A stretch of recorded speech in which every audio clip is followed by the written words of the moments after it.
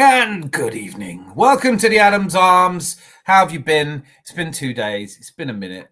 Hope you're all well. It is still freezing cold, so I make my excuses, no excuses, for wearing my dressing gown, my comfy dressing gown here amongst you.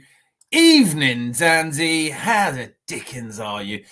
Look, to be fair, this week has it's been shit because I don't think any of us wanted to lose to Newcastle at home, and certainly not in the way that we did. It was a painfully boring performance. And for the clamour of people who say we need a striker, that was evidenced. Also, that probably Alexander Isak would be the perfect striker. Again, that was evidenced. We seem to have one style of playing, and it wasn't good enough. And so, of course, as with any bad result, in recent memory amongst Arsenal fans, there are those who will come out and be angry and upset and disappointed. Today, I was called out for being toxically positive, which, may I say, is probably the wankiest thing I've ever heard in my life. It's like, if you're not miserable enough, if you're not upset enough, if you're not angry enough, then you're the problem. That the world's problems, particularly when it pertains to football, the world's problems would be solved by everybody being similarly angry. To the group of people who, looking at the league table and seeing us 9 points adrift of the leaders, say it's over. Apparently, it's toxically positive to say it isn't over yet. And then I get misrepresented as having said, I think we're going to win the league. I don't. Well, actually, I can see it happening because I can see Liverpool dropping points, and because I've looked at all the games to come, and I see us finishing on 86 points. Having said that, I did that forecast a little while ago, and things have gotten a little bit less positive since then. But I don't think the world improves by me sitting here going, woe is me. I have a question. Zanti, perhaps you can answer this question. You're my go-to for these things. I have a question, though, which is, can anyone remember a team sacking a manager when they were second in the league, even 9 points adrift in January? Is that realistic? For a lot of our fans, and I know we've got a couple who I highly esteemed members, Jose as the first example that springs to mind, but he's not the only one, who genuinely feel as if Arsene always do this, Arteta is not the man to lead us on, and therefore, you know what? We need to make a change. We're not even sure who the change should be, but the change needs to come. And it's almost the most patronizing thing that these people will look at it and go, why can't you see that Arteta's not the right one? And I kind of think, well, even if I can see it, the thing that really frustrates me is this concept that actually it's my fault that Arteta is in a job, because if I get on board and say angry or become angry, then Stan Kroenke will have to sack Mikel Arteta, and I just don't think he will. And also, I don't know why our fans seem to be the only fans this upset when we're second. Surely everybody else. I mean, why aren't Newcastle fans raging? They've got oil money backing them. Why aren't they raging that Eddie Howe hasn't won them anything?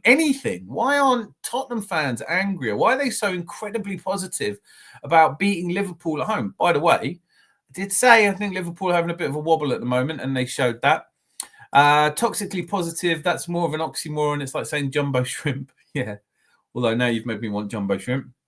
I just think toxically positive. I mean, what situation in your life do you feel is toxified by people being too happy or too content? I get it. You know, there's this mythology that develops. But my big question to all of you, and something I want to discuss tonight, is I want to know, right? If you are an Arsenal fan, let's say Lee Gunner. If you're Lee Gunner, by the way, fuck off if you are, you're not welcome. But if you're Lee Gunner and you hate the fact that we moved from Highbury, so you don't like the stadium, you don't like the owners because they're ripping you off and because they're not delivering what you want, and you hate the manager because he didn't sign your autograph for you when you were a boy or a grown-up, and you hate the players because the manager brought those in, and you hate the fan base because it's toxically positive, then are you still an Arsenal fan? What is it you love about Arsenal? You love our past. It's the same. It's the same nonsense I keep seeing. I love this club. I just don't love where we play, who owns it, the people who play for it, or the other people who support us. And of course, today I must say I was shocked to learn that Sean Dyche is no longer Everton manager, and it had me scrabbling around to see when we next played him, because wouldn't it just be absolutely typical if the new manager came in just in time for us to play him? We're not. Rest assured, we don't play them till April. So big relief there. We have just played them though. So maybe, hugely disappointing first and last game against Sean Dyche for Arsenal. I can't ever recall a manager being sacked when second in the table. I don't know, I think it might have happened, but probably not during a season. Was Mourinho sacked the season after? But he obviously wasn't second. Why is it that Arsenal fans so desperately want to see Arteta sacked while we're second? I know it's disappointing, and I don't know if he's the man to take us to the league. But can we all, I get called naive a lot. I get told deluded. I got called. Someone said I was deluded for thinking that we could win the league. And that's not deluded. That's this. It's possible. We're 9 points behind. Bigger leads have been overcome. So saying that it's absolutely impossible to win the league would be deluded. Saying that we've definitely won the league would be deluded. But saying that it's possible is not deluded. That's just an absolute statement of fact. I'm happy to stick to that. Furthermore, I don't necessarily think that it's going to happen, but it isn't going to happen for lots of teams. This idea that in order to be a high achieving team, you have to keep sacking a manager, or you have to sack a manager when he hasn't done what you wanted, to me seems like a bit of a recipe for disaster, because isn't that what Villa and Everton and lots of other clubs have done? They've had more managers than us. Tottenham have had 14 managers. West Ham have sacked their manager and Everton sacked theirs today. I know Lopetegui I was not surprised about, because that's one of the worst kept secrets. But did they stick with him too much? Are West Ham fans regretting letting David Moyes go now that they have Graham Potter in charge?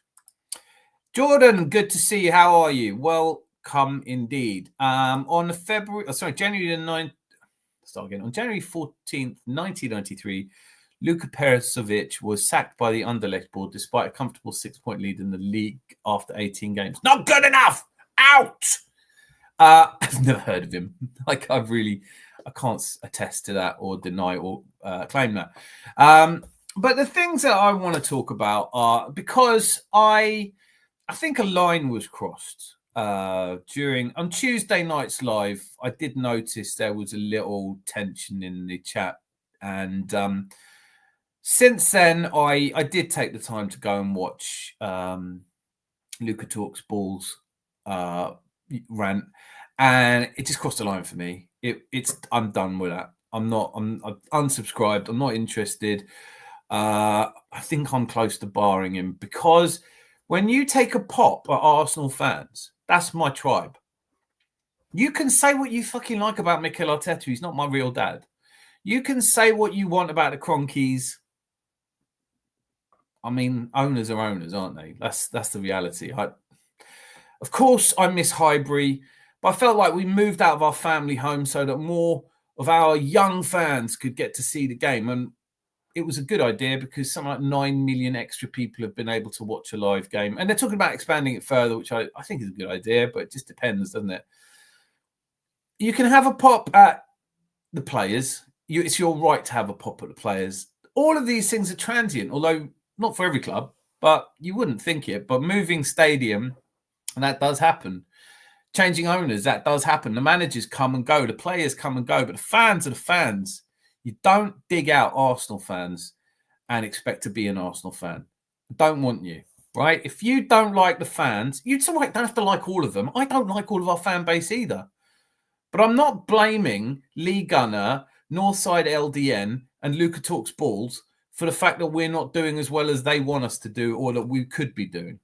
George Burley was removed from Tynecastle by the owner, Vladimir Rumenov, in October 2005, with Hearts unbeaten and leading the way in Scotland. Nota bene, Celtic won by 17 points that season. Big up, Anthony. You all right, mate? How are you? How are you, Earth Vader? and love from Zandy to both Jordan and Anthony. So yeah, for me, I feel like people are crossing lines now. I feel like, all of this, I'm a changed man, I'm not here for the likes, please hit like. It's all bullshit, man. It's like you're just ranting and raving and trying to get attention, and you're getting lots of attention by rounding on your own fans. Will not happen at the Adams Arms. I don't care if you do or don't support Arsenal. Don't slag off my fans I grew up. I went to Highbury, and what attracted me to being an Arsenal fan was that's my tribe. They're my community. I love them. I love that we have so many fans across the world. I love our fans in Canada. Hope they pop in tonight. Even our fans further afield than Canada, which I understand is set to become the 51st state of America. And at long last, and good luck to you as well, land of the free. I love all our fans, wherever they are, but you don't get to be a fan and slag off fans. And you can't blame fans for the fact that we're second in the league and haven't won the league in 20 years. And I'll tell you what is remarkable to me as well. It's the same age group. I'm looking at people like Turkish who are so miserable. And there's a part of me that just wants to say, do something else. Go and have some fun, do something else. Anyway, then, of course, we are in the midst of a transfer window, although you can call me naive about lots of things, but I'm going to be straight up about the transfer window. I saw Robbie Lyle, who I love, is an inspiration and a great innovator in the world of fan football forums, or football fan forums, however you want to say that. But he was doing one of his YouTube shorts on the transfer window, and I don't watch his transfer daily anymore. I don't really believe in the transfer windows anymore. And he said, why don't we just pay the release clause on Viktor Gyökeres's €100 million release clause and bring him to... And I just think some people maybe are oversimplifying the world of $100 million deals. There are three parties involved in a transfer of that size. First of all, there is the buying club. There's Arsenal, who have to decide, is it worth spending $100 million on Viktor Gyökeres? Is he definitely going to win us the league? Is he definitely going to be a good player? Could he be a bit of a misstep? And once you have decided that he's definitely the player you want, once you have decided he's 100% right for the club and he will help by scoring the goals that will take us above Liverpool, and you stick that £100 million on the table, then there is the selling club. Now, in the sense that there is a release clause, although we had this with Liverpool's release clause, they didn't take it as seriously, assuming it's legally mandated and they have to accept when you offer the release clause, the €100 million on the table, Sporting CP have to accept it. It's not done at that point. At that point, Viktor Gyökeres can still say, yeah, well, I don't want to go to Arsenal mid-season, be cup-tied in the Champions League and almost certainly not win anything. I might as well stay here until summer, where more teams will come in for me and where there may be a bit of a Dutch auction and I might end up earning more money. It's very difficult to understand that if you just think that you stick 100 million on the table and Victor... And when it comes to it, the complaint I have is when you say to these people who tell you that Arteta is wrong for not having signed a striker, and, I think we all feel like Arsenal should have signed a striker, whether that's Arteta or Edu or Stan, I don't know. Perhaps all three of them deserve the blame. They're all responsible, so let's blame all of them. But all of that being said, if you say to these people, Viktor Gyökeres might not want to come and play for Arsenal, they say, we're a massive club, we're a big club. And you go, not everyone thinks so. Viktor Gyökeres, as far as I understand it, is on his way, if he can, to Man United to team up again with Ruben Amorim. I don't know if that's true, and it's definitely not happening in January. Everybody so far, from Fabrizio Romano to Ruben Amorim, who after all did just finish managing him, have said they don't think that Gyökeres is leaving in January. And yet, a large section of our fan base is like, go and get him.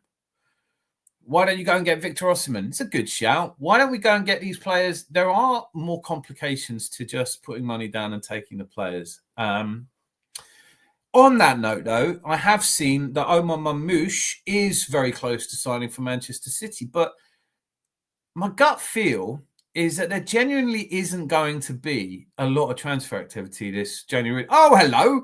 It's Football Dad's Army, formerly Football Dad's Army. It's like Twitter. I have to call you formerly Football Dad's Army. Now, Arsenal Alliance, formerly Football Dad's Army. How are you, Lee? You good? We're talking about this January transfer window, and I'm saying what I have felt for some time, which is that we're not going to see big money transfers. Man City desperately need to go and buy players. Marmoush they're looking at as a replacement for Julian Alvarez. I see similarities in their directness, but Alvarez is a better player. Marmoush may or may not make it in the Premier League. Seems like a bit of a panic buy, but I don't really want him at Arsenal. So the other big chat when it comes to buyout clauses, release clauses, is, of course, Nico Williams. Nico Williams had a fantastic Euros. I am a little bit conservative. I don't think he's playing well enough to warrant us sticking.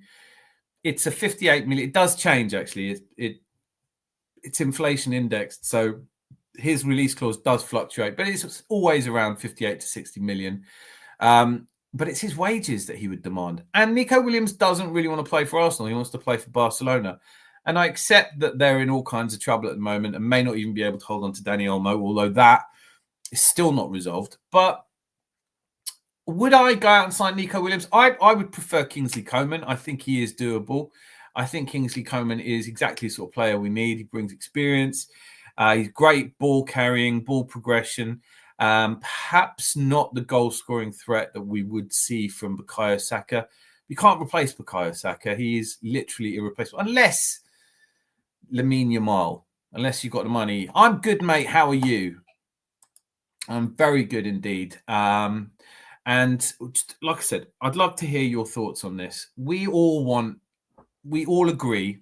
Mbeumo, I'm not keen on. I was just going to say, by the way, and so thank you. Please put who you would like to sign. Damsgaard, though, I do think I would go for. So there are players out there, and I'm not saying it's not possible.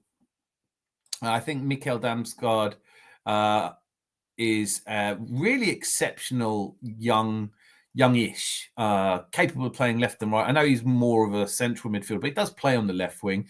His numbers aren't bad. They're not good enough to compete with Bukayo Saka. I keep saying it. Don't need to say it. You can't replace Bukayo Saka, but he has got like 7 assists so far this season, 2 goals, so 9 contributions.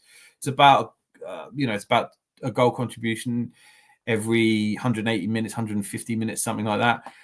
He's not glamorous, but we as fans do tend to want it to be a big name and overlook the fact that actually some of the best signings we make aren't necessarily big names. I don't remember people going on about Robert Pires all that much. Certainly no one was talking about Patrick Vieira when he came. The only reason we even knew we were getting him was because AC Milan tried to sign it. Sorry, Ajax tried to sign him from AC Milan and they said they'd already sold him. There have been just 5 Premier League signings so far. Not one of them signed players is someone I've ever heard of. 4 defenders and 1 keeper. I don't think people want to spend big money. Now, typical City, who I'm always referencing. Hopefully, you guys have checked out his show from time to time. I think he's great. I don't like him. I don't like his content as much as I used to. He's gone a little bit doolally, like a lot of City fans, but. He did a thing today saying, look, see, this is proof that we don't think we're guilty of the 115 charges because Man City are preparing to spend money. I think there's so much wrong with that, isn't there? First of all, they may be preparing to spend money, but haven't actually spent any money yet. Second of all, there's no way of knowing. Like, they're in the deliberation phase. The case is closed and you can feel hugely confident all you like. It doesn't mean you're right. So it could be that they're hugely confident and thus... therefore, I don't know. I'm not sure what's going to happen with the Man City trial, but I am starting to feel like this January transfer window is going to be, well, there's going to be a lot of toxic positivity around. Let's put it that way. A lot of people are going to be very angry that we don't go out and sign a player that I think it would be really challenging to go out and buy. There was also a news story, which I'd love to hear your opinions on, that Eddie Gaspar actually left Arsenal because he was upset at the amount of control that Mikel Arteta had been given. Can't say I can't say that that's not the case. The article that was proposing this suggested that you could see this in the summer transfers, that they were very typically Arteta transfers. You had the signing of Mikel Merino from Sociedad, obviously a club very close to Mikel's heart. A left back, I don't know. I mean, listen, I don't know. It's really Mick Lynch is retiring from the RMT. Signing him, he's a good striker. The Millet 9257. I'm just going to call you the Millet because to us it'll always be the Millet. There are not 9,256 better Millets than you. And Mbeumo, 13 goals in 20 games. Luca, you're in my shit books, mate. Before you give it the big high, I saw your rant. I saw you digging out the rest of the fan base, and I don't like it. You can have a pop at the Cronkies and you can have a pop at the stadium. You can have a pop at the 15 quid hot dogs and you can dig out any of the players you want. You can dig out all and sundry, but if you're chasing views and you want clicks by digging out Arsenal fans and this fan base and this, you can fuck off. That's how I feel. So that in answer to your question, how am I doing? I'm doing good. You want to come on and talk about it? I'll put the link up in a bit, but I'm warning you, I will not stand for people slagging off Arsenal fans. If you hate the fans, don't support the team. You can have your MK Dons. I'm not slagging them off, all right? People going around this week talking about how the fans are the problem. Pick a fucking problem. The fans are the problem, the managers are the problem, the owners are the problem, and the players are the problem. But I'm not the problem. I'm the only one talking sense. I'm the only one who can see that we're not going to win the league this year. And until everybody's upset about us not winning the league and drivels and spits at their screen, nah. Red Eye Gooner. Hi, guys. Can't chat much, but I'm here. Kvara hasn't renewed his contract at Napoli. Could go on a free. He's not going on a free in winter, though. PSG are showing interest in a January move. And United are trying to do a swap deal for Rashford. Don't talk to me about Rush. Red Eyes, buddy, good to have you, mate. But come on, Rashford. Evening, family. Evening, family. Lovely to see you, Miss Melina. Right, Luca. I tell you what, I'll put a link up here for all of you. I will say this: you're this close to being barred, my friend. I watched your show. I watched you talking about this fan base, and you don't get to slag off the Arsenal fan base. Not to me, not on here, not around me. I don't like it, all right? I will tolerate your opinions on all kinds of things and your anger and your shouty, spittly stuff, but do not slag off any one of this pub community or the fan base because you don't have the right to do that. If you don't like the Cronkies, you don't like the stadium, you don't like the fans, you don't like the players, you don't like Arteta, is there a possibility that you just don't like Arsenal? Could you maybe not just be one of those fucking YouTubers who goes on for views ranting about Arsenal? That's what I'm saying to you. And if you want a chance to reply, I will put the link up. But I'm warning you, I'm not in the mood for it. All right. Nick Fadley, I clicked the like and I liked it. Good to see you. I never said anything about you. What's that got to do with it? Like, say what you want about me. I could give a fuck. Say what you want about me. Honestly, dig me out. I went to my first game at Highbury in 1983, and I felt a sense of belonging and a sense of place. And it wasn't the fucking stadium I fell in love with, although I did love Highbury. It wasn't the owners of the club. It wasn't even the manager. It wasn't the players, although Tony Woodcock was a favourite. It was the fans. I love Arsenal because I'm an Arsenal fan. You join your tribe, you fit in your tribe. You can dislike what they're saying, but you can't shout them down. It's not acceptable. I'm just saying there could be movement for Kvara in January. There can't be. And he was ready to sign for us before. I don't build my hopes up, Red. I love getting on this. I will join you in. We would love Kvara. Havatschelia. I've even learned to say it properly, by the way. I want Luca, you to keep chatting the same shit at me because I want what's better. My football club. It's not your football club. It's not your football club. All right?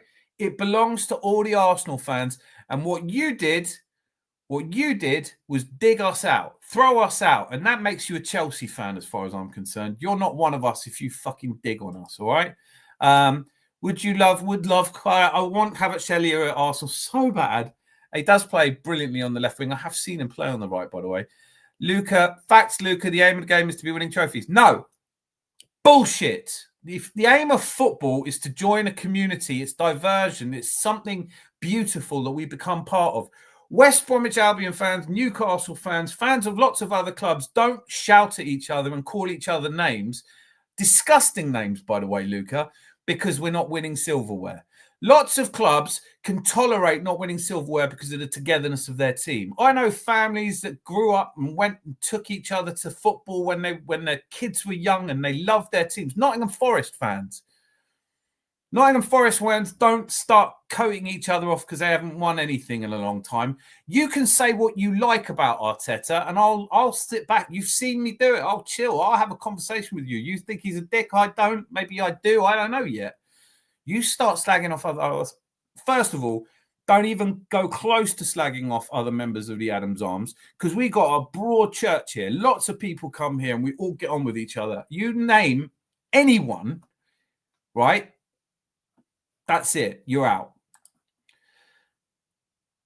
Yeah, you know what from Tuesday. Shitheadery. Hey ho bag. Hey, Van Dabby Rosie. Wonderful to see you. Since when did I dig you out? You're not listening to me. Is it because you're on Lee Gunner's lap, tapping away there? Because I'm telling you now, I'm being fairly fucking clear. You dig out Arsenal fans and say the fan base and did the voices you did on your shitty little ranty video. I've unsubscribed, mate. You can do what you want from now on. But you come on here and you better have some manners about you because this ain't one of those pubs, all right? This isn't one of those pubs where you can rattle off at other people and say things and upset people. This is a warm love. I know I'm getting a bit ranty myself now, but this is a warm, loving environment. We don't do that here. It's not your club. It's my club. I mean, all these people going, like, it's my club. It's not your club if you don't love the other fans. The club is the fans. There's nothing else to it, mate. It's not some vanity project for you so that you can win silverware and go around telling your friends at work that you support a successful team. Fuck off. Support someone else. You don't like Arsenal fans, you're not one of us. It's my cousin club. I want what's best to win league titles. Fuck your league titles. I give a shit. I don't want to win league titles standing next to people who hate each other. I don't want us to be successful if to be successful we have to become like you. I don't want that. I was all right watching us when we weren't very good. They were my people around me. We sing songs, we come together, we celebrate when we succeed. We commiserate when we fail. All these people sitting in their bedrooms, quietly going, I'm not allowed to make a noise, but this fan base, fuck off then. You don't like us, fuck off. This is your fan base. It's your club, apparently. What is it you like about Arsenal if it isn't the fans, the manager, the players, the owners, or the ground? What is it you like? Donut. So your opinion isn't worth anything to me if you dig out my fan base, the fans I grew up around, the fans I love, the fans we're blessed to welcome from all over the world. If you dig them out, fuck off. I think I've said enough. I was really pissed off watching your rant. I really was. I watched it to support you, and all you did was coat us and do your silly bloody voices. Now, no one here has ever seen me lose my shit, but you're seeing it. Maybe jog on. Maybe go and watch. There's loads of fucking websites. There's loads of fan communities where you can join and just be ranty and shouty and angry and beg for likes. Go and beg Lee Gunner's fucking audience for likes. They like you. Anyway, moving on. Oh God, Luca being Luca. Mate, I just watched his fucking rant from Tuesday. I was expecting him to dig out. I was expecting him to dig out the fucking club, but not the fans. Right, so you can't compare Forest to Arsenal, bro. Come on, don't do that. Arsenal have built a history on what we've won compared to Forest. They've just won more in Europe. That's it. All right. I'm saying that it isn't all about winning trophies. It's about us coming together. And by the way, Warren, I'm so pleased you're here. I'm going to put a link and I'm inviting anyone who wants to come on and discuss it. I welcome other people's opinions. And my strong opinion, though, and I'm glad you're here so I get a chance to share it with you, is that, yes, it is vastly more likely that we won't win the league this year. It's very unlikely we'll win the league this year, and that's gutting. It's been a long time. You know, I've been supporting for 43 years. 21 years is the longest we've gone in my lifetime, or I think this last 100-something years without winning the league. It's so annoying. It's so frustrating.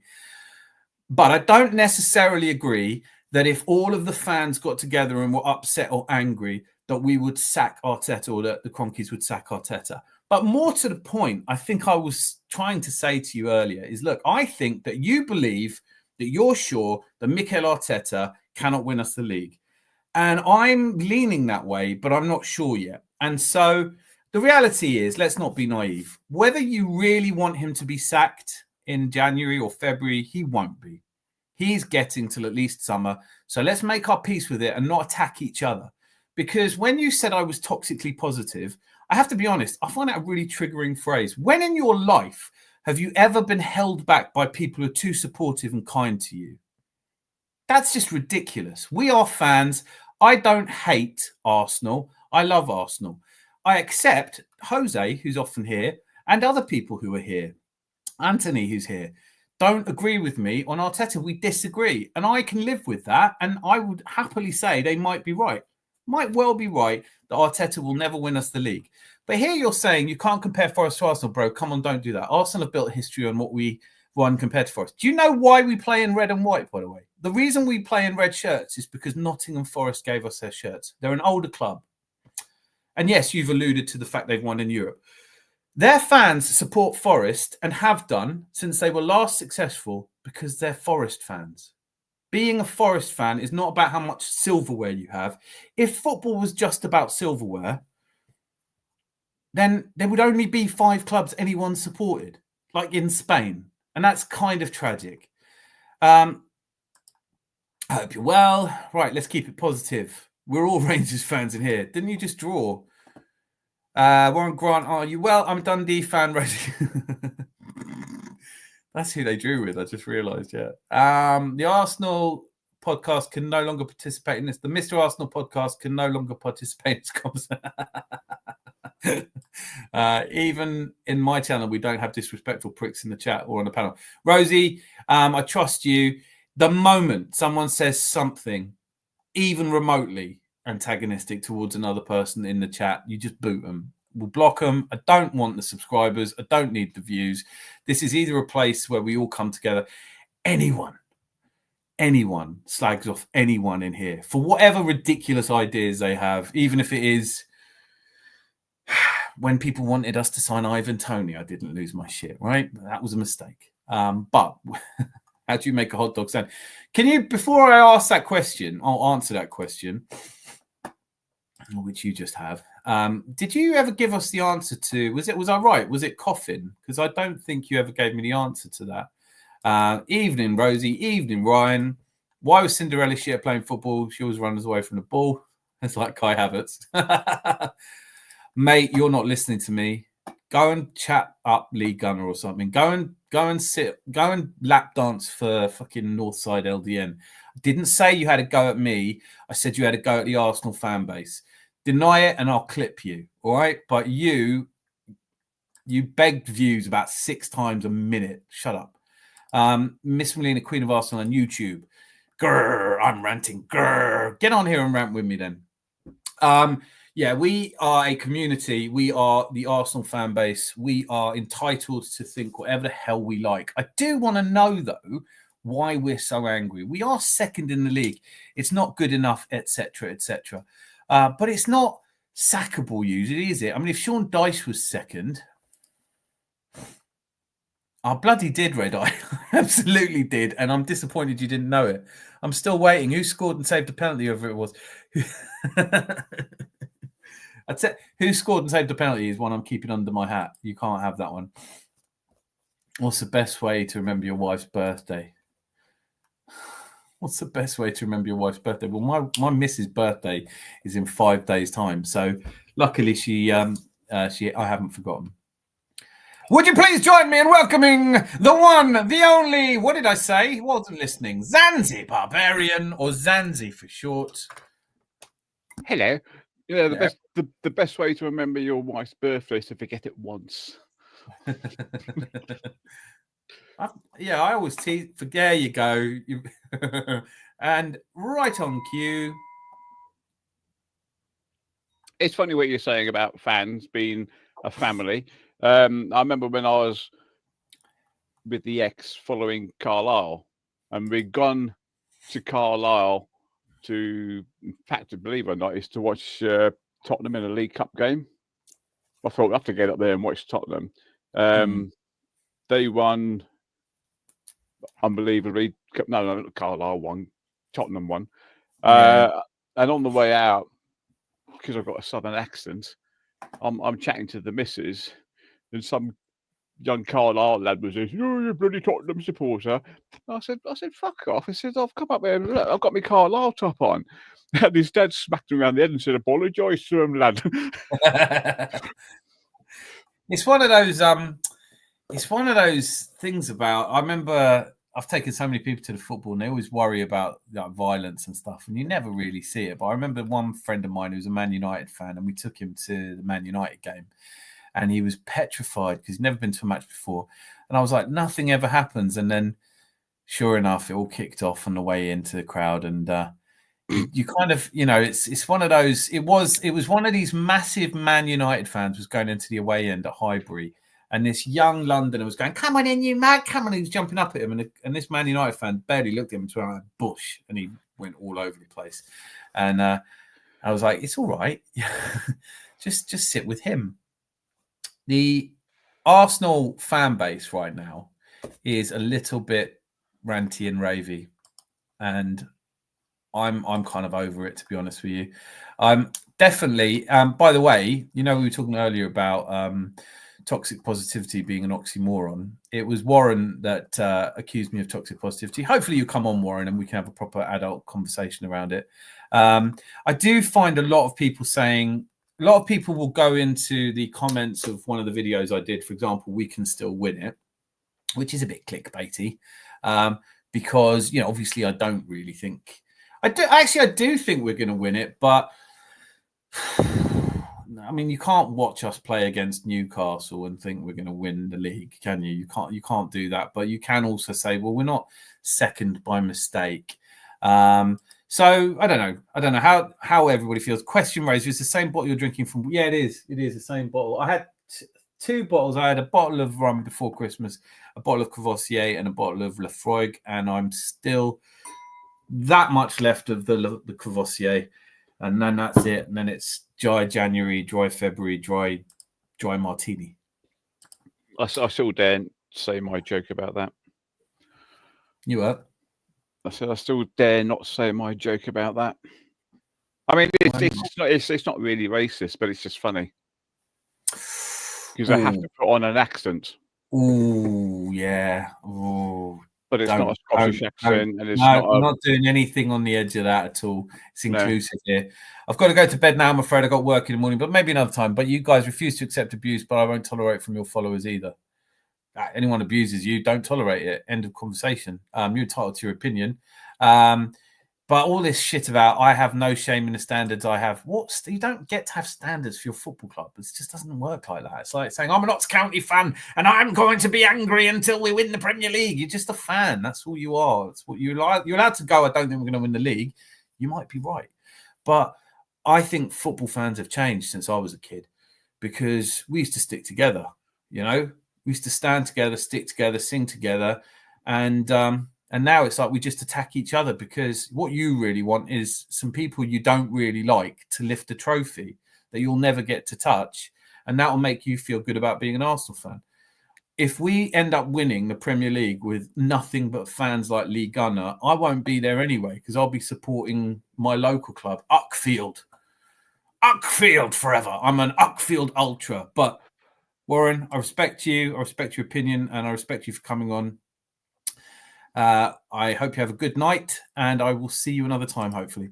The mighty Ucks, Gaslighted. People keep using that term gaslighted completely wrong. It's so irritating. Get a different word. To gaslight somebody is to make them feel like they're mad by subtly pretending the reality isn't real. You're not being gaslit. Promise you. What do you mean, people? I don't like to lift the trophy. Pardon. What are you implying? What do you mean, people? I don't like to lift the. I don't know what you're saying. Like, that doesn't make any sense. I don't give a shit about silverware as much as I do about other Arsenal fans and being an Arsenal fan. Being an Arsenal fan to me had nothing to do with silverware.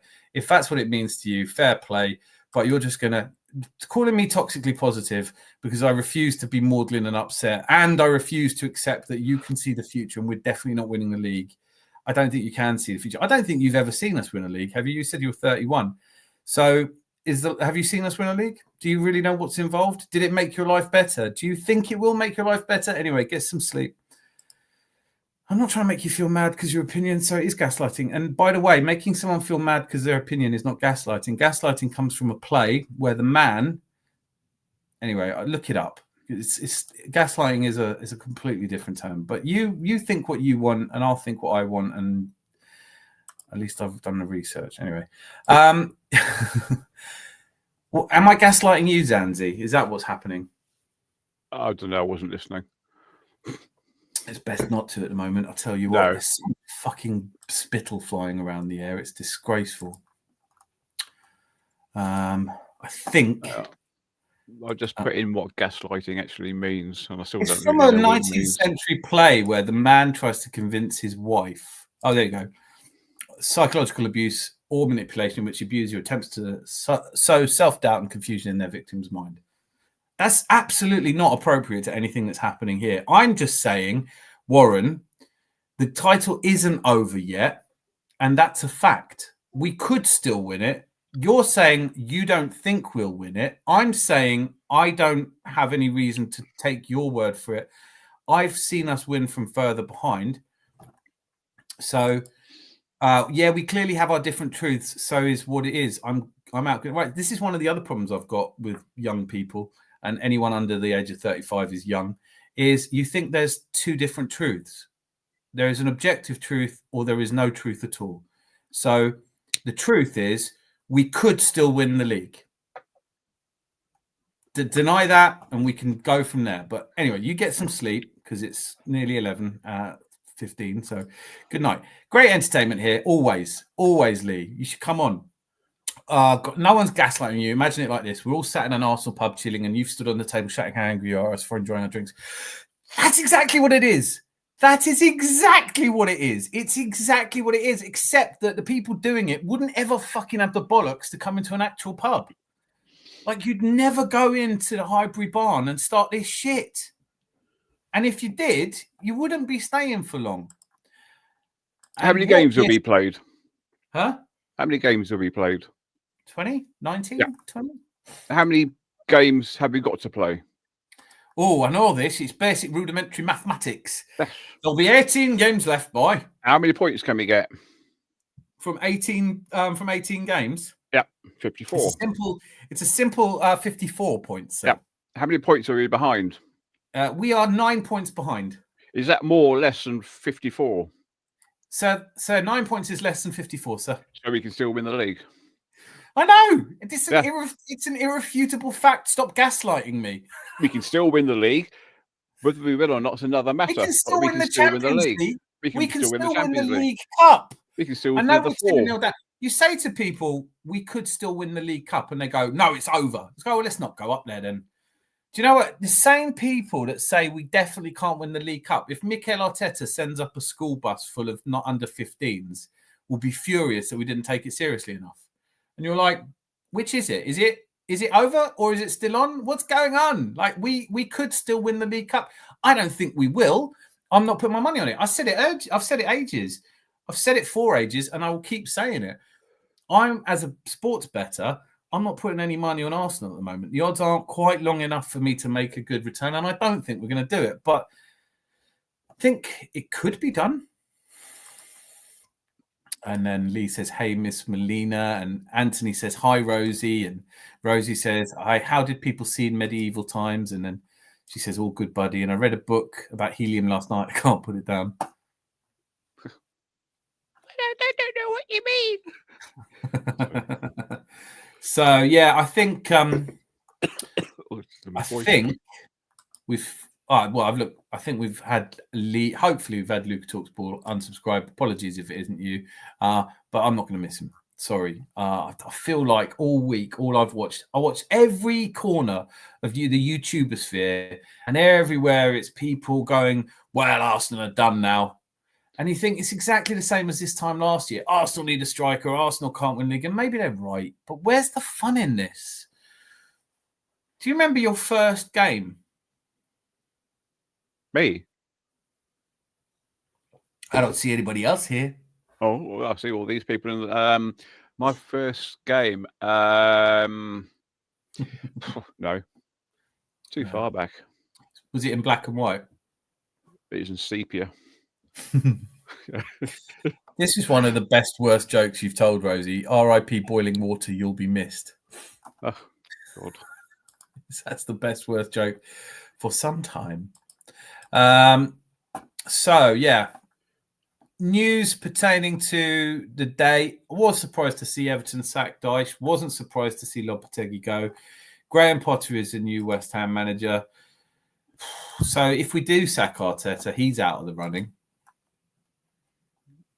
If we sack Arteta, we won't win anything. No, we wouldn't win the Champions League. And we can get... This is the thing, isn't it? I mean, like, who are we... Nico Williams. Everybody's so keen on Nico Williams, but I think Damsgaard's a better player for us. But Williams has already said that he wants to go to Barca, and he's only got his eyes on Barcelona. So why would someone want to come to Arsenal when he's already said he doesn't want to come to the Premier League? Well, we've been chasing Vlahovic for 3 years, and he said he didn't want to come. He refused to come.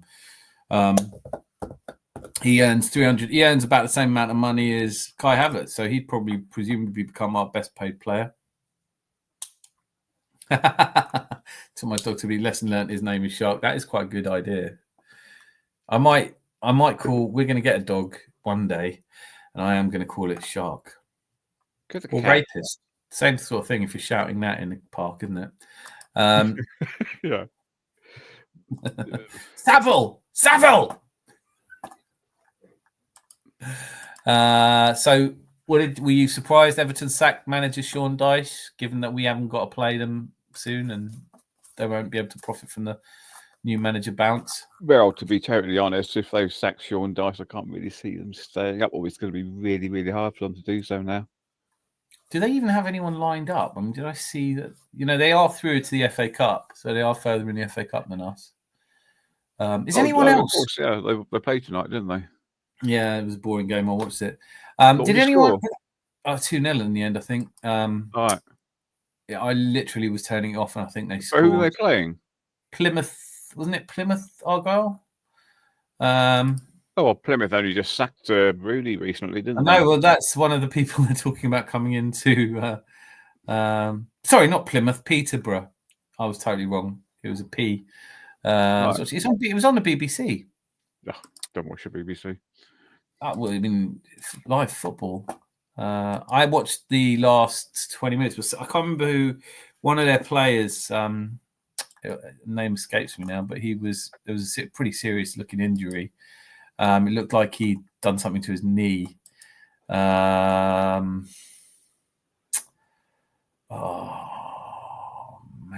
was it? No. Anyway.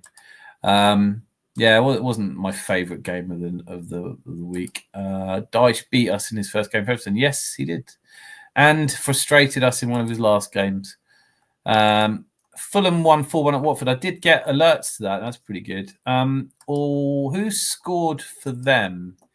Was it one of our ex-players on the score sheet? Was it another one of those ones where, why did we sell them? Emil Smith-Rowe, Iwobi. No, it didn't actually. It was Jimenez, Muniz, Anderson, and Castagna. Emil Smith-Rowe had a bit of a shocker, it looks like. Well, there's 4 players we can sign then.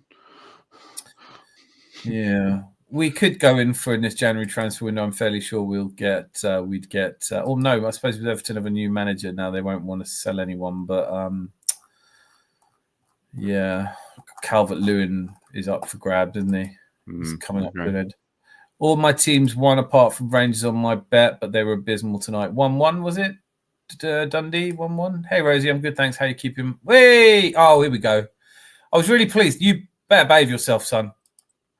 Luca talks ball. Big up, man. You properly wound me up. I'm not even going to lie. Big up, man. If that isn't obvious by now. Don't ever dig out the Arsenal fans. I wasn't digging out anyone. I wasn't naming people like you. The reason why I said fan base, because that's what you're doing it again. Yeah, we are the fan base, mate. You're the fan base. We are a connection. We are a community family. But the reason why I'm saying it not just because of you lot. I'm not naming any specific people. I don't know every single 60,000 fans. The reason why I say that is because they believe in this process. They believe that this manager can win us the league. Okay, can I just shut you down for a second? Fuck the process. Fuck the manager. Fuck silverware. Fuck everything. We're a fucking fan base together. Yeah, that's fine. Arsenal, you care so much about fucking silverware that you'll sell out your own fans. Yeah, because I want what's best for everyone. I want what's best for Arsenal. So you want what's best for me, so you're digging me out. I'm not digging you out. Yeah, but I'm an Arsenal fan. Yep, that's what I'm saying. I want. So why aren't you digging me out? I'm not digging you out because I don't have a problem with you. But why not? I don't have a problem with you. So who do you have a problem with? I'm just blaming, like, it could be anyone in general with our fan base. Doesn't mean I'm targeting you. It doesn't mean I'm targeting anyone. So you're not targeting anyone, but you are targeting everyone. Yeah, but not you, if that makes sense. Okay, so everyone but me. No, I'm not targeting people like you. I'm not targeting the When you say people like me, do you mean people who don't want to sack Arteta? Oh, this is what I mean, right? Right. Look, people are entitled to their opinion whether they believe in the manager. Yeah, that's cool. I'm not taking that away from them. But obviously, I have an opinion of why I don't think Mikel Arteta is not the right man for the job. Yeah. So can I ask you a question then? Are you always right? Not all the time. But you're sure you're right this time? We're not going to win the league. Right. I want us to win the league. Okay. In your opinion, we're not going to win the league. No, that's my opinion. Yeah. Yeah. Is that opinion based on the fact that we're 9 points behind the leaders? We're 6 points with the game in hand. That's 9. Yeah, but I'm giving it 9 points. Just 9 points. Yeah. For 9 points behind the leaders, so you don't think that could be overhauled? Well, we need to fix up in the transfer market. We're not going to, Luca. You want to talk about reality? You want to spit facts? You want to talk truth? We're not buying anyone in the transfer market because there isn't anyone to buy. No, there's not. So we're not going to do that. Because this owner's not ambitious. So the owner's a problem. Yeah, and Mikel Arteta is as well. So the owner and Mikel Arteta are a problem. They're the problem, yeah. Just them. Yeah, they're the problem. So the guy who put his hand in his pocket and spent the billions to buy the club, the bloke whose full-time job to do the managing of the club, they're the problem. So no one in the fan base is the problem. Well, the reason why, do you know why I called out the fan base? Because I think I do. I think you wanted likes. No, it's nothing to do with. I think you wanted views and likes. Yeah, I think that's why you called us out. No, I don't do it for views, right? You can say that, but you're saying the same shit over and over again. I don't I can play the clips. I don't do it for views. I don't do it for views. I do it. So why are you doing it? And are you doing it to upset people in your fan base? I'm not upsetting people. I want what's best for this football club. What does that mean? Who is the football club? I want Arsenal Football Club, our football club. I want our football club to succeed, to win. Why? For what? We need to win trophies. I'm not accepting PR. Why? Finishing. Why do we need to win trophies, Luca? What? So we all want to be. People who support teams that don't win trophies aren't real fans. They're not real football clubs. Me, you, Mel's, the guests. I said it. I'll say it again. I would rather we never win anything else, but we come together as a fan base. Being an Arsenal fan for me was not. I did not become an Arsenal fan for trophies. You don't want to win the league title this season. Everyone wants to win the league title, but some things are more important. Yeah, I understand that. Cutting off other supporters in your own fan base, like I've grew up around fucking Chelsea fans and West Ham fans, and all of them take the piss. We stand together. When we're doing it to ourselves, I've never seen it before in my life. I've never seen it. Right? I've never seen our own fans coating other fans. This fan base, this toxic fan base. I've never done that. That's me you're talking about there. I'm the fan base. They're my fans. If you were a Tottenham fan, you'd know about it from me. I don't have it. I can't spare you because you call yourself an Arsenal fan. You don't like the owners. You don't like the manager. You think the fan base is a problem. Because You don't like the players. we What need do to you come think? together as a unite and realise that this manager. Right? Unless they all agree with you. I'm not trying to take anyone's opinion. People don't have to agree with my opinions. That's cool. Can we play a little bit of what you said? Would that help you? Were you just in a manic moment and you've forgotten what you said? I've forgotten everything. Right. Have you watched it again since? Because I have to say to you, man, it's embarrassing. You going on about how this fan base is the problem. That's a quote, by the way. You said this toxic fan base is the problem. I'm sick of this fan base. That's what you said. I did say that, yeah. If you don't like the fans, you don't like the club, what the fuck are you doing supporting us? We don't need it. Because I want. You don't support Arsenal if you don't support Arsenal fans. If you don't like Arsenal fans, I want to be happy. The only thing that will make you happy is some players you don't really like lifting a silverware that you'll never touch. That's what makes you happy. You're deluded. I want us to win the league. Everybody wants to win the league. Of course we do. Nottingham Forest fans want to win the league. They don't act like dickheads. Wants to win it. Everyone wants to win it. I understand people. Everybody wants to win the league, Luca. They're all 9. My dad's bigger than your dad. I've got 1,000,000 leagues. I'm the bigger club than you. No, we're Arsenal. We are the fans. We changed stadiums so that people your age could come and watch matches. We are Arsenal. We are the fans. We're North London. We're now all over the world that people are joined and unified by a sense of being part of Arsenal. Now, when they do it, they've got to worry that if they're slightly positive or they're not prepared to lose their shit because we drew a game, that they have to put up with shit being called toxically positive, having other people dig them out in comment sections. It's unnecessary. And then you going on your show, purporting to be an Arsenal fan, and the biggest thing you want to dig out is you want to say that the Arsenal fans who haven't given up on this season yet. I understand some fans haven't given up this season. I respect. Do you know why? Do you understand why, Luca? Well, yes, of course. You do. You understand that it's theoretically possible we could win the league this season. Well, if we buy someone in January or we fix, even if we don't, do you understand it's theoretically possible we could win the league? In my opinion, no, I'm saying I'm not asking your opinion. I'm asking you if it's theoretically possible that a team 9 points behind, with 54 points left to play. I think it's done.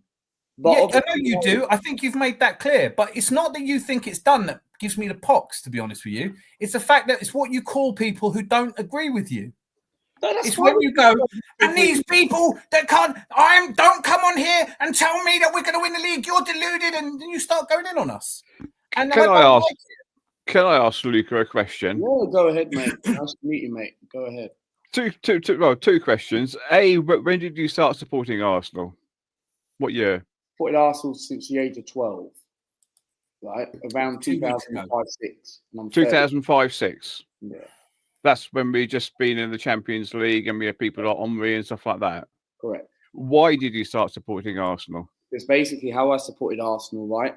I had an old neighbour of mine and I had some friends. I weren't really into football and they got me into football and I refused to go into football. I used to be interested in like animate stuff and all that stuff. But and then they got me into football. They got me going to a game.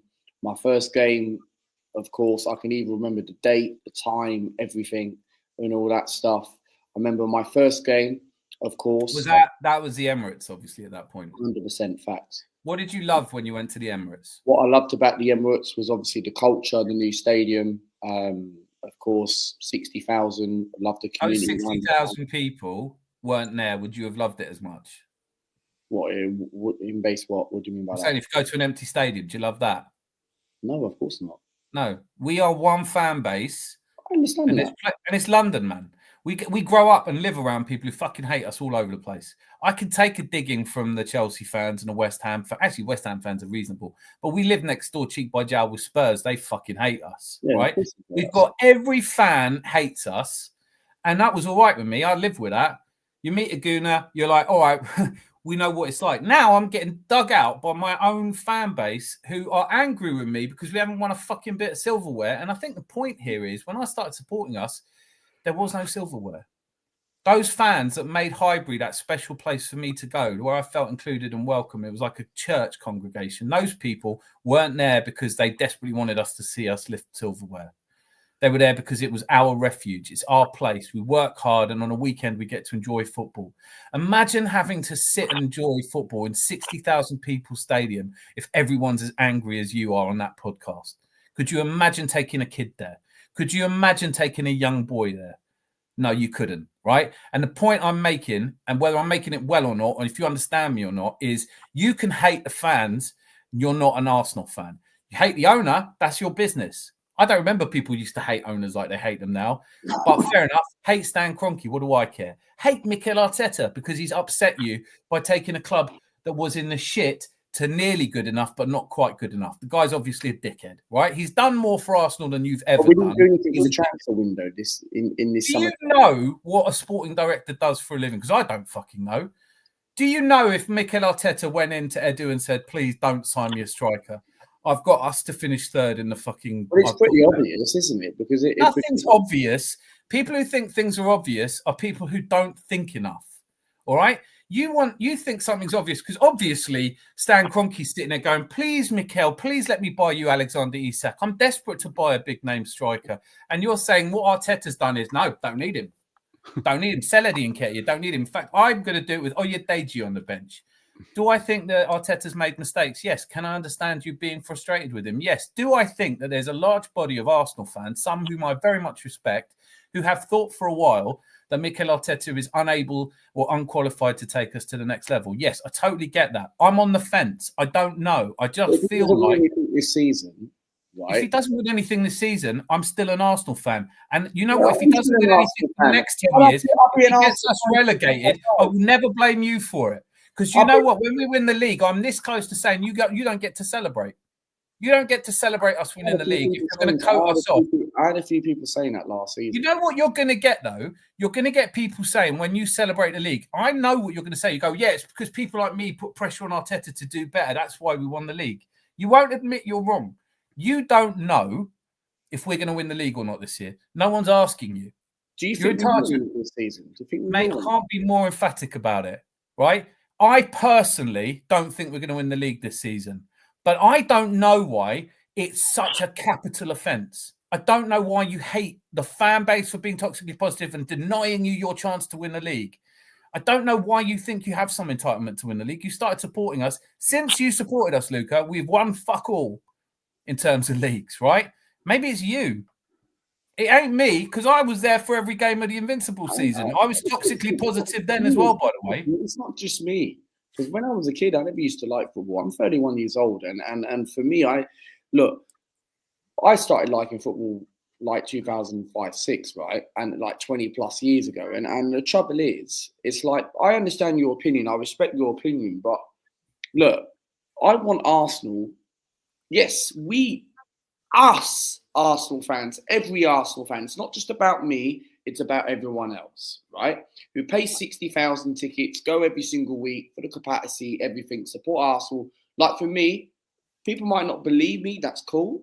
But I support Arsenal on match day, right? And sure, everyone else does as well. But the reason why I get so negative and pessimistic, right? Because I'm passionate about my football club. I want Arsenal. What does that mean, Luca? You keep saying that. It's like I always think of the Only Fools and Horses where Trigger's got a broom and he goes, I've had this broom for 20 years. I've changed the head 9 times and the base 21 times, but it's the same broom. We are not Arsenal because of our stadium. We're not Arsenal because of our owners. We're not even Arsenal because we're called Arsenal. Right? We've been Dial Square. We've changed our name. We've changed our location. We've changed our board. We've changed our owners. We've changed our managers. And all the players have come and gone. Right? The thing that doesn't change is the fans. So you can attack every little bit of Arsenal and say, I'm an Arsenal fan. I want what's best for Arsenal. I mean, I'm an Arsenal fan, but I hate the board and I hate the stadium and I hate the fans and I hate the players and I hate the pitch and I hate Gunnosaurus and Win the Dog's a twat, but I'm an Arsenal fan. Then to me, you just sound like you're mental. Because if you don't understand that being an Arsenal fan is about being an Arsenal fan and that you can on this platform, I'll let you, apart from Rangers, they're off limits. You can dig any other club out you want. You can tell me that Chelsea fans are all this or all that, and I will support you in it. But you come on here or you go on your platform and start digging out Arsenal fans because they're the problem. If you think Arsenal fans are the problem and you want what's best for Arsenal fans and you can't see that you're lost in some sort of dichotomous paradox, then I can't help you.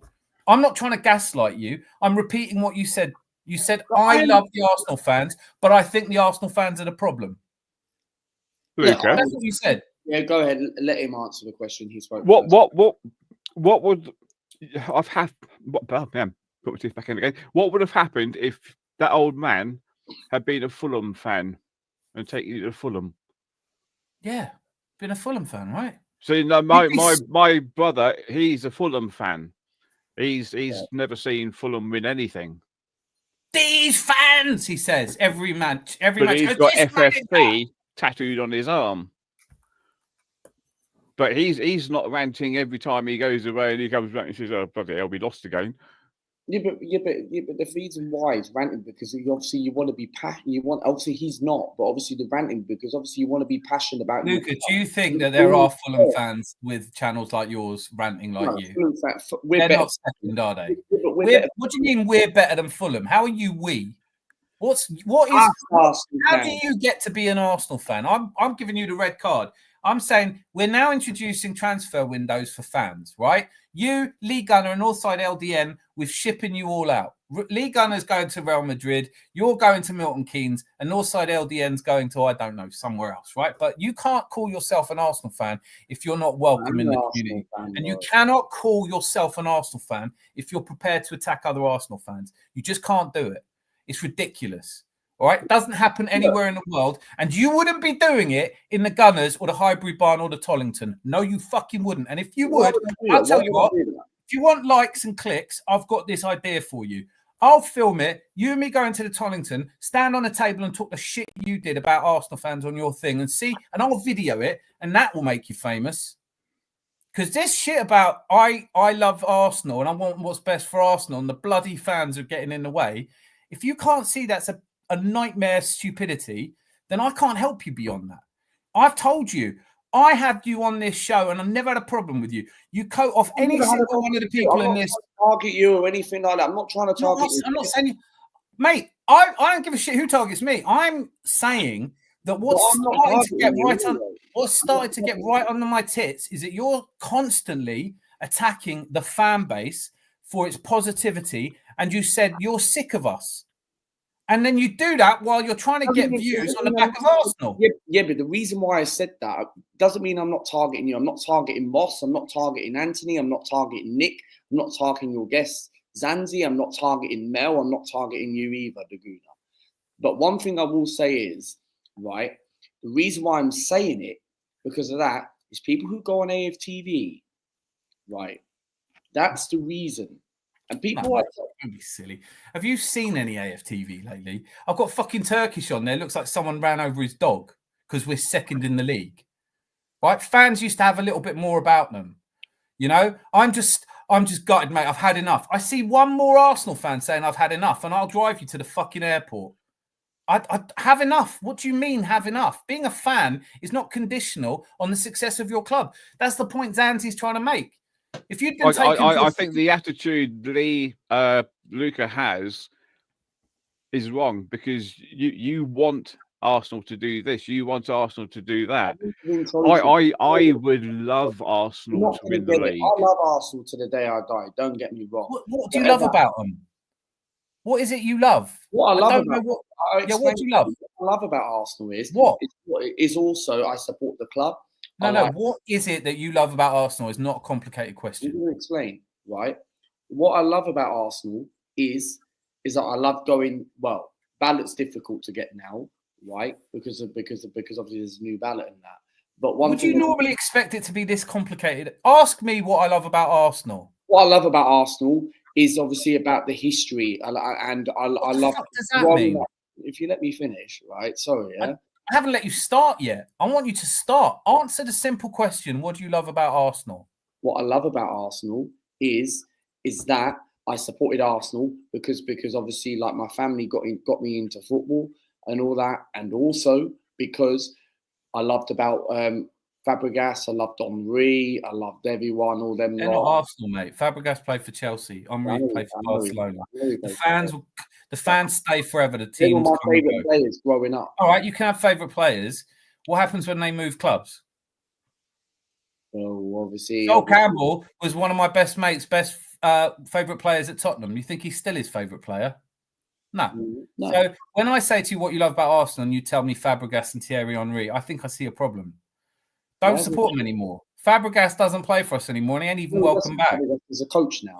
So you're basically a Chelsea fan? I'm not a Chelsea fan. I'm an Arsenal Pretty much. Or a Como fan, sorry, no? No, I'm when I ask you what you love about Arsenal... And I love Bergkamp and I love Vieira and all them lot back. You love the players that don't play for Arsenal anymore?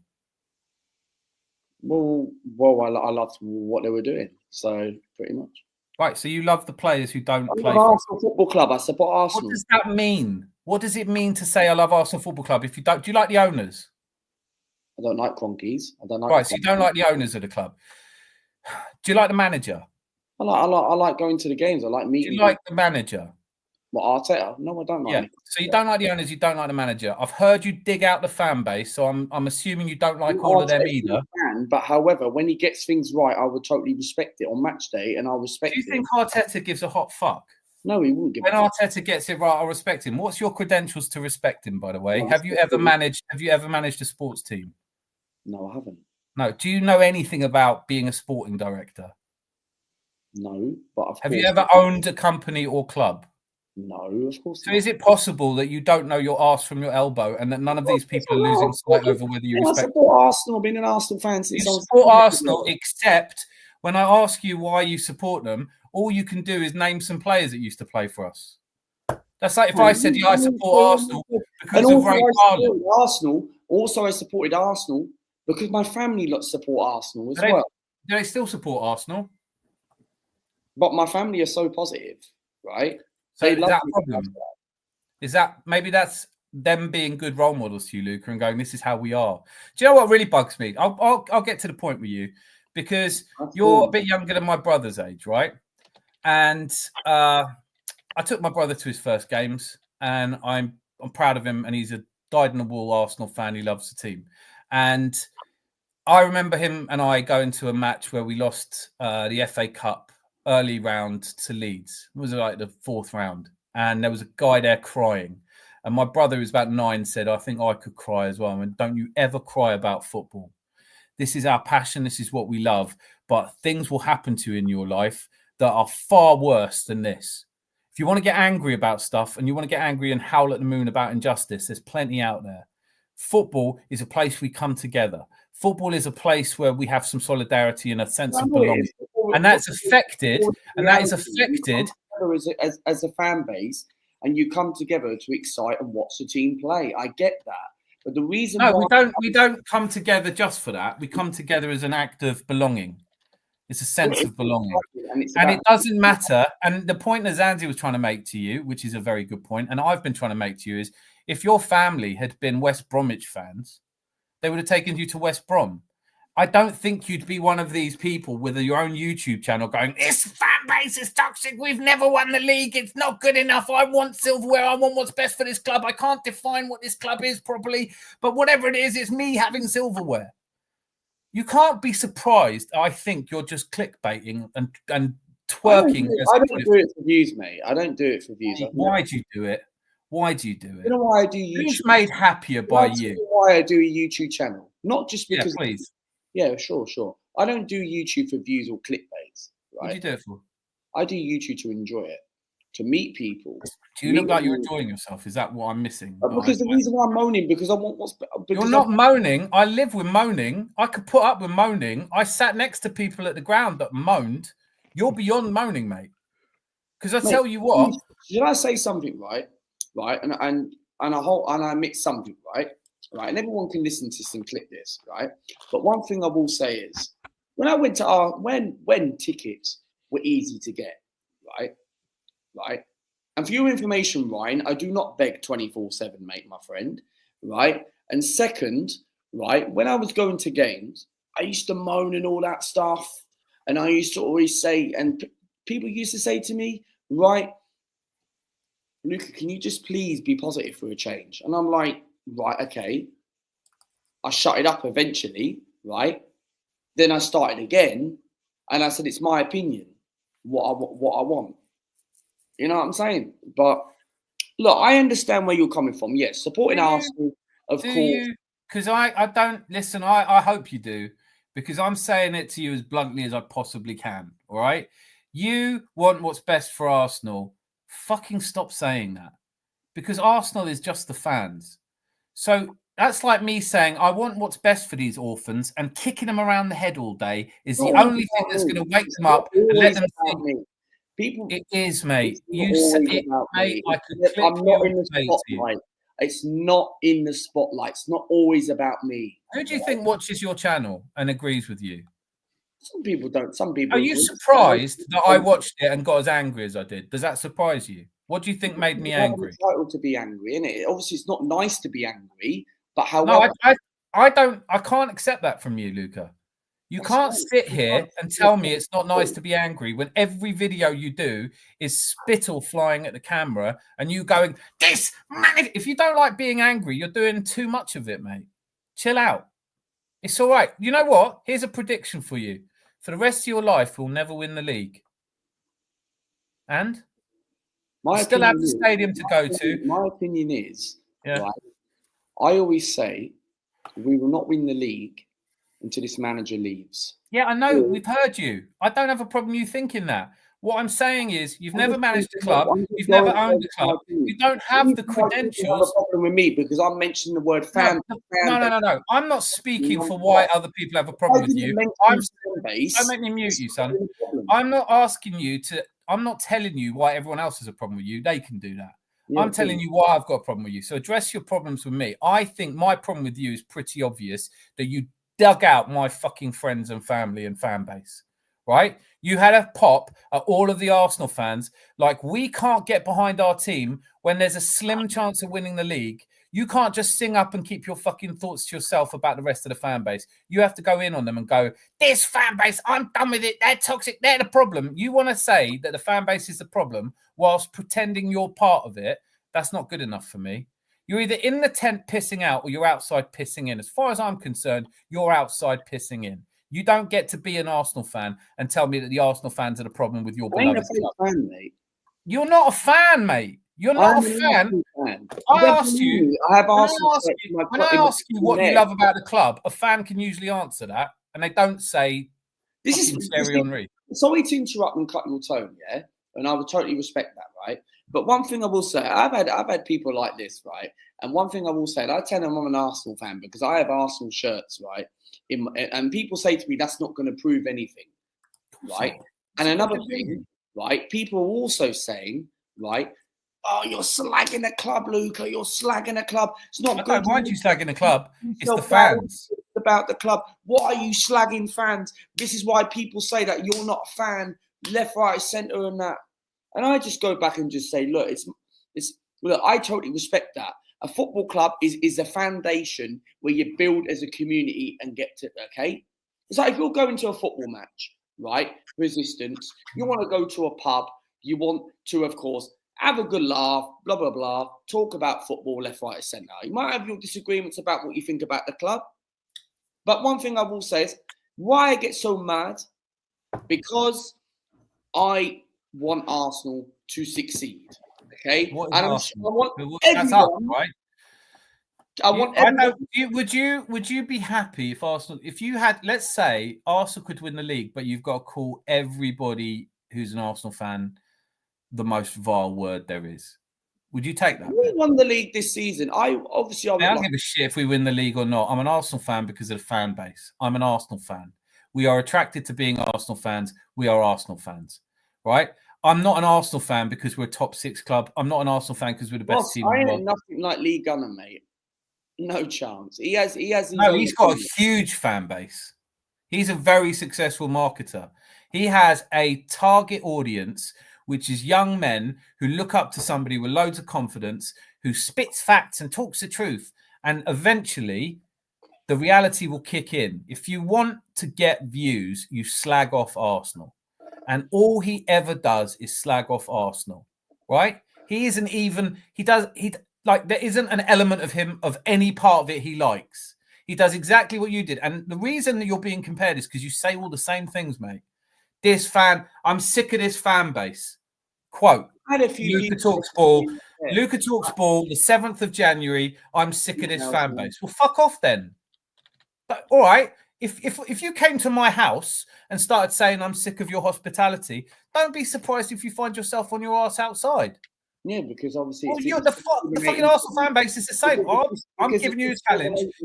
Next weekend, you and I will head to the pub after the match, and I'll film you telling people what you think and how sick you are of their positivity when they sing songs in the pub.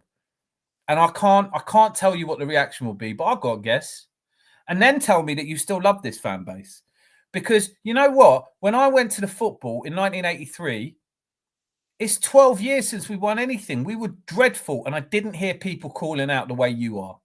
So I think that whoever took you to the football can't be too impressed with the way you're slagging everything off. You can't hate everything about our club, including the fan base, and still think you love the club. You can't think of a single thing you love about this club. Then stop. Just support. You already support another club anyway. Just do that. People said to me, right? Like people said to me off air, Luca, can you shut up for once and actually support your club and stop moaning and shouting? Someone said to me yesterday off air when I did a stream, someone said to me, you can still moan, but don't scream and shout like a tantrum. Don't do any of like that. That's what someone said to me. And I said to them, look, I respect that. You're misleading. You're misleading the direction of this conversation, because I don't mind you doing that. Listen, if you want to have your own little YouTube channel where you literally cover your camera phone in spittle, going this club and this, that's fine. I had you on. I've never had a problem with you. We've always got on. I've never had a problem with you as well. Good. I'm so relieved. But here's the point I'm making, right? I like you and all that stuff. All of that, wonderful. Thank you so much. I could take it or leave it. But here's what I'm saying to you, and I will finish this point. The minute you go in on other fans, the minute you go in on our fans, you're not one of us anymore. That's that. You can go and win silverware with the MK Dons or with Real Madrid or whoever the fuck you want to support. You can do that. But you cannot go in on the Arsenal fan base. You cannot say, I don't like the board, I don't like the owner, I don't like the players, I don't like the fans, but I love the club. Because there's no such thing as Arsenal Football Club without the fans. It either is what you love about it or it is what you don't love about it. And if you don't love the Arsenal fans, you are not an Arsenal fan. To love something that you are not, to wish to join something that you are not, it would be like someone joining the KKK. It would be like saying, I fucking hate racists, but I want to join the KKK. You don't love Arsenal if you don't love the fans. And what you said, I'm quoting you, I'm sick of this fan base. This fan base is the problem. And then why are you part of it? How are you not part of the problem? You make going to football less fun. Don't you understand that? People, not just only me. Mate, you're a minority, and none of you are out there in the pubs of North London saying it. You're saying it from the comfort of your living room while you quietly shout into a camera because you haven't got the fortitude to come and say it at the fucking Tollington. I know that for a fact. And if you want to take me up on it, I'm there with you. I can't wait to film it. I don't have a problem with you. You don't have a problem coming to the Tollington and giving this shit? No, but I'm saying I don't have a problem with you. I don't care if you've got a problem with me, Luca. I'm a 51-year-old man. I could give a fuck.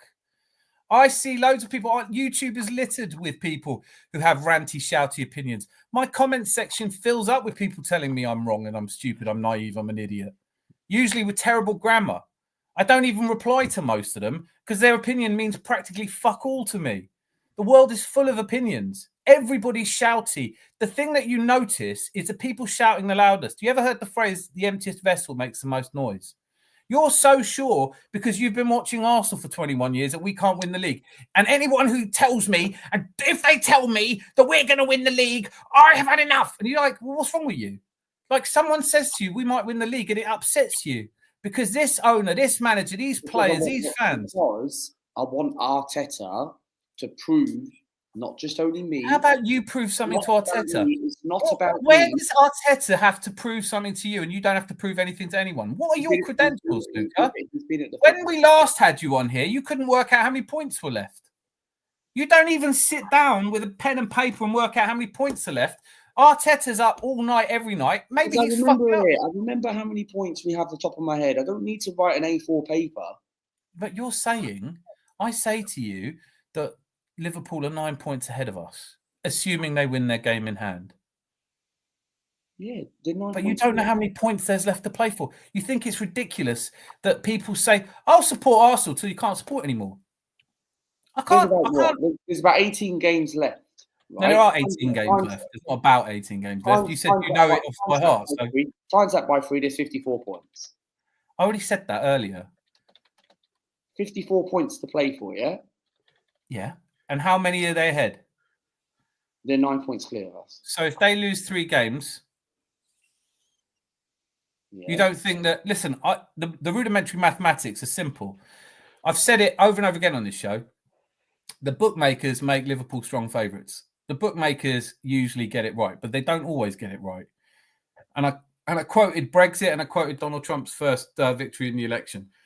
They had us as huge underdogs in 97, 98 because we were even further behind, and we were further behind in March, and we were further behind to a team that had form.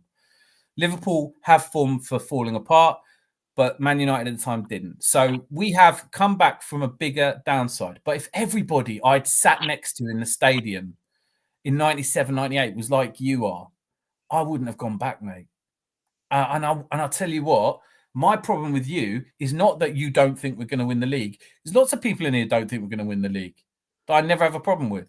We agree or disagree. Jose comes in and he says, I don't think this manager's right. Opinion. Like, if I disagree with your opinion on Arteta, I can live with. Your opinion on the Cronkies, I can live with. Your opinion on the stadium, your opinion on the price of a hot dog in the stadium, all is your opinion. You go in and attack this fan base whilst pretending to be part of this fan base and twerking for views, as they popularly put it now. I find it... Yeah, mate, don't keep saying it. You so are. I ain't twerking for views. You so are. Yeah. And I want 100 likes on this channel, and I want 100 likes, and I'm not going to say it again. I want 100. What do you want 100 likes for? I'm not twerking for views. Well, what are you doing then? I do YouTube for fun, to meet people as a community. What community? To meet people, innit? It's a community. It's a YouTube You met me. Do you feel like we're in a community? We're in a community. We're talking now. We're meeting people. I'll tell you what, you want to stay in it, don't ever attack the people in it. Simple. Because the community stays together. It doesn't attack itself. That's it. It's like going to a pub and saying, all you regulars are wankers. Dickheads. I hate a lot of you. Go on, you're all wankers. Oh, I care about this pub, so I've got to call you out. You fucking boring bastards. You're in here every night and you smell of piss, but I love this pub. I hate the building and I don't like the landlord, and the brewery that owns it are shitheads, and everybody in here is an arsehole, and the decor makes me sick, but I love this pub. I love this pub dearly. And I'm going to do a YouTube channel telling the whole world how shit the pub is, so that I can have loads of fans from other clubs give me likes and tell me I'm spitting facts, because that's more important to me than my sense of belonging to that club.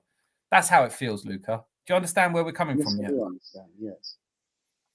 And look, I apologise and all that stuff, and I respect that as a compliment, but obviously I have an opinion about what I want Arsenal, and I want Arteta. You have to define what Arsenal is before you keep saying, I want Arsenal. Of course, I want to define it, but I want Arsenal. I really want everyone. I want all of us to be happy. I don't want to be stop shouting at us and calling us names. I don't want to be the one fan out of 59,999 fans. You know what pisses me off is that you said, even that pisses me off, because you're not. There's thousands of you. There's thousands of young people. I'm not the only ones moaning. There's loads of Turkish was moaning the other night. Mate, I want to know why Turkish is a football fan. What's in it for you guys, man? You don't seem to enjoy any moment of it. We're second in the fucking league. We lost one game in 24 at home, and you're this angry. I want Arsenal to sign people like Isak. So mate, I want us to dig up Diego Maradona and genetically clone him and build a new footballer, and I want us to play on the moon so sometimes Odegaard's shots go even higher over the bar. But this isn't what Luca wants or what Dan wants. You join a club and you give in to that club. You don't get to go. If you want to have this much fucking say and your opinion to be this important and shout it and so angrily, buy the fucking club. Buy it. You have a dig at Stan Kroenke, he put his hand in his pocket. What have you done? You want to dig at Arteta? whether you think he's doing it right or wrong, do you think he's sitting around having a cigar? Do you think he doesn't give a shit? He's given it his best. Sometimes people make mistakes. I think you've made some mistakes. I'm calling you out on them.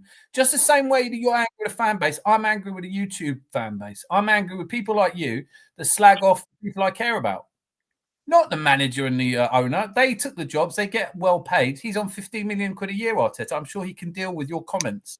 I think he probably unsubscribed to you sometime after Tuesday night, right? The people you're having a pop at, I went on there to support you, and all I heard was you digging at everyone. I know, like, people might not believe me. Oh, Luca, you don't support anyone, blah, blah, blah. You always do that about yourself. You're always in the spotlight with your lights. I will support anyone. Whether I disagree about Arteta and all that stuff, that's cool, right? But one thing I will say is I might have a disagreement about Moss. I might have me and Melina speak off air and all that stuff. We talk about Arsenal and all that stuff, and people understand. Like, I'm not trying to call anyone's name out if that's what people think I'm doing. But one thing I will say, you did do it. You actually called Moss out on your show. So, like, don't know. I think you just go into one of those trances and start saying shit. It's all on there, man. You could just watch it. The reason why I called Moss out, right? Because he thought I said the C word. I never said the C word. Even Melina told me when I was on the phone earlier. That is why I called Moss out the other night. And that's why I blocked him on Instagram. Well, who you block and who you don't block, that's all your business. I'm saying I watched your video. I didn't watch it live because I was on here. I went back to show you some love and support, and all I got was a tirade of anti-Arsenal abuse. And I don't understand. And to the point that I think Jose, good to see you, mate. Jose makes a fair point here that many people started supporting the club because of Wrighty or Bergkamp or Henry. I get that. If you're not supporting the club that's nearest you and you have a choice and you like those players, you start supporting them. But if you don't like the fans when you start supporting those players, if you don't love the fans of that club, then you're not a supporter. And when those fans and when those players leave, because Henry left to go to Barcelona, Bergkamp retired, and Thierry Henry went to West Ham. And Ian Wright went to West Ham. When they leave, right, you go with them. That's it. If you don't love the fans of this club, if you're going to sit there and say the fans are the problem with the club that you joined, that built the club you joined, if you want to dig out, and I think Zanzi's point is very well observed, it's like going into a pub and saying, I hate the brewery, I hate the landlord, I hate the people in here. If you go to work and you're slagging your manager off, your manager will sack you. So I'm sacking you. I'm sacking you. I'm saying you come into a fan base and you slag it off, do one. If this was a real pub and you'd started out like you did on your show, I'd have put you on the street. That would be that. Yeah. Not welcome. Persona non grata. You don't come in here and coat off people in here. We're one family. I don't mind what team you support, by the way.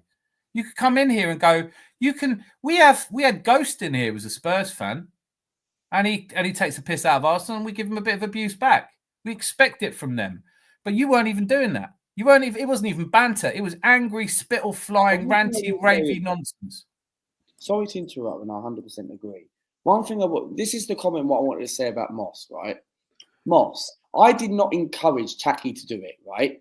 Right? Melina told me, and I don't want to bring Melina in this because Melina's my friend, right?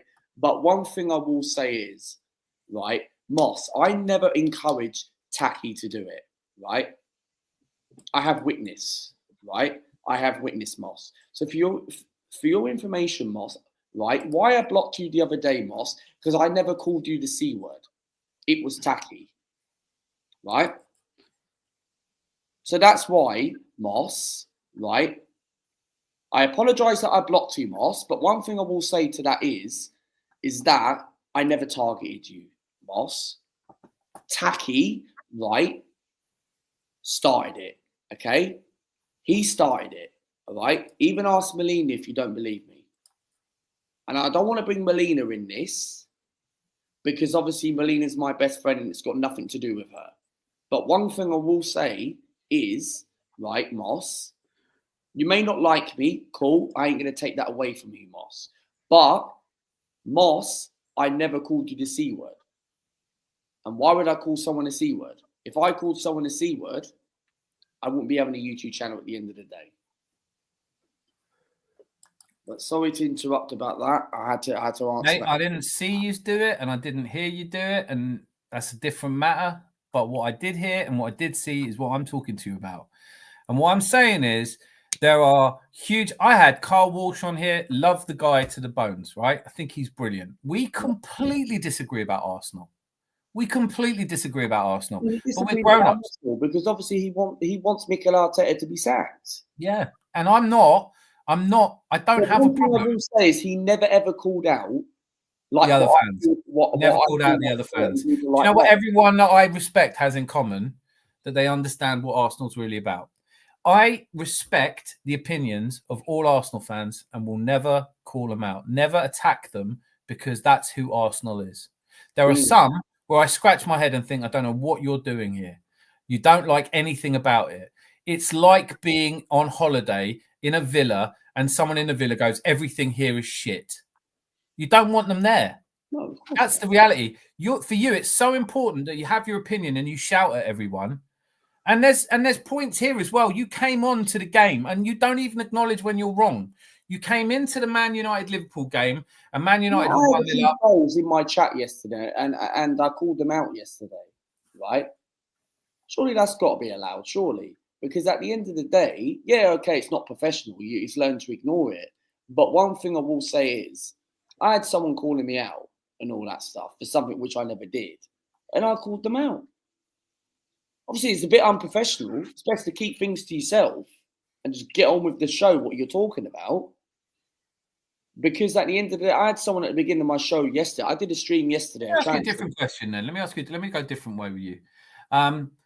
Is there anyone who doesn't know you want Arteta out? Anyone? Is there anyone who knows you or knows of you that isn't fully aware of the fact that you think Arteta should be sacked? I had people off air, people who I know outside of YouTube. People were saying to me, "Oh, he's taken you into this." No, that's not my question. You're answering a question you wanted me to ask you, but can I just have you answer the question I actually asked you? Yeah, go ahead, mate. Is there anyone who would be surprised to learn that you're not a fan of Mikel Arteta? No, not really, no. So if you've done a video or a live and it says, I think Arteta should be sacked, why would you keep doing it week in, week out? It's not clickbait.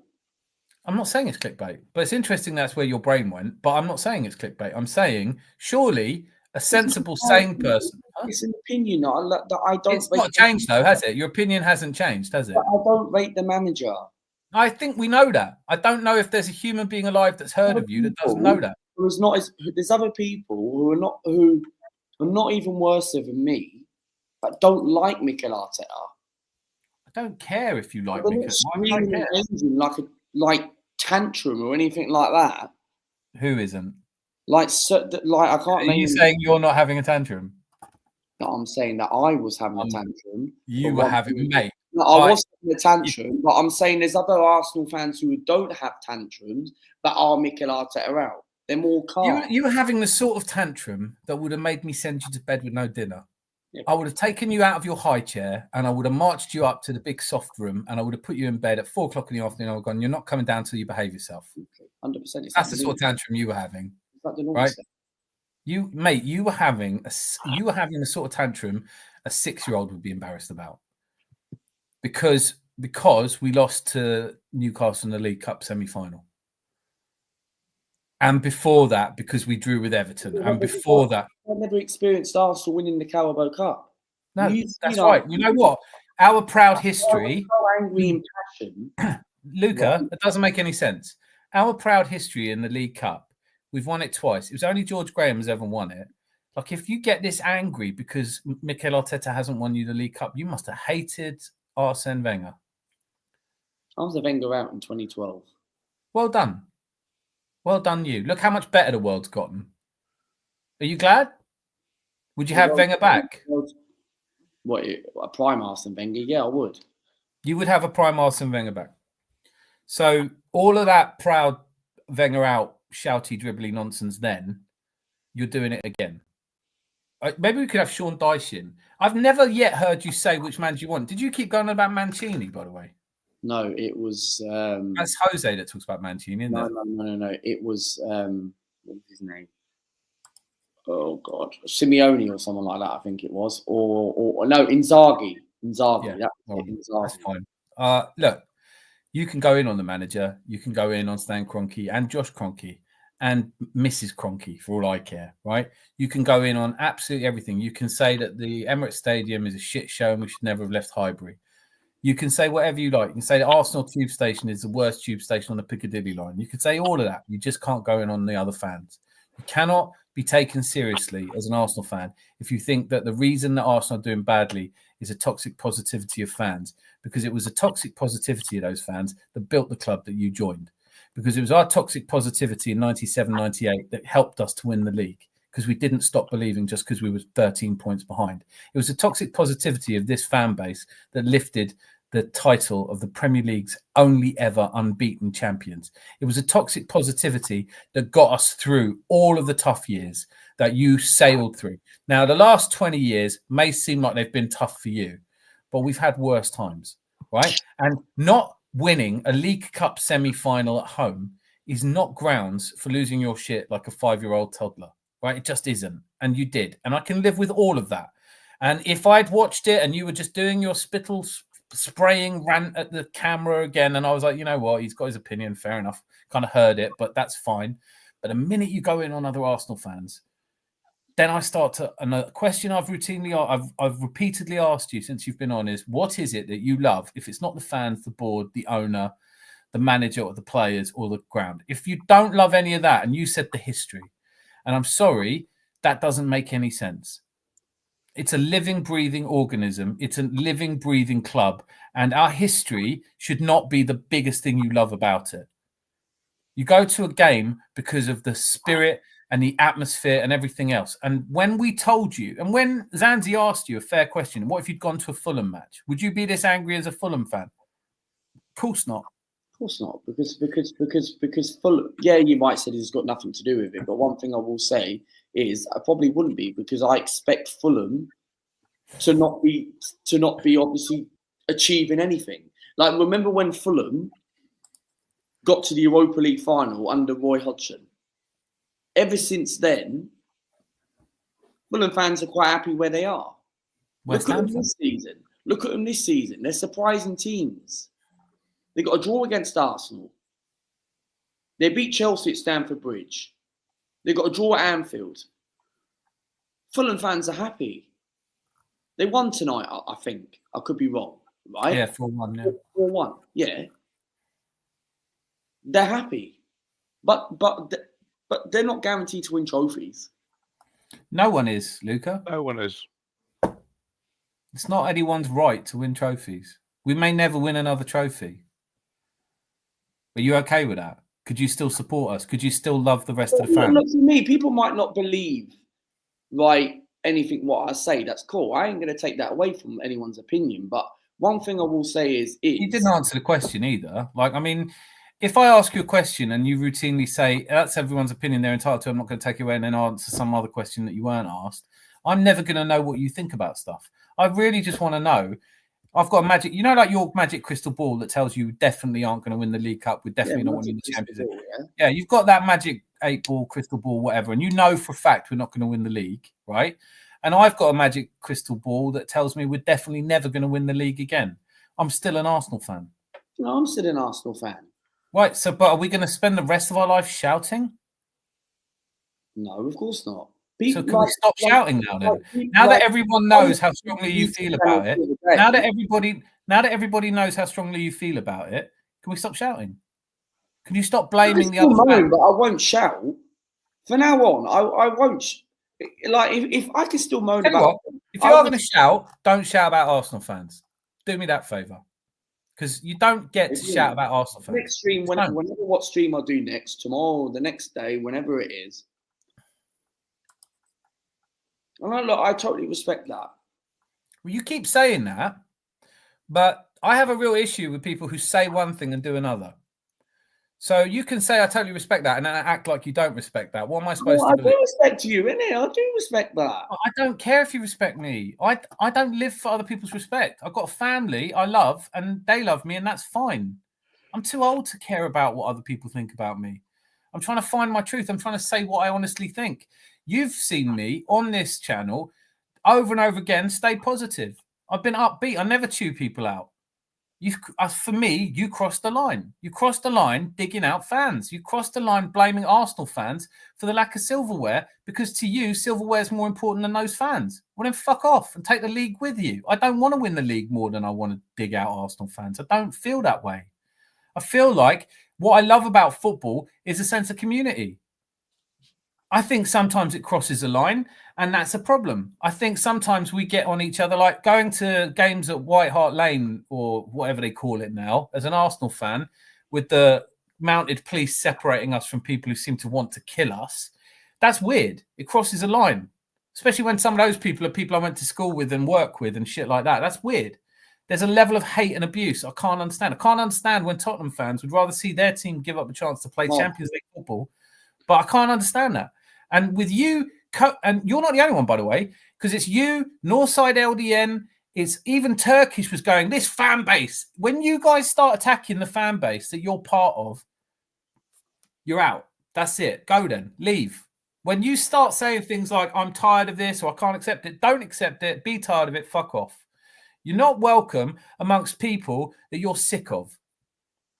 That's it. That's my point. It's as simple as that. You can chew out every aspect of the Arsenal Football Club. What makes Arsenal Arsenal is the fans, whether it's the fans in North America, the fans in South America, Africa, India, wherever they are, we are one family.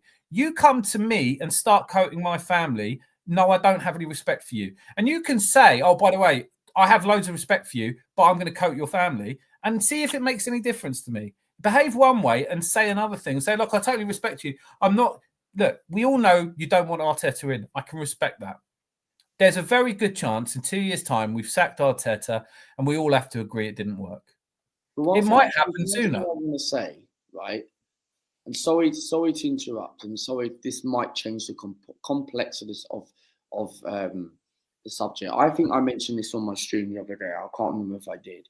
But when Man United got rid of Sir Alex Ferguson in 2013, he retired, to be fair. Well, he retired, basically. Yeah. But when Man United, when he stepped down and all that, right? The reason, this is another thing why I said that, because people are scared of a category change. If people think that, sometimes you've got to take these risks. It's like people are saying, but the reason why people don't want Arteta sacked because people are scared of a category change in case we're going to be in a position like Man United. I can't talk for why people are scared of Arteta being sacked. I'm not scared of Arteta being sacked, but I'll tell you what worries me. Luca, I'm addressing your point directly. I can't speak for some people. They'll have to come on and speak for themselves.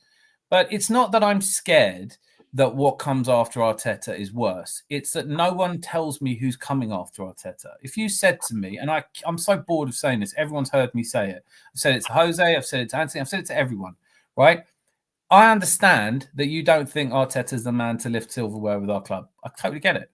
He has no proven track record. We've gotten close and not got over the line, and this season has been disappointing. And there have been mistakes made, whether they're his mistakes, Edu's mistakes, or the owner's mistakes, I don't know. But definitely we didn't buy a striker over the last 5 years when we should have bought at least one. Accept all that.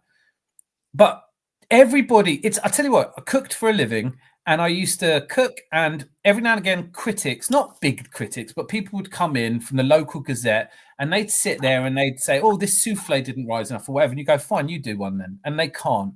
But what they're good at is telling you what you're shit at. They can't do anything. They're not good at anything, but they can bloody well tell you what's wrong with you. And I'm doing that for you now because you're sitting there chucking shit at Stan Kroenke, who's a very successful sports team owner, and Mikel Arteta, who by definition, as one of the highest paid managers, has done well in his career as a football manager. Whether he's won enough or not, that time will tell, right? Or the players who, since the age of 8, have trained to do their sports professionally.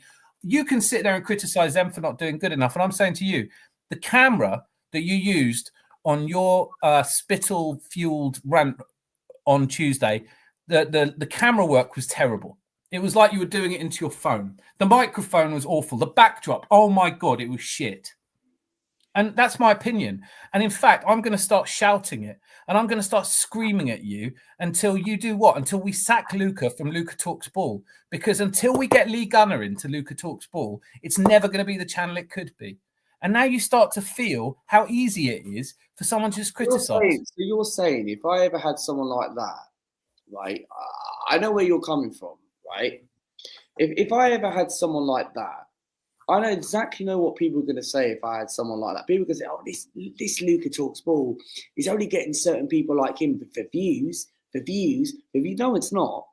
It ain't anything to do with that. Because I don't want people, and also another thing, people say, oh, he's got Lee Gunner on.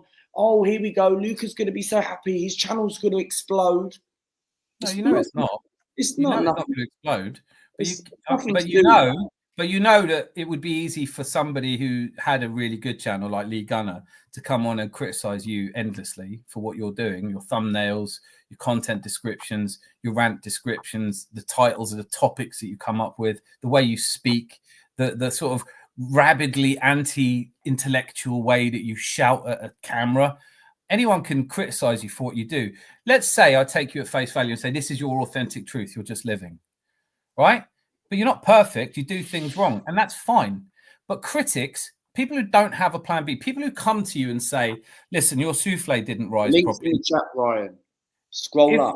Yeah, is Ryan want to come on, does he? I'll put it, I'll log it again. There you go. But if it's one of those where someone comes in and gives me constructive criticism and says, look, if we sack Arteta, but we find a way to get Nagelsmann in, I'll say, yeah, let's do it. Nagelsmann's a good manager. Yeah, he is. He unfortunately happens to have a job and he's not leaving the German national team to come and manage us. I look at clubs. I don't know. I'm not sure yet. And I get frustrated when people tell me I'm naive for thinking that Arteta might win the league. Because I lived through George Graham doing it and he wasn't a very experienced manager. And Arteta's done a lot right, but he hasn't done everything right. And I've never said he has. And for me, what's wrong with giving him an extra 6 months or a year before you start shouting at the fan base that supports him?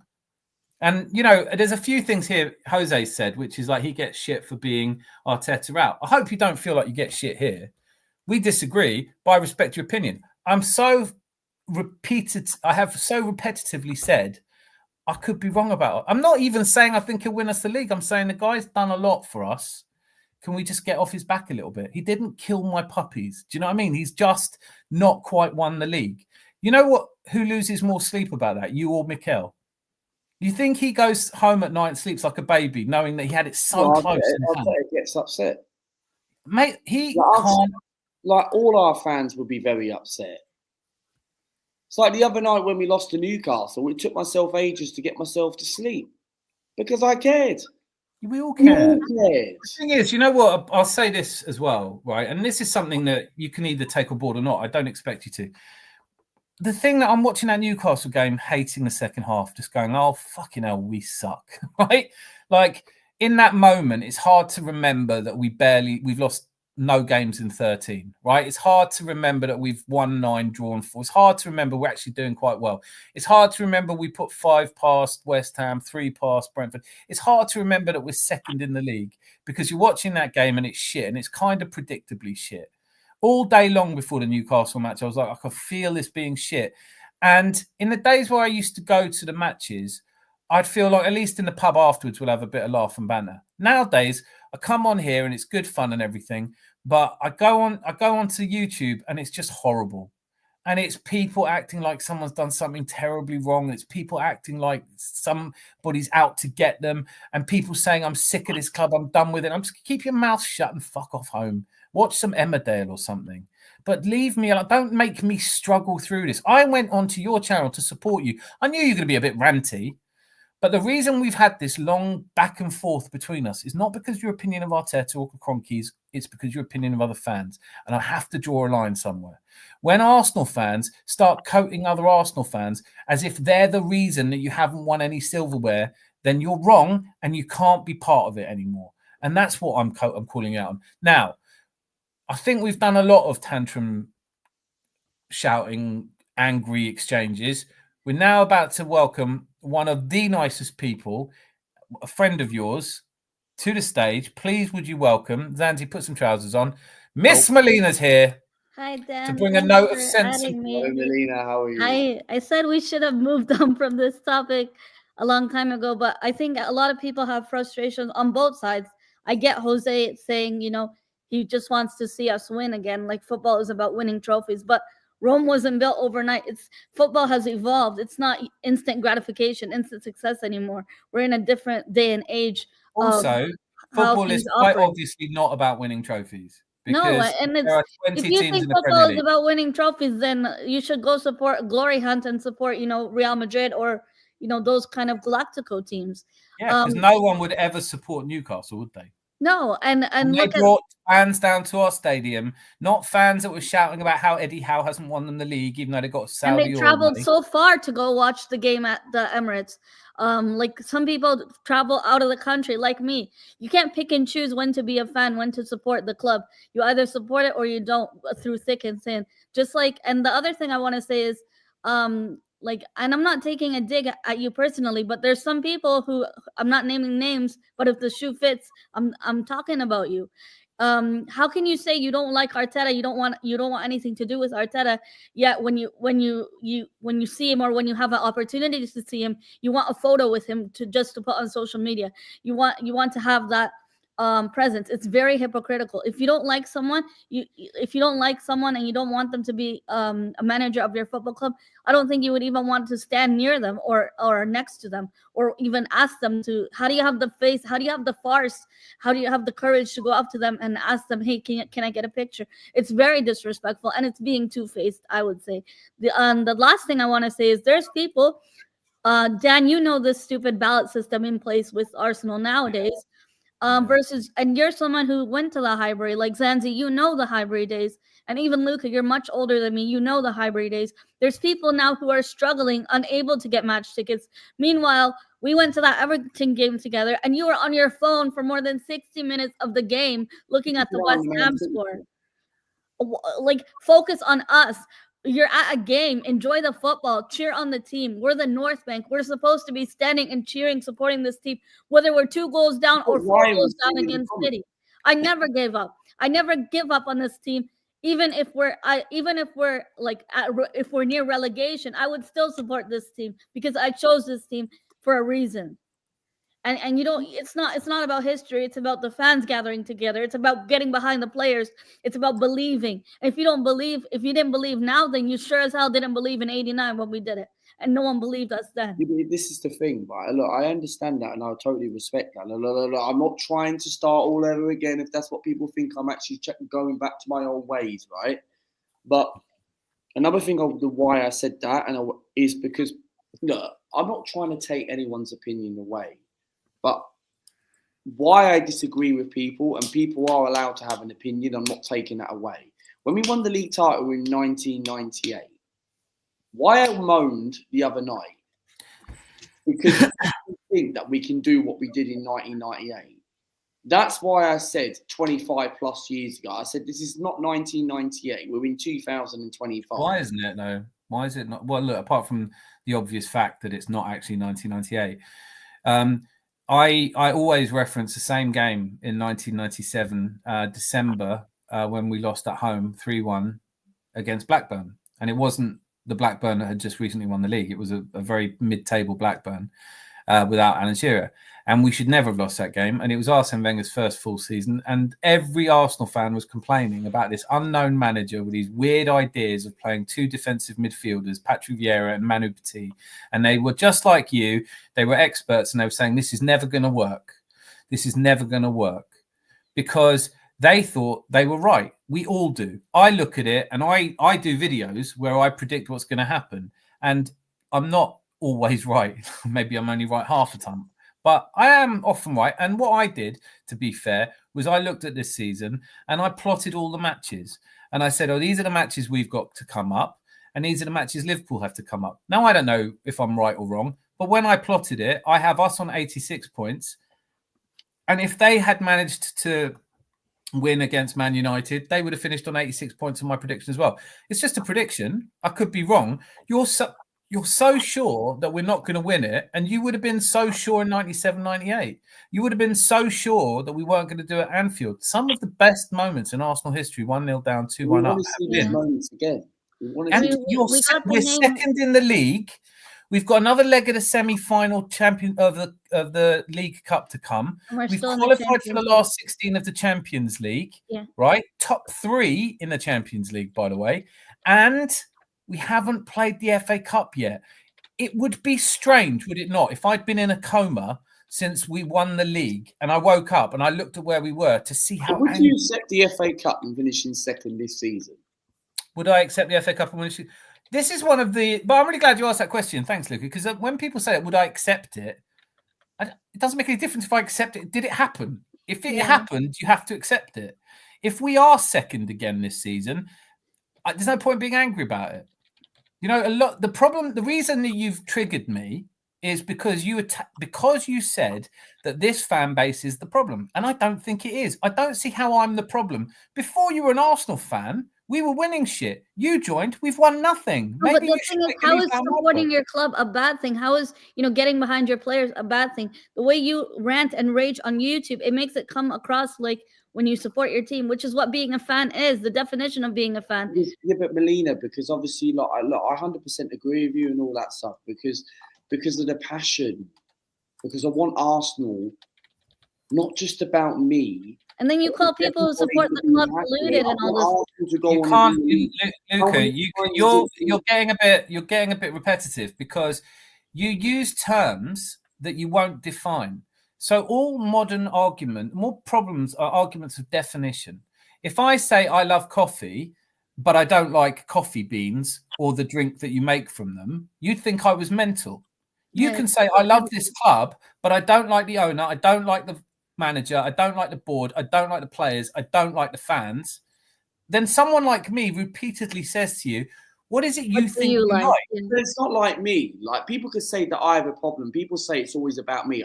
It's not always about me. I'm not asking him. I'm directing a question at you that I've directed at you for the last 2 hours. He's asking you because it's your video. No one else did the video except you. I'd ask Lee Gunner if he was here, except his chair would have still been spinning with my foot up his arse and he wouldn't have been here for as long as you have. Right? That's the reason I'm asking you, because if Northside LDN wants to have a debate, I'll debate him as well. Because all these people that sit there and start going, this fan base is the problem, this stadium, we tore Highbury down to build, all this shit that you hear over and over and over again. People can't just say, in my opinion, we should sack Arteta. They have to say it every time you meet them. We're never going to do anything with this. Your podcast has become a talking point because I know what you're going to say the moment you come on. You go, this man, and it's not even, look, guys, in my opinion, we're not going to win the league with this manager. And then someone like me can go, do you know what? That's a sound and sensible, rational opinion. First of all, Arteta has never won the league. So by definition, it's only 11 men have ever won the league. So he's not a strong favourite. Second of all, it does look very much like we've taken a step backwards this summer in not signing a striker. And it very much looks like we're not playing anything like the kind of football that would be conducive to a belief in the title. I accept that. And I could also say that from the moment we hired him, I wasn't convinced he was the right man. However, I don't blame the Arsenal fans for that. It's not because they're all positive that we've got Mikel Arteta. It's almost like you and Northside LDN and Lee Gunner are saying, if only we could rally the fan base to grab some torches and pitchforks and get down to the Emirates and start baying for blood, then Stan would look out of his castle window and go, release Arteta from his... We must get a new manager. Who do you all want? And then you're all going, oh, don't know, but there's anything but this. And that's where I think, well, that's where critics bore me. Because you don't know what you... Sorry, then the other thing I wanted to say was, Luca, before a game even starts, before we even kick a ball, there's many times I've told you, Luca, we haven't even kicked the ball yet, and you're saying Arsenal are going to lose. Arsenal have already lost the game. We haven't even started the game. There's games last season where... You came on to the Man United game and said we were all enjoying a bit of laugh. Yeah. And it was Man United were winning, and you went, well, it won't last. Liverpool will win this 2-1. Oh my God. And it disappeared when it went 2-2. Where was your crystal ball then? Were you looking at the wrong end? It was from crystal ball from Team U. It went 1-1. I told you so. I told you so. I know it went 1-1, and now you watch Liverpool will I win remember this from seeing here. Ryan's comments. I remember seeing Ryan's comments on that Sunday when they drew 2-2 against Just United. in the chat afterwards. It You disappeared, it went disappeared like away. our attack against Newcastle not existed after. But that's the thing. Like, we don't even kick a ball yet, and you're already like not giving this team a chance. You're already writing off the game when we haven't even played. You don't know you how we're are on an gonna set up. agenda You don't now. know You the are tactics of worried the about game. being proven You're not the wrong, be manager, honest. neither am I. What's the point of Lizzie, watching the team if you already think we're gonna lose every Luke, game? you are tied up to your opinion now. You are going to look like such a donut if we win the In league. what this way year. am I going For two seasons, Melina, on Twitter, every match day, all I had was him going 10 in the morning. We've got a 4 o'clock kickoff. Yeah, Liverpool won. Let's not turn up. Or City I'm have just won the like- league last season. Yeah, I'm just look like, at all what's of the you were point? saying City have done it last season. They Last went to the season we last gave day it until the final day, and you were there. Like, and the thing I go back to this is there's so many people struggling to get tickets, and yes, part of it is my fault. I know now, but there's people who appreciate to go and who struggle to go from different countries who can't even afford to go. And when you get the opportunity to go to the Emirates, what do? You're on your phone for 60 minutes of the game, 70 minutes of the game. You care more about YouTube views than the actual game and so getting behind the players, supporting the team.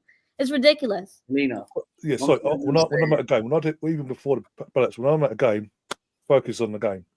I don't phones in pocket. That's it. Boom. Yeah, and you meet up with I your don't- friends I don't before, give a after. shit about social media or Twitter or YouTube until I get Yeah. home. In terms of YouTube, set my streams and this, that, and the other. That should be a focus, not. Oh, I'm here now. Oh, we drew 2-2. Right, Simon, I'm off now. Ah, outside the stadium. Come on. I've had words with you before. You say you understand. You're trying to new leaf. You don't, and I'm It's past there at been this point. 4 years, and I've known you for 4.5, 5 years almost. It's more you've than never that. changed. Even with Since Wenger, you were Wenger out. Okay, fine, you're Wenger out, but it's the Since same last- thing with well, Arteta now.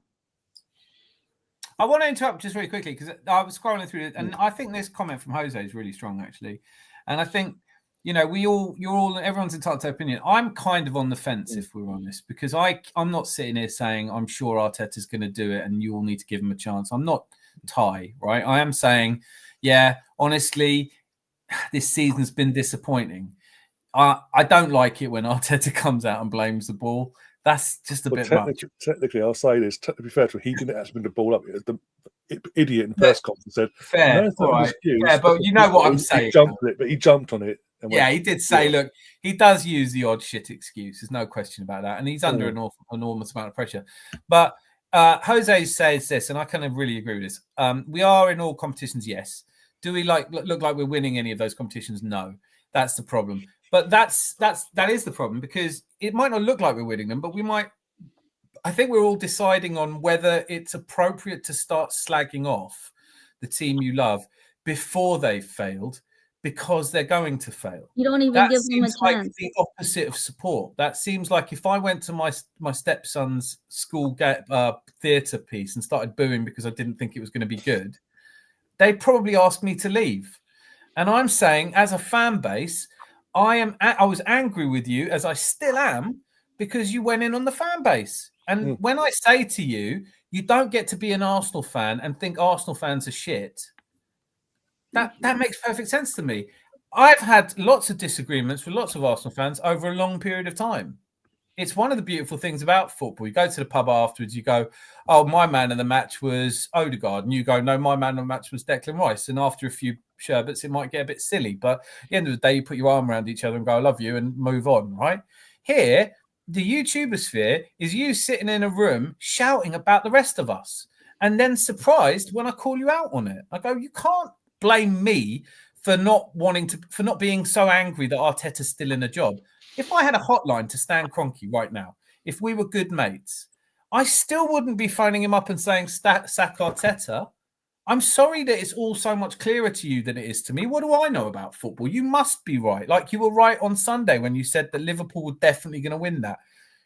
Yeah, but did everyone actually expect Man United to put that? No, but I didn't come out and say this. I didn't come. I said about you on Sunday, and I've actually done a little picture for you. I'll post it for you of a boy with a pin running through a room full of balloons. It's like, oh, sorry, is everyone happy? Click, bang, bang. It's still shit. It's all fine. Bang. It's like, can't I just enjoy a bit of football? The world is shit, mate. The world is shit. People use football as an escape from stress. And Escapism from stress and anger and violence and vitriol and war and famine. Football, rugby, cricket, tennis. You got people. No, rugby's not an escape. But I'm saying that other people, other sports, not that sport in general. Unless you support Rangers, then it's not an escape. Well, no. And you just want to talk about cakes, Rosie. After New Year's Day when they beat, or whenever it was, they beat Celtic. Apart from that, it's like, no, Dundee. Not again, Hibernian, not again. But even then, not Rangers. Rangers are huge. And I don't see Rangers fan channels having this. Oh, it's the fans what we're doing. It's your fault because you don't support the club like I do, or have the mentality I feel like it's a very childish approach to people who you can't blame the Cronkies anymore because they have spent money. You can have a dig at the manager, but then there's people like me that go, all right, he's not getting sacked. The thing that winds me up, you didn't do this, Luca, and nobody in here has done this. Maybe it's because the Adams Arms are all brilliant people. But I get a lot of, you're so naive if you think we're going to win the league. It's like, it hasn't happened yet. I don't know what's going to happen, but I'm not spending the next 5 months of my life in misery. And then someone said to me today, oh, that's because you're an optimist. And, you just go, well, yes, I am. And they live longer. You know, there's a story of a guy falling out of the Empire State Building at the highest floor, and every window he falls past, people overhear him shouting, so far, so good. That's me, man. I'll take it. But I'm not the reason Arteta's still the manager.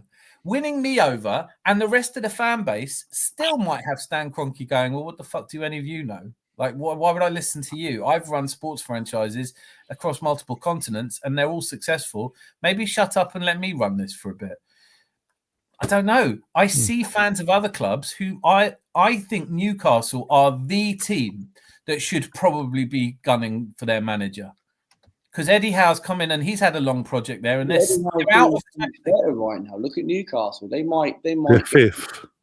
Mate, literally fifth. Slow down a second and say it, and then hear yourself say it, and then think, oh, I could be wrong there. Would you swap places with Newcastle right now?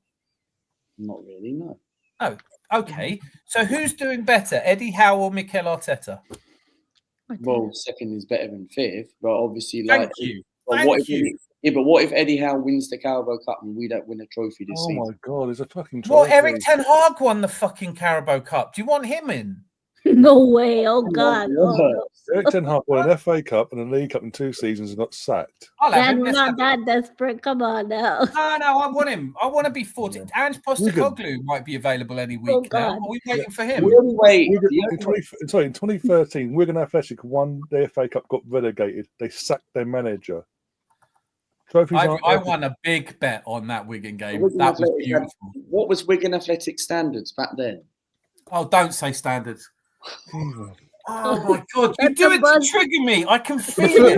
For the first time in their history, for the first time in their fucking history, standards. They won something in their history. That could have standards. Them getting relegated could have been glossed over by winning the FA Cup. But Dave Whelan at the time, who was the owner at the time, went, no. Yeah, it's fantastic. Nice moment. But it's time to move on. We need to prepare ourselves for Championship. Fucking standards. Jesus Christ. You can't say standards with a straight face. Are you doing it to wind me up? My standards. If everyone had the standards you had. Who came up with that buzzword? Fucking Lee fucking Gunner. Yeah. It is a Lee Gunnerism, mate. Yeah. It's the sort of thing. Listen, I've got my training cigar here. Raise your stand. You forgot the wooden spoon. Standards. Standards. I don't have a wooden spoon, but I can have the remote control right here instead. Standards, mate. Fucking hell. Our standards are high for the fan base. You've just seen that firsthand. My standards for other Arsenal fans are up here. And you fell below those standards, mate. You fell well below those standards because you did not behave like an Arsenal fan is expected to behave. Right? We get attacked by Chelsea, you stick up for us. We get attacked by Tottenham, you stick up for us. Somebody tells you they're an Arsenal fan from Ulaanbaatar, you welcome them in, you put your arm around them, you say, good on you, you're one of us. right? If you're going to say, these fans are the problem, then because what you want is a silverware, then go and support a team that wins you silverware. Is there a team whose fans you love? Do you love Real Madrid? Because they got standards. That's what League Gunner's talking about, that we should all be like Real Madrid fans. Is that what you want? You support Real Madrid. Hey, Melina, come on, you support Real Madrid. Real Madrid is a team I like to watch in La Liga, but I don't say I'm a Real Madrid fan. I like watching them, but I would never look down on Arsenal. I never ever said Arsenal are gonna lose this game before a game kicks off. I'm not on my phone during the games, and just like you, what you do is you say people who support the club and believe in the players are delusional. I don't call people names. I don't say, even for you being Arteta out, I don't call you names. You have a difference of opinion, sure, be it. But you don't respect other people like us who support the club, who get behind the team until the very end, until the final whistle. I stay at the game and I cheer on those players. Even when we lose 4-0, 5-0, I've been there. And I'm someone who travels very far and wide, across oceans, literally, to go to these games. And you have, like, when you have a privilege to be living much closer than I am, yet you don't get behind this team. It has to be Arsenal winning all the time for you to support the team. You pick and that's the other thing, Miss Melina. Like, one other thing that makes less sense to me is if I didn't show you, let's say you were a fan from Spain and you'd never seen YouTube before, and I brought you over and said that this is the Arsenal fan content, you'd go, God, how badly are they doing? And you go, well, they did lose a game last year, but we're second in the league. You'd go, fucking standards. Oh, so they've scored the record number of points, record number of goals. For how many years? Go on, finish your conversation. I think that's fair. I think I've made a fair point that, like, you would never guess from watching your video that we were still second in the league. We were still in the League Cup semi-final, that we haven't even played an FA Cup game yet, and we're in the top 3 teams in the European Champions League new format. You would assume that for the level of anger that you're talking about, that we would be where Man United or Tottenham are, or that we might be where Newcastle are. But we're not. Even last season itself, in the 20th anniversary of the Invincible season, that squad broke the records. Yeah. That the Invincibles didn't do. But the Invincible records we had, we got more points than the Invincible season in the end. We didn't win the title. More goals, less goals conceded. You name it. Every record we had from that Invincible last title winning season, we broke. But we missed out because the juggernaut of Man City. No fan,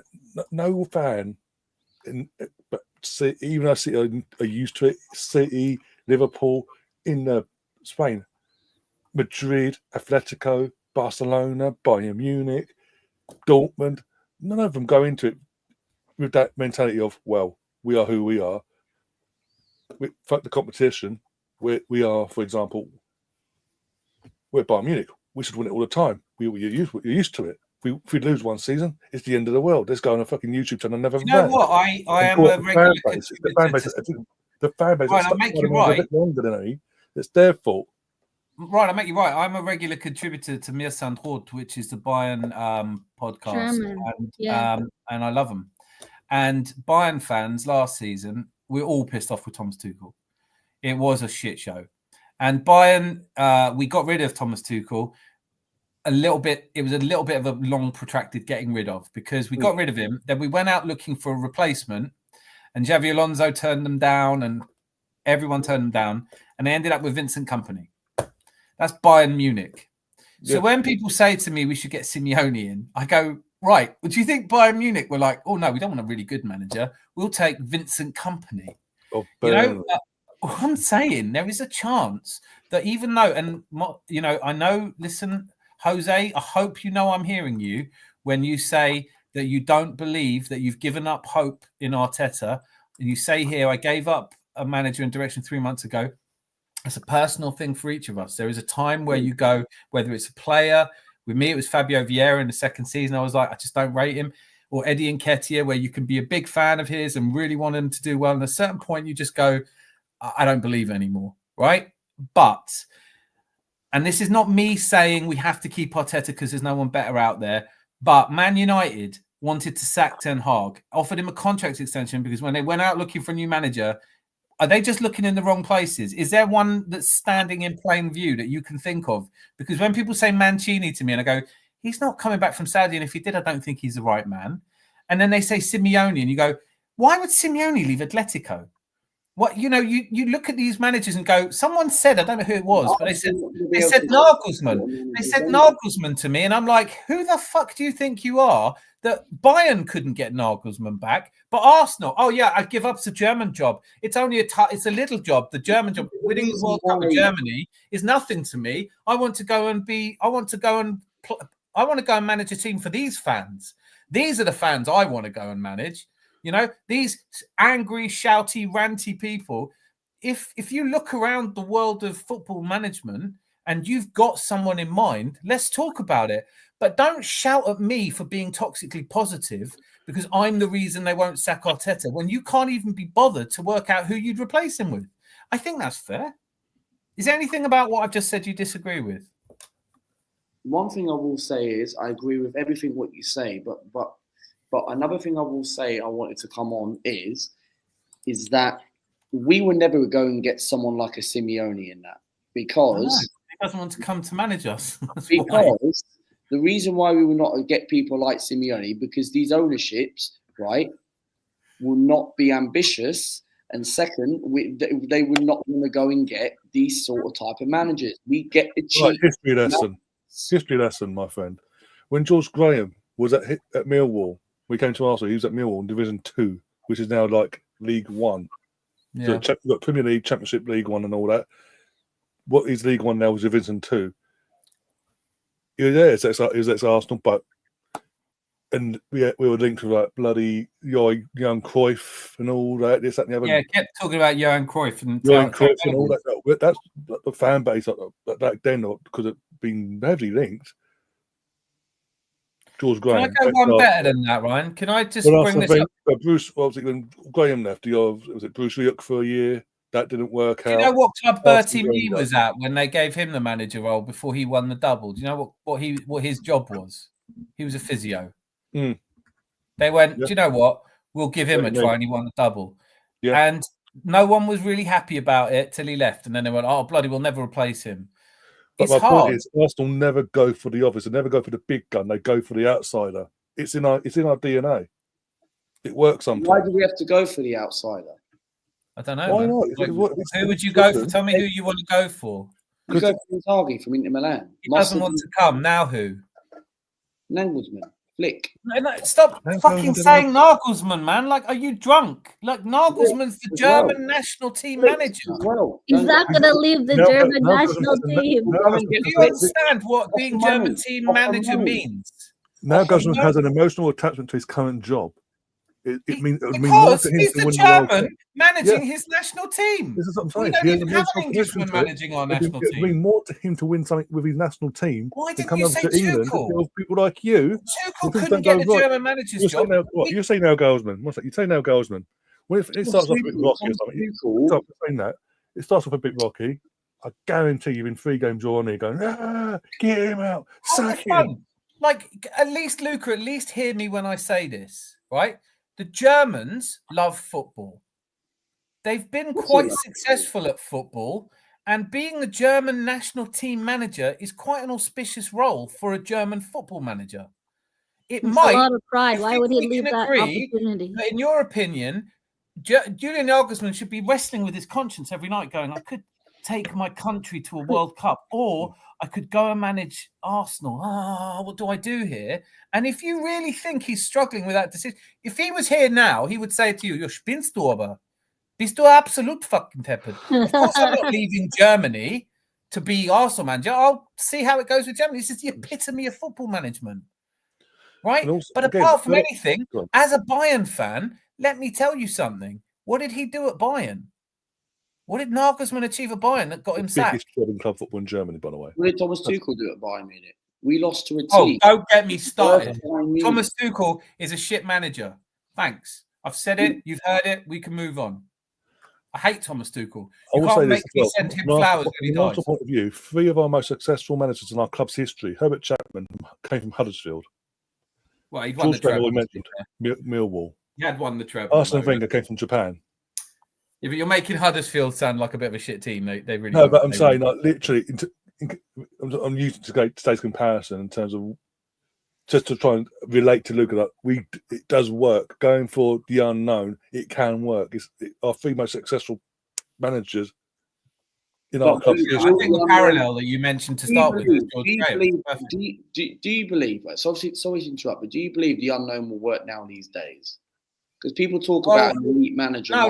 What I believe, no, because here's the thing, because you can throw another question in there, and it's brilliant that you do that. But you're asking me if I think the unknown manager will work, and I'm saying, who would you hope would work? Because I think we can all agree that Pep Guardiola, Ancelotti could well work.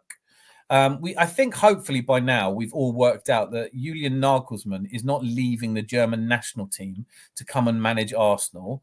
And beyond that, there aren't that many good managers who are known. Name a manager, who would you want? Say if Arteta left. If Arteta left, because let's say Ancelotti left Real Madrid and he took that job. If Arteta left, the manager that I think I would probably wish that we would get is Xabi Alonso. Good shout. That's probably the only one. Oh. Now, here's the point. Bayern Munich, he wouldn't go there.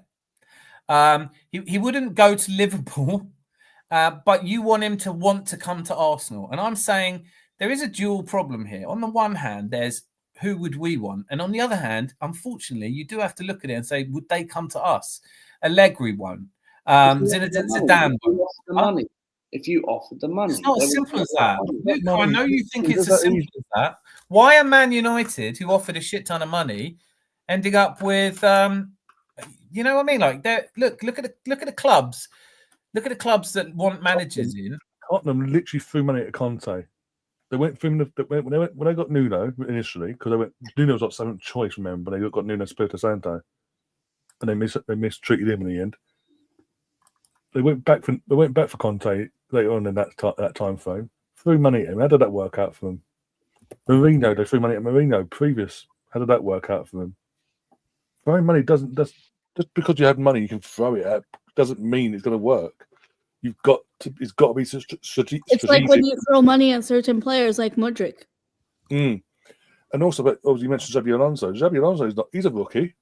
Yeah, he's a pure rookie. He's more of a rookie.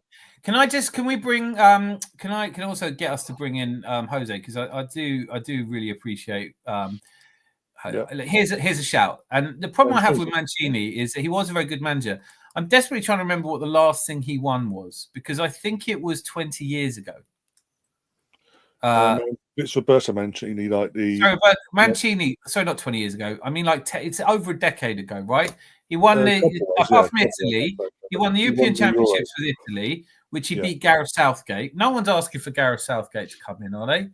No. But he won the league with Man City. That was 13 years ago. Against Stoke. Huh? Well, I think he won the FA Cup against Stoke. Southgate couldn't even get the Arsenal women's job at the moment. Look, you just said he won the FA Cup against Stoke. That's brilliant. He did. Tony Pulis Stoke, who you're literally slagging our manager off to be. The reality is, and Jose's put it here, is but both of Napoli's title stars are out of favour now. I think Napoli might still. Actually, I don't think they'll win I don't know who's going to win Serie A. It's become a really interesting league. But yes, he did win the Euros with Italy. But my point is, they got into the final against Gareth Southgate, and I think we lost it more than they won it. But he also failed to qualify with Italy. So, following tournament, yeah.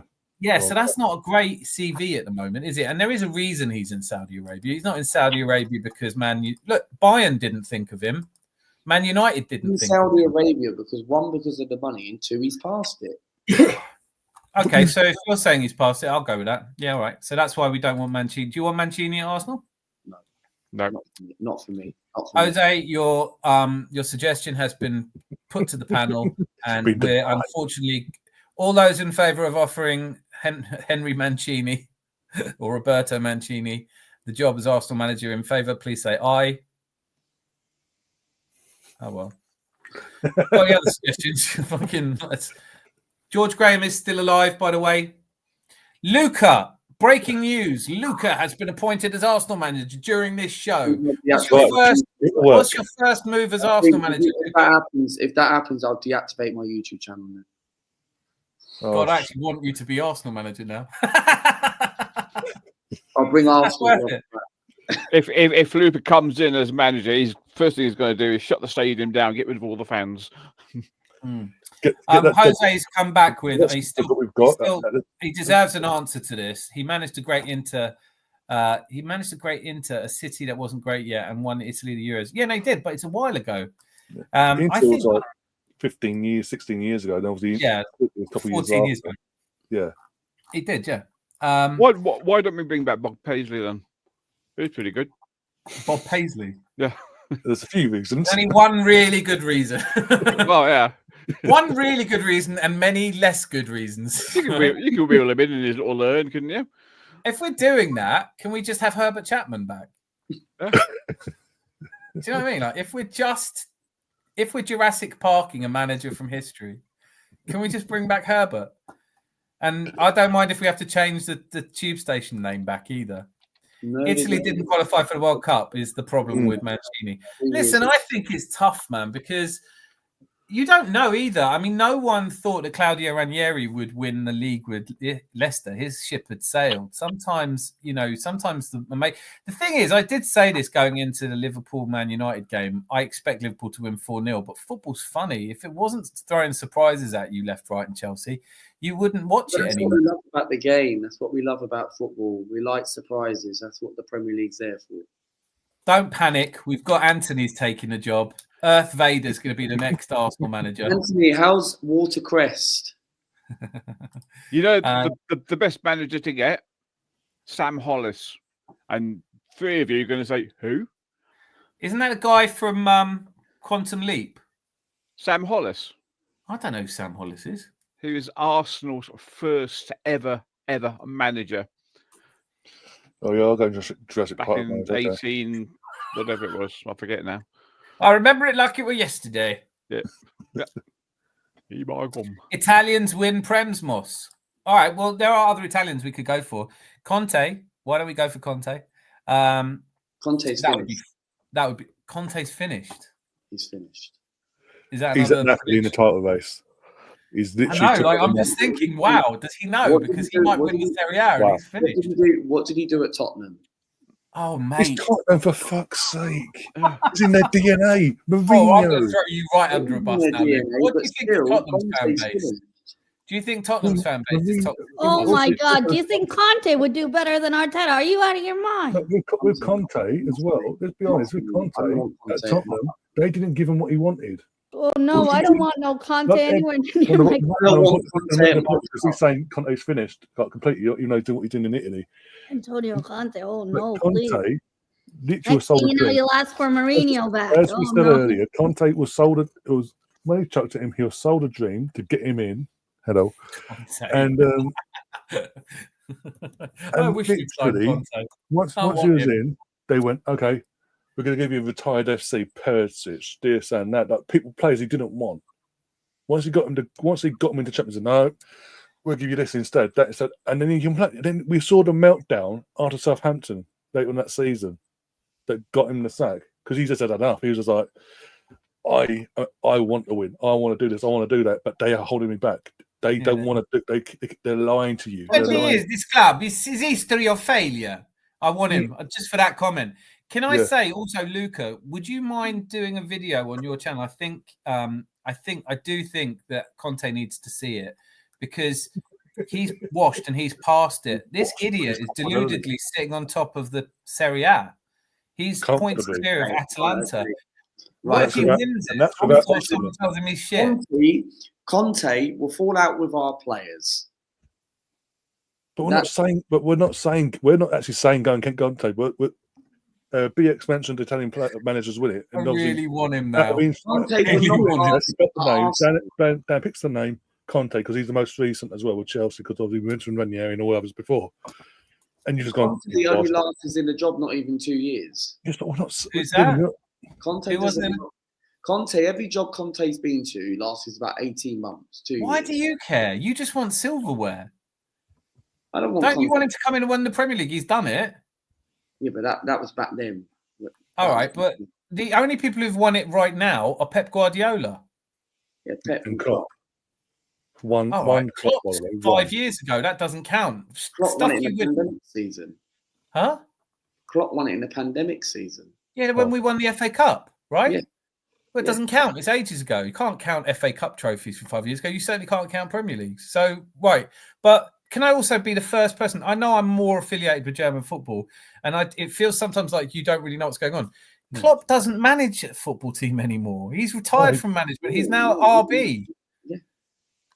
He's technical director of the RB Sporting Group. When we won the FA Cup, that wasn't Arteta's squad. That was an Emery squad. I know he must be a That's what- shit that's what he manager still if he got wants, someone else. So how comes fucking Unai Emery didn't win the FA Cup then The year before, by the way. with his squad? Because he got sacked. Oh, And that's why he didn't win He the. had a That's season- why he he had a didn't win season the cup. before. Oh, The right. season before. against Eintracht Did he- Frankfurt. Is that why we lost to Chelsea in the Europa League? Because he'd been sacked just after that. What are you Luca. saying? Emery had a Unai full Emery- season of us. He played in Unai the FA Cup Emery campaign. We were played out by the Chelsea, fourth got round against battered.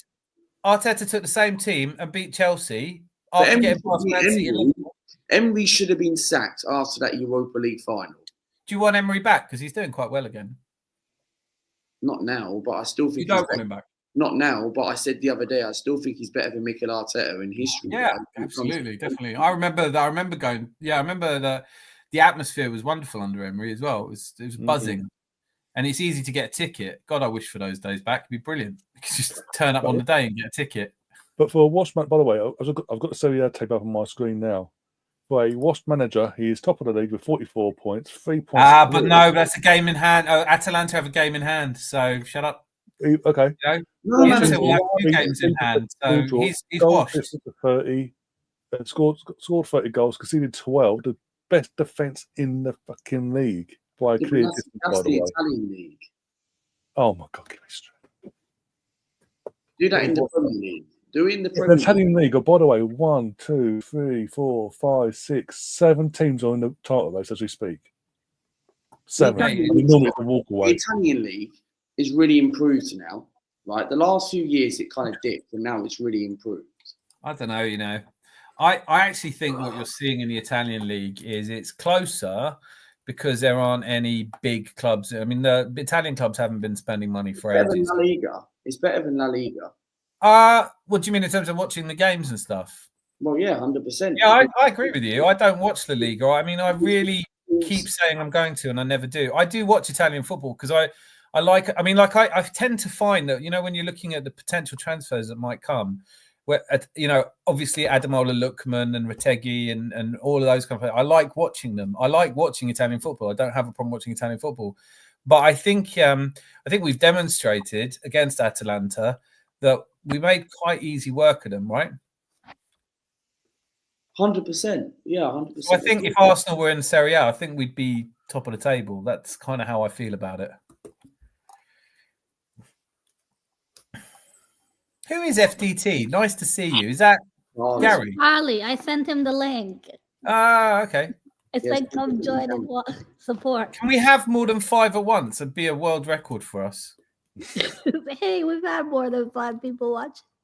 I hope so. No, not watching. I mean, on at once. As in, Oh. in here with us. Yeah. I don't know if there's room. Is 5 the record? Gary, Oh, it's the Jose, record. Gary, Moss, somebody. Rosie, someone hand jump up on. Rosie. You don't I need imagine. I actually did think about that. Wouldn't it be great to have Rose? You don't even have to have your screen on. Just your I was dulcet just about to Scottish say that, drawl. but well, she looks great. She should join. I love this. I like Emery. He makes good nail files. That's so lame. So do I. Jose Ranieri was tinkering and doing well at Serie A 2 before Leicester. He wasn't doing that well, was he? Mourinho's a shout. Would you have Mourinho as Yeah, manager? I just mentioned Mourinho. Oh you? my gosh. Everton won them, apparently. Is he still at Fenerbahce? Is he going? I mean, look, let's be honest. Lopetegui's free. Do you want him? The manager who I'll take is maybe Gasparini. Okay. Why though? Because Gasparini won the Europa League with Atalanta, and they're doing very well this season. He's got a team going, right? Yeah. Do you think he'd come though? No, but it does sound more realistic compared to the other managers.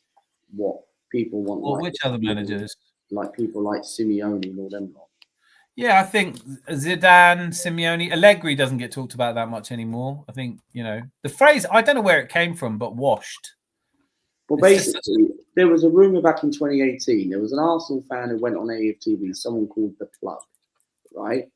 And I don't know if anyone knows who that is, but the trouble is, he apparently was doing these sources and saying that apparently Allegri was coming to Arsenal. I remember that quite well. We were going to have 200 million to spend, but it never happened when Wenger left. Yeah, I think because a lot of this stuff is bullshit, frankly. And this is why like Miss Molina, I always think of you because I'm like, I know I said I'd do a video every day, but can anyone stand this transfer window? No, it's like, I only did I'm 2 so videos. tired. I'm so tired of having to say Nico Williams doesn't want to come to Arsenal. I said that in my last 2 streams. I feel like I'm repeating myself. Yeah. It's just like, hey, Nico Williams might be coming. Dusan Vlahovic, Benzema. Oh, I didn't even cover the Vlahovic one. Maybe I'll do that Vlahovic tomorrow. is still going strong. They want a player and we're gonna swap it. And Vlahovic is on 300 grand a week, and nobody's asking, well, why do they want rid of him? Is it because he's brilliant? He's overpaid, man. Like look, and then I saw Robbie Lyle, who he's a legend in this space, okay? Because he's the first person to give Arsenal fans. I know you don't like him, Luca, but I don't have a problem with him. Hold on, yeah. I don't have a problem with him. I'm going to mute you because I've got to say this, right? But Robbie Lyle was on the AFTV Transfer Daily, and I don't know how he has the energy to do it, but bless him, man. He's an absolute legend. And he was going, why don't we just unlock the trade? Why don't we just pay the buyout clause for Gyökeres? And I was going, Robbie, because he might not want to come to Arsenal. It's just hard for Arsenal fans to hear that sometimes players don't go, it's been my lifelong dream to play for Arsenal. He wants to go to Man United. Sometimes we go in for a player, they don't want to come. It's hard to hear it. I'm really gutted sometimes. Luis Suarez could have come to Arsenal. Huh? Look at Mudryk. Yeah, what an idiot. Speaking of the Luis Suarez, people make fun of us for bidding 40 million and £1, but I'll never understand that. But what if that actually activated his release clause? And why would you? Yeah, FSG. It wasn't FSG, was it? It was the people before them. Yeah. No, it's so funny because they were like, obviously came into sport and went, well, we don't believe in transfer clauses or buyout clauses, so it can't have been a contractual obligation. But I never understood that. If we bid exactly 40 million, which was the buyout, would everyone have taken a piss out of us? It's like, why is it offensive to bid a quid more? Liverpool come out and said that they wanted 55 million, but we never slapped. No, but if the buyout clause is 40 million. But he had a buyout clause, Luca. The buyout clause was 40 million. He told the club, because we'd had discussions with him, and he said 40 million was enough. There's a clause in my contract. No one knows about it. There's a clause in my contract. If you meet the target, it activates it. 40 million. So why did we get quoted for bidding more than that? It doesn't make any sense. Because it was literally £1. I know, but no one would have mentioned it. It's Arsenal, isn't it? We do something and everyone says, you idiots. Yeah. We do the same thing everyone else does. Look at, what was it, the first season back, we had fans back in the stadium, what year it was now, 21, 22, whatever it was. First season we had fans back in the stadium, whatever. And every club, up and down the league and up and down the country, was having issues with their squads because of COVID. Yeah. And the other engagement. Klopp got a game postponed, and we didn't. We do it once for North London derby because we had to. Look, because it was on Sky. Look at the coating we got, and Mitrovic was the only one that stood up for us in that. Yeah, but Klopp got a game postponed because of COVID, and that was false positive COVID numbers that Klopp complained about. You know what? Like, we do get different judgments. Former Liverpool chairman, whatever he was, Rick Parry, was part of the EFL that passed all them. But yeah, no worries. Turn a blind eye. Wow. No one mentions that though, because it's Liverpool. So, I think that's always baffled me, that Suarez thing, because either you have a release clause or you don't. But it would be, the problem is, we know that Ademola Lookman could leave Atalanta, but I don't think he wants to. Gyökeres doesn't want to leave sport. No one wants to go anywhere in January. Be available for 30 million in the summer. Right, but that's not going to help us win the league, is it? No. And it's not going to help us in this transfer window. All I'm saying, and I agree with you, but I'm saying is it's very difficult when you hear football YouTube legends. They don't come bigger than Robbie Lyle, who's been doing Transfer Daily for a decade. He must know a lot more about transfers than me. And yet he's coming out today going, why don't we just activate the release clause and go, yeah, it's as simple as that. And then what you do is you say zimzalabim and you release the clause and Gyökeres comes and scores 30 goals. You win the league. God, it's so simple. Why doesn't anyone just do that? Meanwhile, you've got Manchester City, who I think we can agree are in something of a decline. They only have Erling Haaland in their striker base. At least we've got more forwards than Man City. They let Alvarez go and they're out there buying Mamouche. And I'm not saying it's a bad transfer, but what I am saying is that might be a bit of a panic buy, that one. They're not out there buying Gyökeres. They're not out there buying Ademola Lookman. They're not out there buying Nico Williams. They're not out there buying... He's Serie A tied and Champions League tied. He's Champions League tied, and he could win Serie A with Atalanta, which would be it would be Maradona-esque. Yeah. No one's ever won the league with Atalanta before. No. And Nico Williams said himself he doesn't want to go anywhere except Barcelona. It's like Rafinha when he left Leeds. He didn't want to go anywhere except Barcelona. Some people you can't. It's like the manager thing. Why would a player leave Barcelona if their heart is set on it? Just because you throw the money doesn't mean it'll work. We are the likeliest signings, I think, at the moment scare the shit out of me. Randall Kolo Muani, and I don't think he's the man, but he is a striker. He has been good for France. He has been good in the past. It hasn't worked for him at PSG. It doesn't work for a lot of players at PSG. He's possible. But the one I really want that's possible, I would love to have Lookman, believe me, more than any other player. I seen Ademola Lookman when he was at Charlton Athletic. Well, I saw him when he was born. I helped deliver him. What's your point? No, I'm saying like literally the point here is I really like him and I'd like him to come to Arsenal and maybe in the summer we'll do that. But when we're talking about the January transfer window, there are just some that aren't moving and they're not moving. And it's easy to go if you're Turkish and go, I want a Victor. I don't care if it's Gyökeres or Osimhen, get me. It could be Boniface, that's another Victor. Go and get me them. And you think it's not as easy to do as that. Now, Red Eye's here. And Red Eye, I will give you some credit because he's been getting, if there is a reason to do transfer videos, and I know it's how about Shelia? He's for sale. We got to buy him then. Apparently, PSG. He might be going PSG. Apparently, he wants. Well, then we've got to intercept that. We've got to send Luca. We'll send him an angry video of yours saying, "You come here." All right, Dan, just give us your bank details and we'll buy Kvaratskhelia. Well, PSG are finished as the football club, so we can't let PSG beat us to a deal. They're finished as a football club, though. They still have some spending power. They did sign Kolo Muani for like 80 million, 90 million. I mean, they are splashing the cash. The PSG are not the Mbappes, the Cavani's, the Neymars, the Di Marias, Verratti's. They're not none of them anymore now. Didn't work for them, did it? No.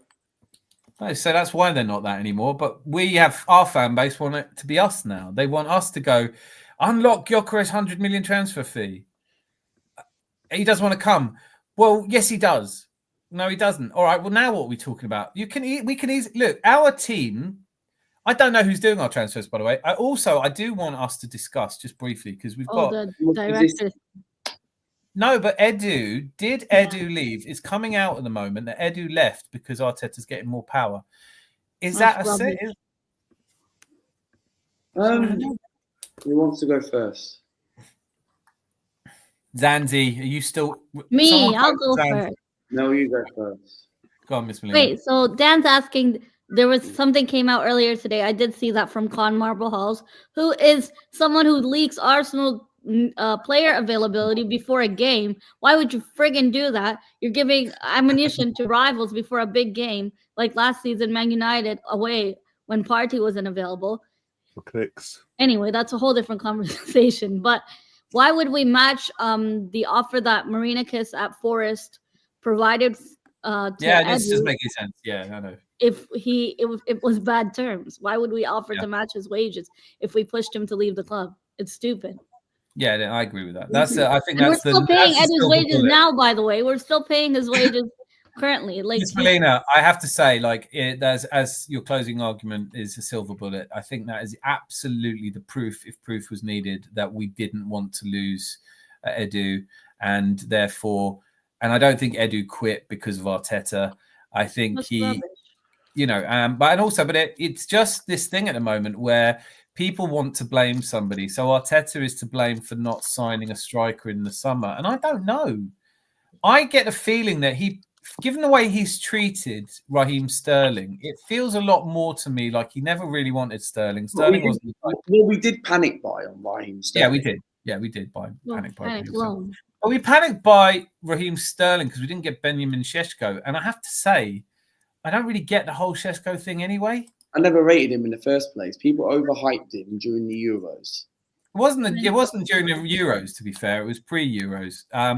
So we were attempting to buy him before the Euros, and it wasn't the Euros that made us interested in him. It was his performance in the league. And the problem I have with that is that the real player that was doing really, there was a couple, Xavi Simons and Dani Olmo at Leipzig. They're the players that I like. And obviously we can talk about Dani Olmo now because it's still not clear how Barcelona are going to do a deal to keep him. Or be able put someone like a Dani Olmo on loan to the end of the season. Maybe he doesn't want to come. That's the point. I don't know. But good. the point I was introducing was we don't know. Jason Ato clearly came in at the last minute, would have gone into this transfer window. Arteta made the point that these are long-term projects we've been working on. He's taken on. He hasn't just started looking for players out of nowhere. Yeah, it's players from the summer that we would look at now is what David Ornstein said today. Well, David Ornstein also said, I don't expect Arsenal to do much business. If someone comes along, and I don't know who that someone's supposed to be, but for me, it would be Kingsley Coman. He's available. 28-year-old Kingsley Coman, what's he going to do for us? I'm not convinced on Coman. His stats in ball carrying and ball progression are as good as anyone's. Listen, everyone's entitled to their opinion. I can't sit here and say he's a golden. I really like Kingsley Coman. For me, as a starter or as a squad player? It depends on how well he does. But certainly as a player that comes on, yeah. I probably would start him. So Kingsley Coman on a loan or on a permanent? I would go permanent because he's 28. For me, I'm not convinced on Kingsley Coman. This isn't 2016-17 season when he beat us 10-2, yeah? And the trouble is, I just think it's the injuries which kind of concerns me a little bit. I think we should not be going for retirement FC. We should wait. Speaking as a 51-year-old, can we just rein it in a little bit? Right? He's 28. He's not. People do play football at 28. How old's Ronaldo? Would you have him? No, it's 40. Also, brings a winning mentality. Mate, he won the Champions League. You keep saying it you was want his to win header. We were happy when Zinchenko and Jesus came. Look at them now. I think they elevated us. They elevated us now, but right now, they did 2 seasons ago. Yeah, but neither of Zinchenko or Jesus have won the Champions League. So Coman's a league above that. Are we meant to be bringing players in? For someone who talks about standards a lot, there's you know what I mean? Your standards are way too either complicated, confusing, convoluted, or wrong. Because like, wants to win the league, but he doesn't want to bring in the winners. But we've got to bring winning mentality players that can win us league titles. He's a big mentality player, squad-wise or not. You don't have time. You're already starting to feel sleepy. Your alarm would be going off before I finished reading off Kingsley Coman's winning list. What he's won, like. Do you have any idea how long that list of Bayern Munich? Oh, sorry. Is he supposed to have won them at Wigan? He's been playing at Bayern Munich. That's where he wins shit. Oh, that's another thing I gotta say. This whole I don't know if it's just Luca, but this whole argument of we only need players that are Premier League proven. Rodri wasn't Premier League proven. Haaland wasn't Premier League proven. He's Premier League proven. Can we have him then? Osimhen's not Premier League proven. Mo Salah wasn't Premier League proven when Klopp brought him back. Yeah, but we were linked with Mel. Remember when I made that video a couple of seasons ago about Mudrook? I said, and people said to me in the chat, "You don't know who he is, Luke. All this stuff." Yeah, but you also Luca, said can you I don't just know pull what you up, I though? said. Because I know we've moved on, but I haven't finished with you yet on Kingsley Coman. Do you know he's won Serie A? Did you know that? Yes. Did you know he's won Ligue 1 and Serie A and the Bundesliga? PSG, yes. All right. Well, no, he didn't win it with Rem because, like, you have to win it with the team that won it. He's not that good. Do you know what I mean? He's not winning it for Monaco while Paris Saint-Germain actually won it. So, yes, he won it at Paris Saint-Germain. And he won Serie A. Is that not an achievement? He won with... Oh, but you're going to say he won with Juventus. He won the Coppa Italia. He won Serie A. He did the double at Juventus. He's won, 9 Bundesligas, 4 cups. He's won the Champions League. He was a runner-up in the World Cup and a runner-up in the European Championship. Do you think he might bring something to our squad? The only thing I think he can bring is maybe squad depth, but I want a winger that can challenge Bukayo Saka. You can't find one, mate. There's only Lamine Yamal. Unless we build one in a lab, Bukayo Saka is that good. Go and get the Napoli lad. Kvaratskhelia? Go and get him. All of us would say yes to that. Surely we can all agree on that. That's a brilliant.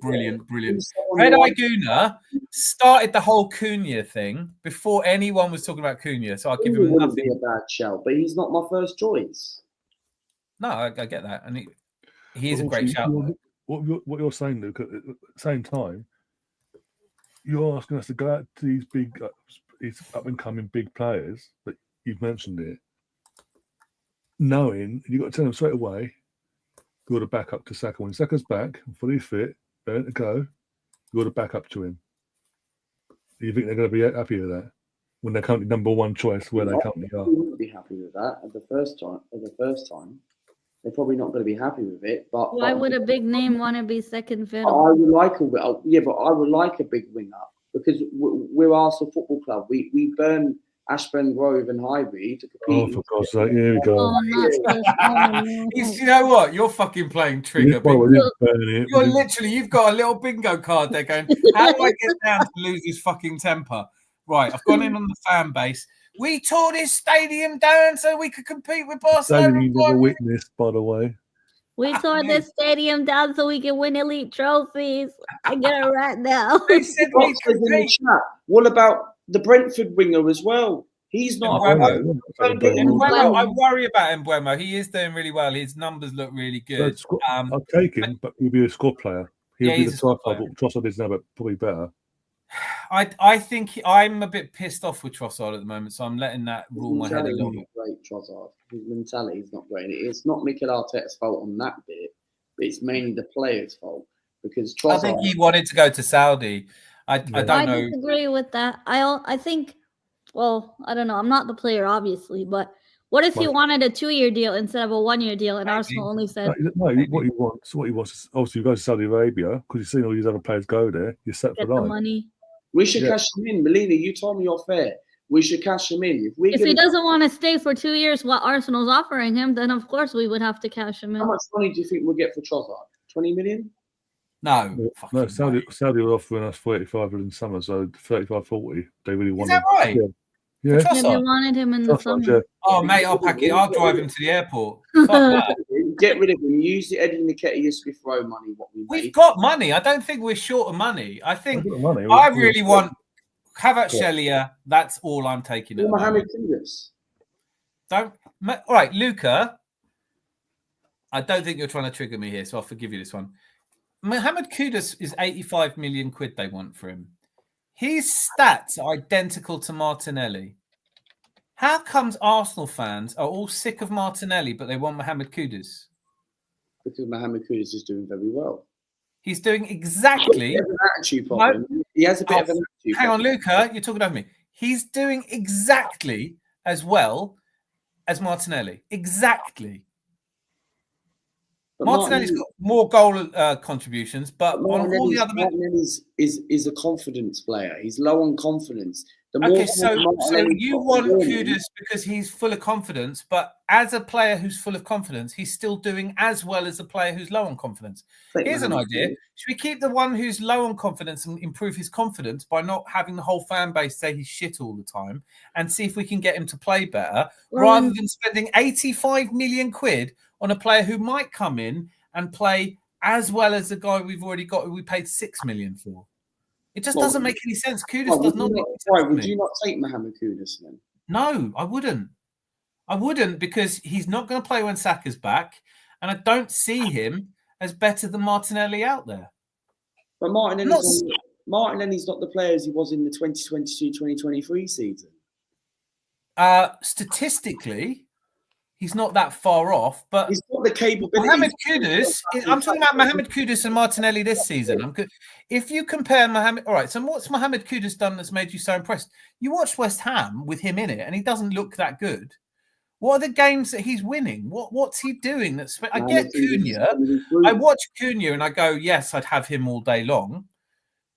Probably wouldn't spend 80 million on him, and Wolves are looking to tie up his contract, etc. But for summer, I definitely would love to see Cunha come to the club. It's not necessarily the position we want right now. We either want an out-and-out striker or we want someone who can at least play more on the wings. But Cunha is a great shout. Havertz, without question, gets in ahead of Martinelli, and then Martinelli can either play down the middle or on the right or on the bench, and I don't care. Martinelli's played in the middle in the past. What? Martinelli played up front in that Chelsea game when we drew 2-2. Martinelli's played up front for Brazil as well. It just doesn't seem to work, and he doesn't want to play up front. So I don't know. Did I hear PSG are finished? Yes, he's triggering you as well, Rosie. How dare a club bring a what director who wants to change the philosophy of a club and get away from the defense Galacticos tag that didn't work? How dare they? I'd take Mohamed Kudus. I'd take the Napoli guy. I'd take him. You want him, but no. But would you spend 85 million on Mohamed Kudus? No, I go 70 million. No more than that. 70 million. Yeah. For a player that's a Pepe level club. It's struggling. Okay, cool. He's not playing well. Where did it come from? This idea, like if I compare Kudus to Kingsley Coman. I can't make it make sense, mate. I like Nico Williams, but Nico Williams, I like Nico Williams. Don't believe everything you read in the papers.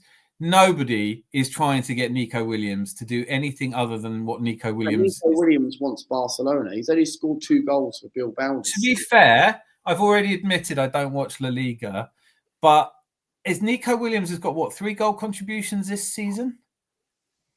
No idea. I don't watch it myself, so.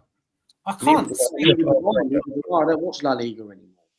Yeah, but all right. Well, let's go back to Kudus then, because I know he's scored 3 goals this season against Martinelli's 5, 3. and he's assisted 1.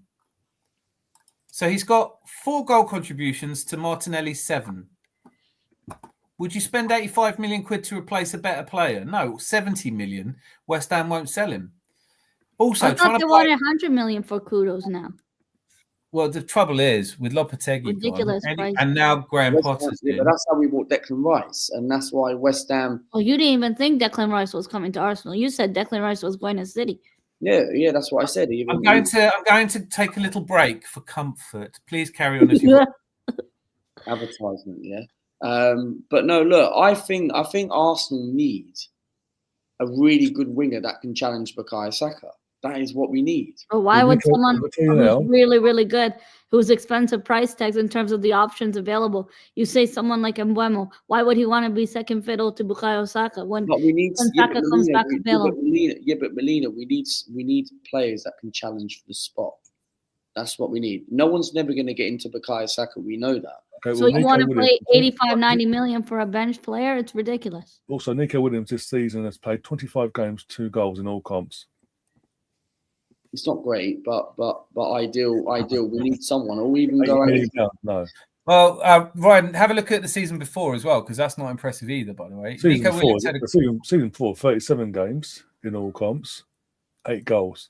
Season before that, 43 games, 9 goals, 40 goals, 40 games, 3 goals. He's great in that Spanish side with Lamine Yamal on the other side. That's an excellent. We get both. I'd have Lamine Yamal. No one ever asks for him. But what you were talking about there, I did hear you, and you were saying, Mbeumo. The reason I don't want to sign Mbeumo is because I don't think he ever gets into the squad if all the players are fit. And then Brentford are a selling club. He plays well at Brentford. But the other thing is very much like Mo Mamouche, right? There are and Pepe. I think this was a problem when we signed Pepe. They're good at running into space. There's wide open space. They run into it like the goal Mbeumo scored against us. Really good into space. We don't get those situations. So you could sign him and he would have the same experience as any of the other players who are, I think that, look, Arteta does have his criticisms. One of the criticisms for me is that we are becoming incredibly boring and predictable. That we play the ball around the edge of the box and we pass it to the wings and then there's never anything productive coming in. I know I feel like that because we've watched a really shit game against Newcastle, but the game against Brighton wasn't really any better either. The Brighton game, that was not a penalty. First half was better. Second half we fell off a bit, but that was it. We did, yeah. We defended the lead, which is a bit frustrating. I'm trying to think if I do or don't think it was a penalty. I probably would expect to get that if it was the other way around. I didn't lose my shit over it. I've seen so much debate about it, and I thought it was really funny the Tottenham fans going off on their game because, obviously the handball that led up to it. And I was like, the guy's hand is by his side. It's okay. You're allowed to score from those situations. Did you see all the crap about the Tottenham player who scored against Liverpool? I mean, the fact he's already booked. I did. Yeah. Did that challenge. Yeah, Scouts like to whinge as well, don't they? And that I didn't see that he should be sent off. I have to be honest. I didn't see that. I only watched that on my phone while we were watching a family thing. But I love to see Spurs fans complaining. I don't like it when Liverpool fans are complaining. I do think like there's an argument here that Liverpool are going through what we're going through. There's mental fatigue, obviously they have an easier game in the FA Cup than we do. For a few weeks, Liverpool defensively, they're starting to look more suspect defensively. They can be got at. Man United, on the form that they're in, proved it.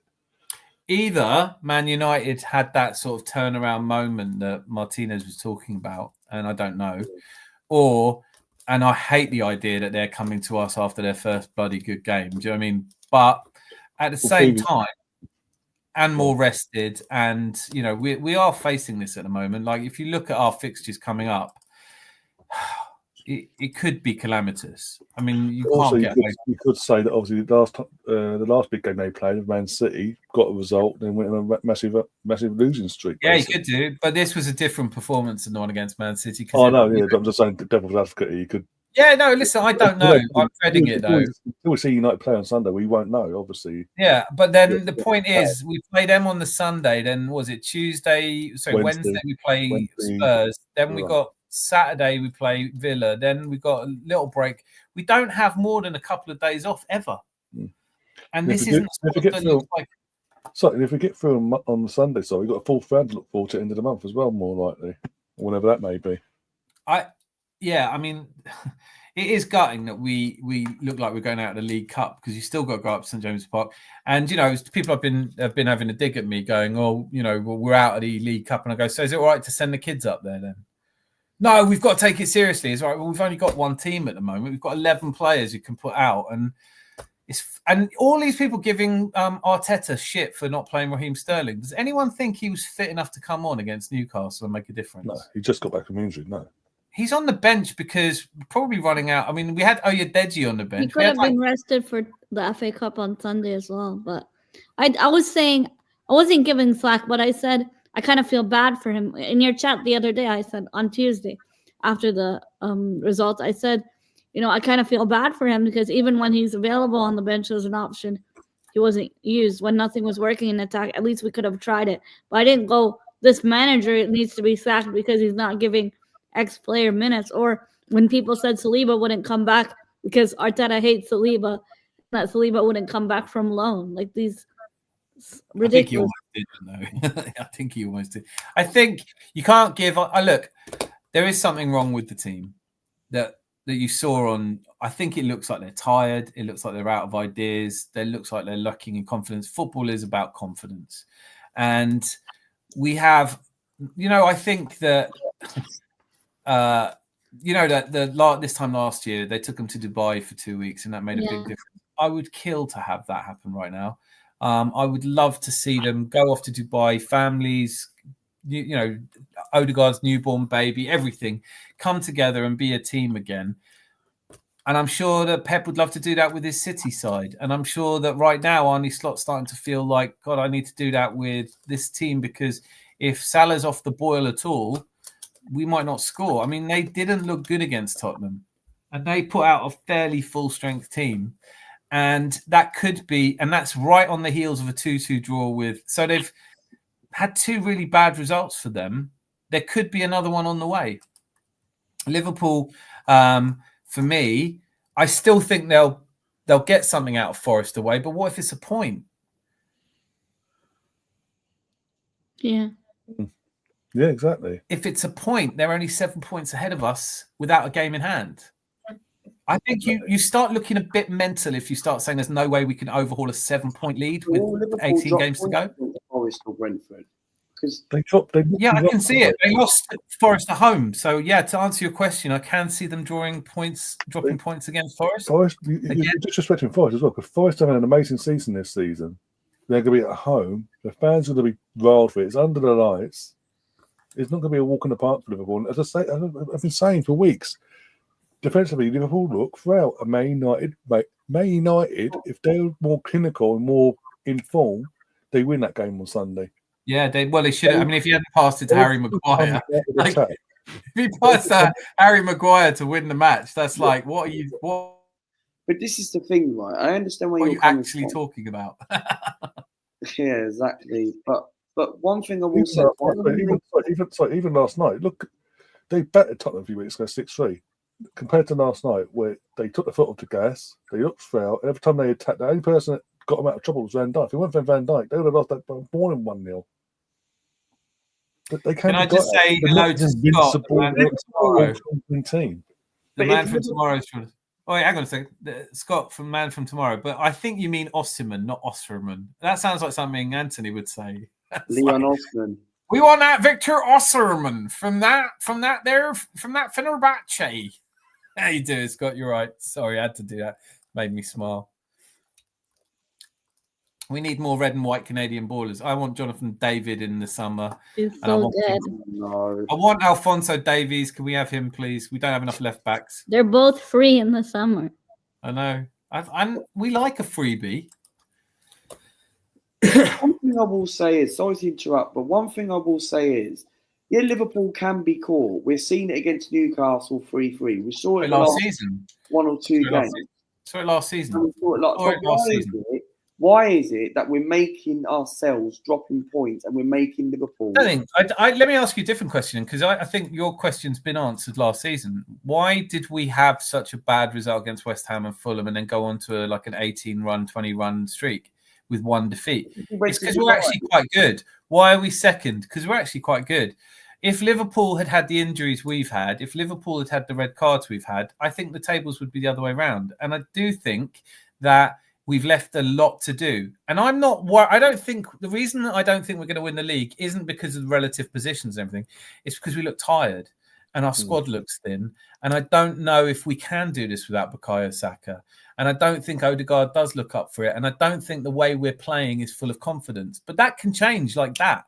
It changed like that against Crystal Palace.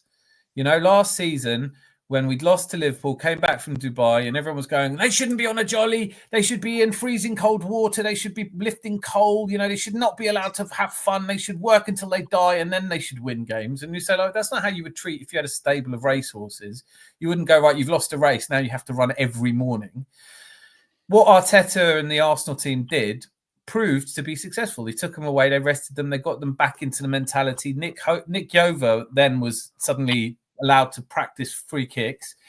I think we're short of ideas and our mental fatigue's kicked in right now. It's a bit like you in about half an hour when you can't keep your eyes open and we're like, we still want the same level of high discourse from you, Luca. And you're like, please, can I just have an early night? I'm like, no, there's a game against Bradford that we've got to play in the FA Cup quarterfinals.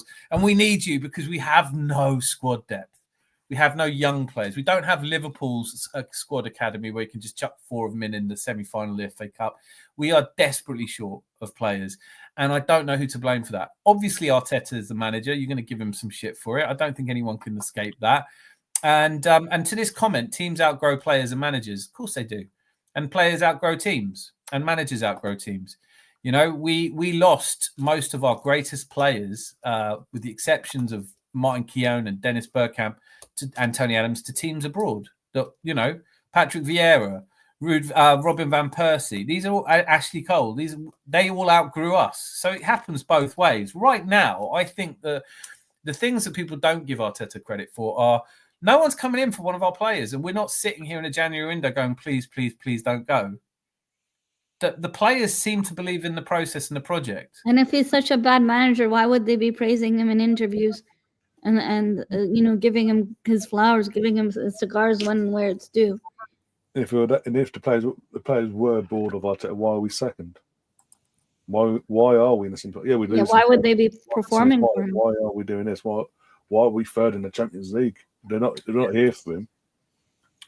And I mean, when we have a bad performance, we can all agree it's a shit performance. But can we also agree that we're second? Like you're saying, it's constructive criticism. Yeah, it's 9 points behind Liverpool. We're not. Oh my god. We're 6 points behind Liverpool. You corrected me on that earlier. Now you are trying to provoke me, or are you asleep? Are you dreaming that you're here with us? No, he's in the future. Apparently, Everton just bent over and basically has allowed the last ever Goodison Park Merseyside derby just to go to Liverpool. Do you know what? Like, the shitty thing is that we play Liverpool at Anfield with 3 games to go. That is shitty. But it is also glorious. It's also 1989 history all over again. Yeah, no. Yeah, no, because that game was not just the last game of the season, but it was played on the Friday after the whole league structure had finished.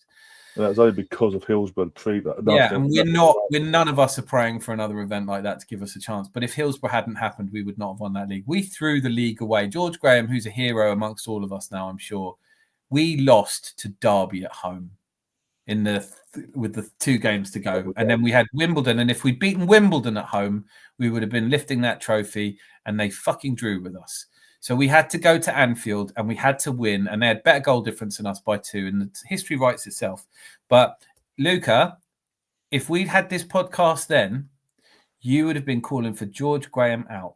You would have gone, he's won 1 League Cup and it's not good enough, and we threw the league away. We need a proven manager like Cruyff. And you would have been on the day after, you'd have been going, oh, that was quite good, actually. Yeah. Oh, I might have been wrong about that. But this manager and this club, and you would have felt really silly. And I just pray that you feel just as silly in May.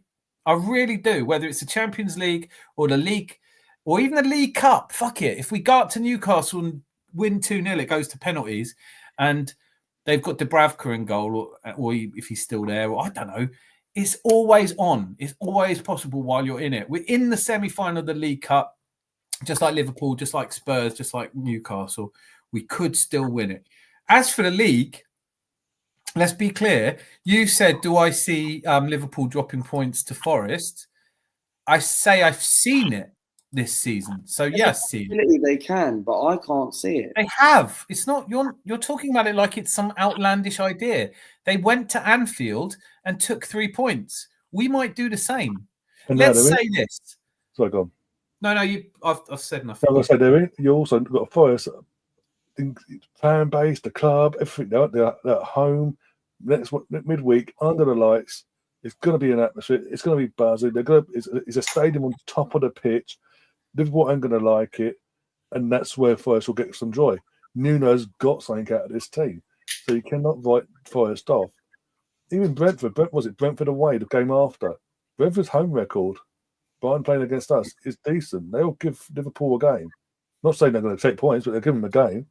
No, let me go through it because I've got Go on. Forest away, Liverpool get 1 point. Brentford away, was it 4 days after that? They get 3 points. Ipswich at home, they get 3 points. Then Bournemouth away on the 1st of February, I can see them getting 1 point because City got a point there. We got beat there. So, both of us two got beat there. So that could happen. Everton away, if it is scheduled on the 11th of February, last ever game at Goodison Park, they could get a point.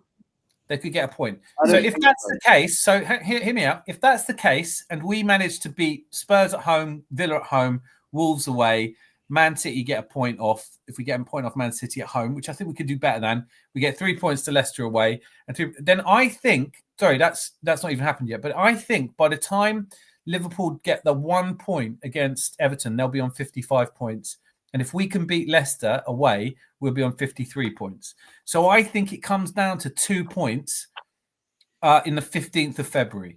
And if we're sitting here in one of these shows and you're going, there's no way we're going to claw back 2 points in the next 10 games, I'm just going to laugh at you and I'm not going to get triggered. I'm just going to go, you have an agenda. And the agenda doesn't make any sense. And I'd like to think that all of you who have intelligently and with great thought and care put your arguments as to why you don't think Arteta can win the league will be prepared to stand up and say, I was wrong on the day he does it. Because he might do. Last season, it came down to the last day. I want Mikel Arteta to do it. So then it was shut myself up. Not how long for, me, but it will shut other people who never. It won't shut Lee Gunner up. It won't shut Lee Gunner up. Lee Gunner will still be doing that. It's thanks to the anger and spittle and rage that I pour into the universe every single day that makes him good at what he does. I've done that clip of Lee Gunner going, we're not going to beat. There's no way we're beating Sporting. There's no way we're beating Sporting. Sporting will hammer us. There's no way we're beating Sporting. And then the first video he does after we beat Sporting is like,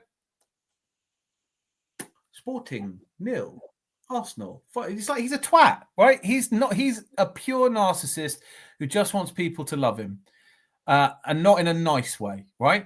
So I know that there are plenty of people out there who will talk shit and go missing when I'm taking names. I'm saying you're allowed to be unconvinced by Arteta, but you have to accept when you're wrong. On the other hand, I'm just saying that whilst I don't necessarily think it's likely, I didn't think 89 was likely.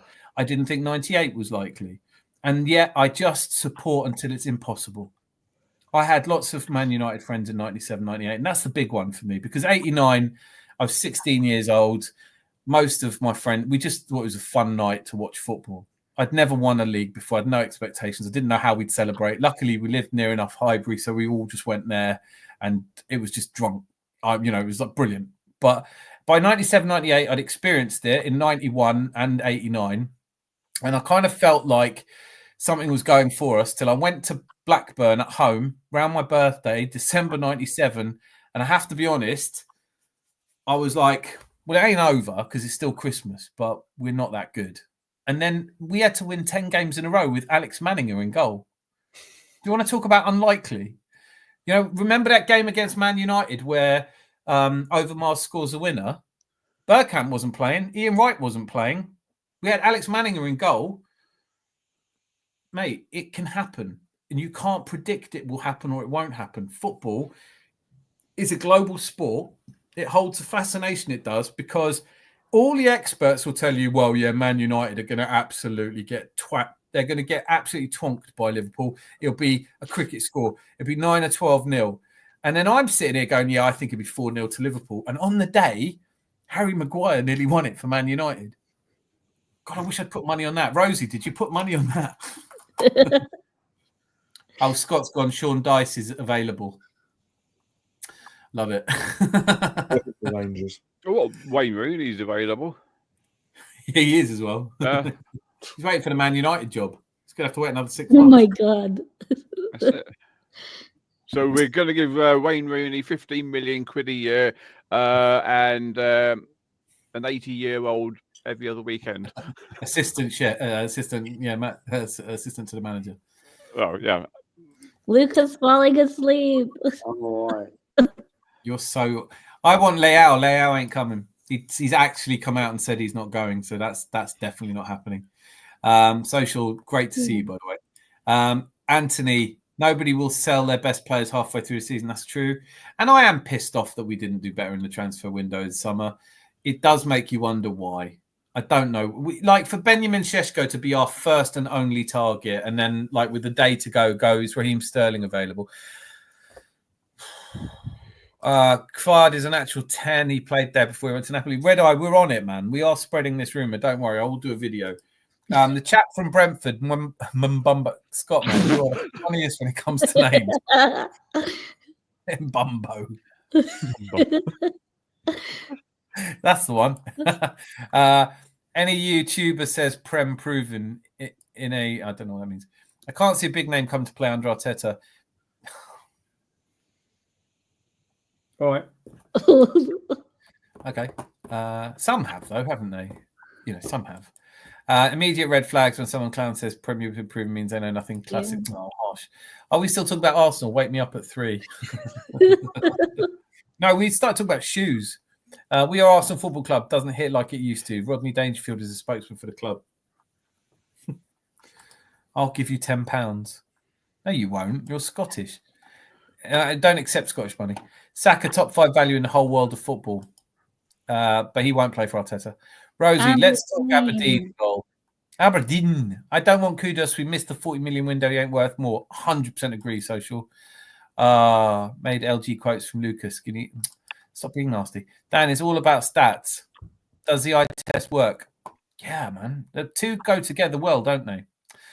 You can, you ever watch a match and think someone played like shit and then look at the stats and it says they played well. You still think they played like shit. That's fine. But when you look at buying a player, would you be happy would you buy a footballer and not look at their stats? Would you go, yeah, I saw Kingsley Coman play in the Champions League final and scored a brilliant header. I'd sign him. And then someone says, he's played like shit for the last 5 years. And you go, yeah, but stats don't tell you everything. Yes. You know who we will get this summer, though, don't you? It's Santi Cazorla. As a striker.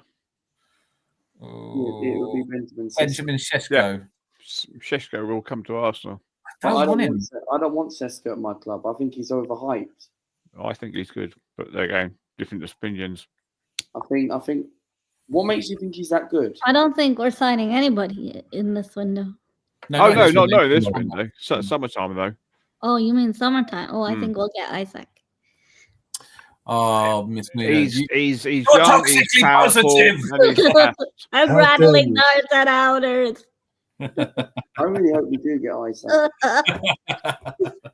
But the trouble is, he really wants to come because he loves Arteta. That's what he said. He said it to me. You made the video the other day, Dan, and I watched it. You said something about Isaac. Newcastle will drop the price to 90 million or something. No, I didn't say that. I swear you said something similar to that. No, I said if you looked at it, if they sold him, if they sell him for 150 million, minus the 60 million they paid for him, that's a profit of 90 million. They then have to go and buy another player. So let's say they spend 45 million, which would be a bit of an ask to get a good player in. They are short of goals in their team. If Isak isn't fit for the second leg, we could still beat them. Harvey Barnes is their next best goal scorer. He's got 5 this season.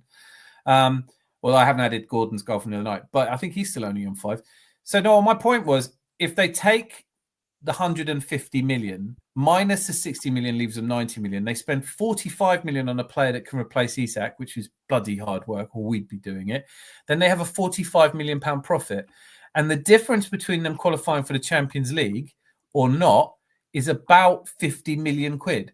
So if I'm Newcastle, this is what really pissed me off, because everyone who left comments on that video said, you've got no chance of signing Isak. And the whole video was me going, we've got no chance of signing Isak.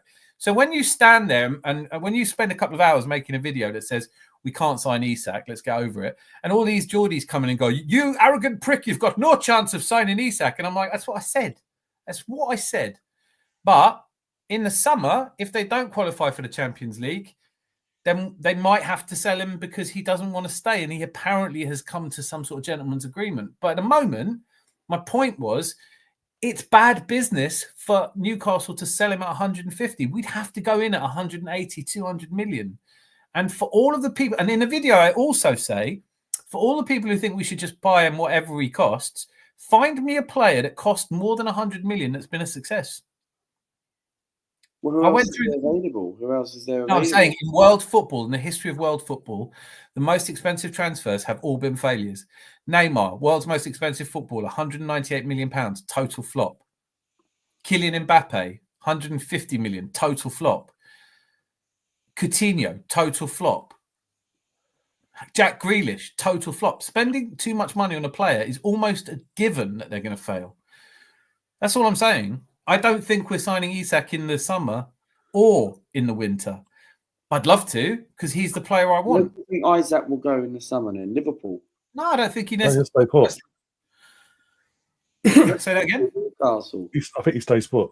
But what if Why Newcastle not? can get Champions League football? He wants Well, Champions top League. 5 football. places this summer get Champions League. So And I think it that stands, yeah, unless the English clubs really mess up in Europe, basically. according to the Carling Opta computer, which I have my own complaints about, there's a 97 point something chance that we will have 5 places.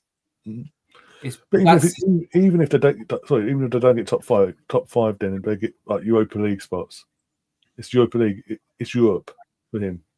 he might not want to stay, but if it's Europa League, and he He'll might give him see, another season. look, he'll he give him plays another with season back 14 in. on. I think we know if he knows that Newcastle aren't going to qualify, if he knows that they haven't qualified for the Champions League, and we come in with 150 million offer in summer, I think we get him. But if we spend 70 million on a player now who's a desperation buy in January, we might not be able to afford the big spend. Personally, I love Red Eye. Kvara Kvaratskhelia is the player to stick on the left wing. He's just, every time I've seen him, forget stats, when you want to watch a player, it's someone like him. And he was brilliant in the Euros, and he's But just Arsenal won't get him because obviously then we have to take Bukayo Saka out. no, he plays on the other side. What, play him and Bukayo Saka together, and then who do we take out? Do we? What do you mean? We play Kvaratskhelia on the left where he plays, and we play Saka on the right where he plays. Then Martinelli gets dropped. Yes. I would drop Martinelli for Kvaratskhelia, yeah. Like And sell I think- Trossard. He's like an assassin, isn't he? It's like Andrew, you're like an assassin. You say nothing for about an hour and then you just say something and it's fucking hilarious. Somehow we could live without Trossard. Based on form, Luca, Martinelli needs to be dropped anyway. He's not putting his weight basically on a consistent basis. Listen, we could have a discussion about that, and I do feel like he's underperforming what I'd like him to. But It's irrelevant because Kvaratskhelia is that good. But That was my point then, in terms of Lucas saying, "Oh, what? So we're going to drop Martinelli?" Well, of course we are, because if we're going to get someone in who's going to upgrade, then obviously He's 23 years old. He's the best player in his position in the world. He gets into almost.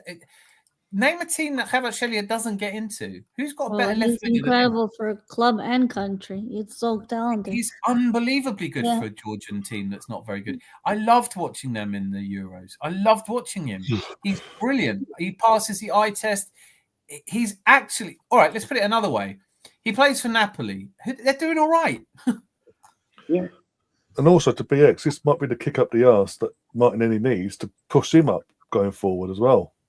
I think you have to. If you can get the best player in the world in that position, then it doesn't really matter if the player none of us will be talking about him years to come. You know what I'm saying? Like none of us will be talking about Ramsdale. You know, like we all thought Ramsdale was the nuts.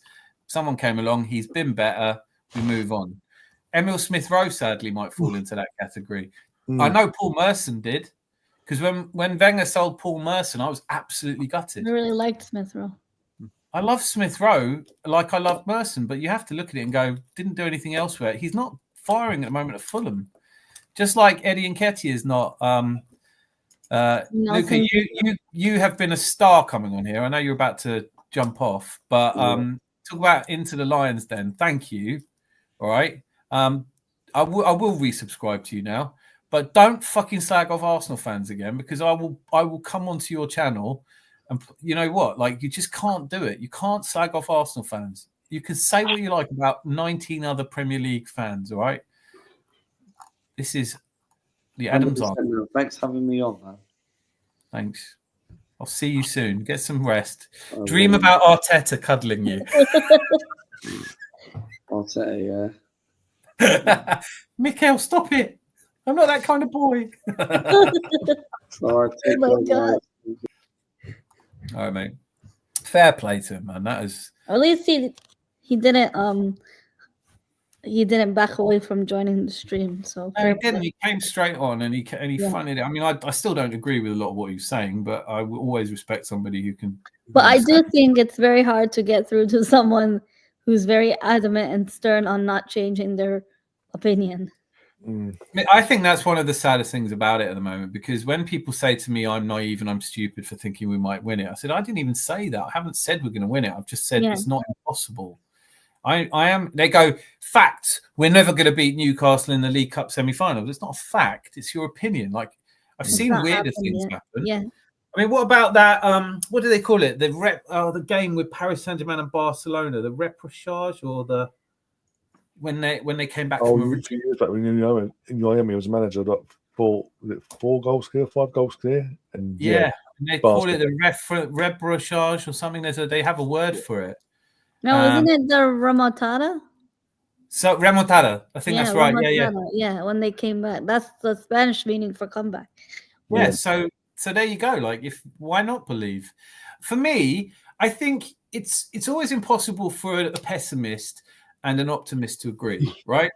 But ultimately, we don't know what's going to happen in May. So if I spend the next 4 months of my life going like the guy who falls out of the Empire State Building, so far so good, so far so good, surely I'm enjoying the fall more than someone who thinks I'm definitely going to die the minute they fall. And that's how I look at it. Life has been, overall, I have much to be grateful for. I'm blessed. Oh, Gary's asking for the link. Yay! Come on, Gary. Well, how many times have I got to post this link, honestly? Everyone's got it. It's on social media. I want to know where the cat's gone. What cat? Oh, right. Cat.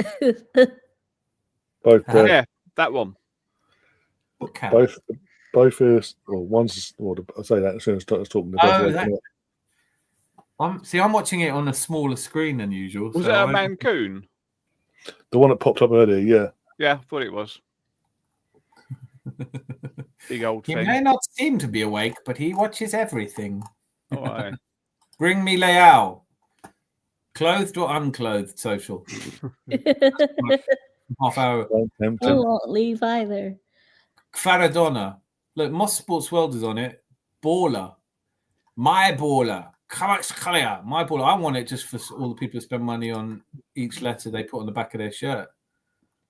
Hey, that's me. I got Saliba and Gabriel this season. That's all right. That's still doable. But Kvaratskhelia? Oh, First of all, I feel for the it's expensive as the shirt. Yeah. Just have Crabber. Hey, welcome.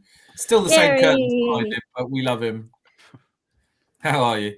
I'm doing good. Hello. He's so cool, isn't he? Yeah. He's just like him, man. You know. Can I just say, because I've just seen this from Jose, I'm curious to see if Edu leaving was down to Arteta. I think, Miss Marina, I think you absolutely nailed the answer to that. I don't think that it was. No, there's a post out that says he didn't. He said they're still friends. He said, I'm the one that was part of the negotiation to get him into the club.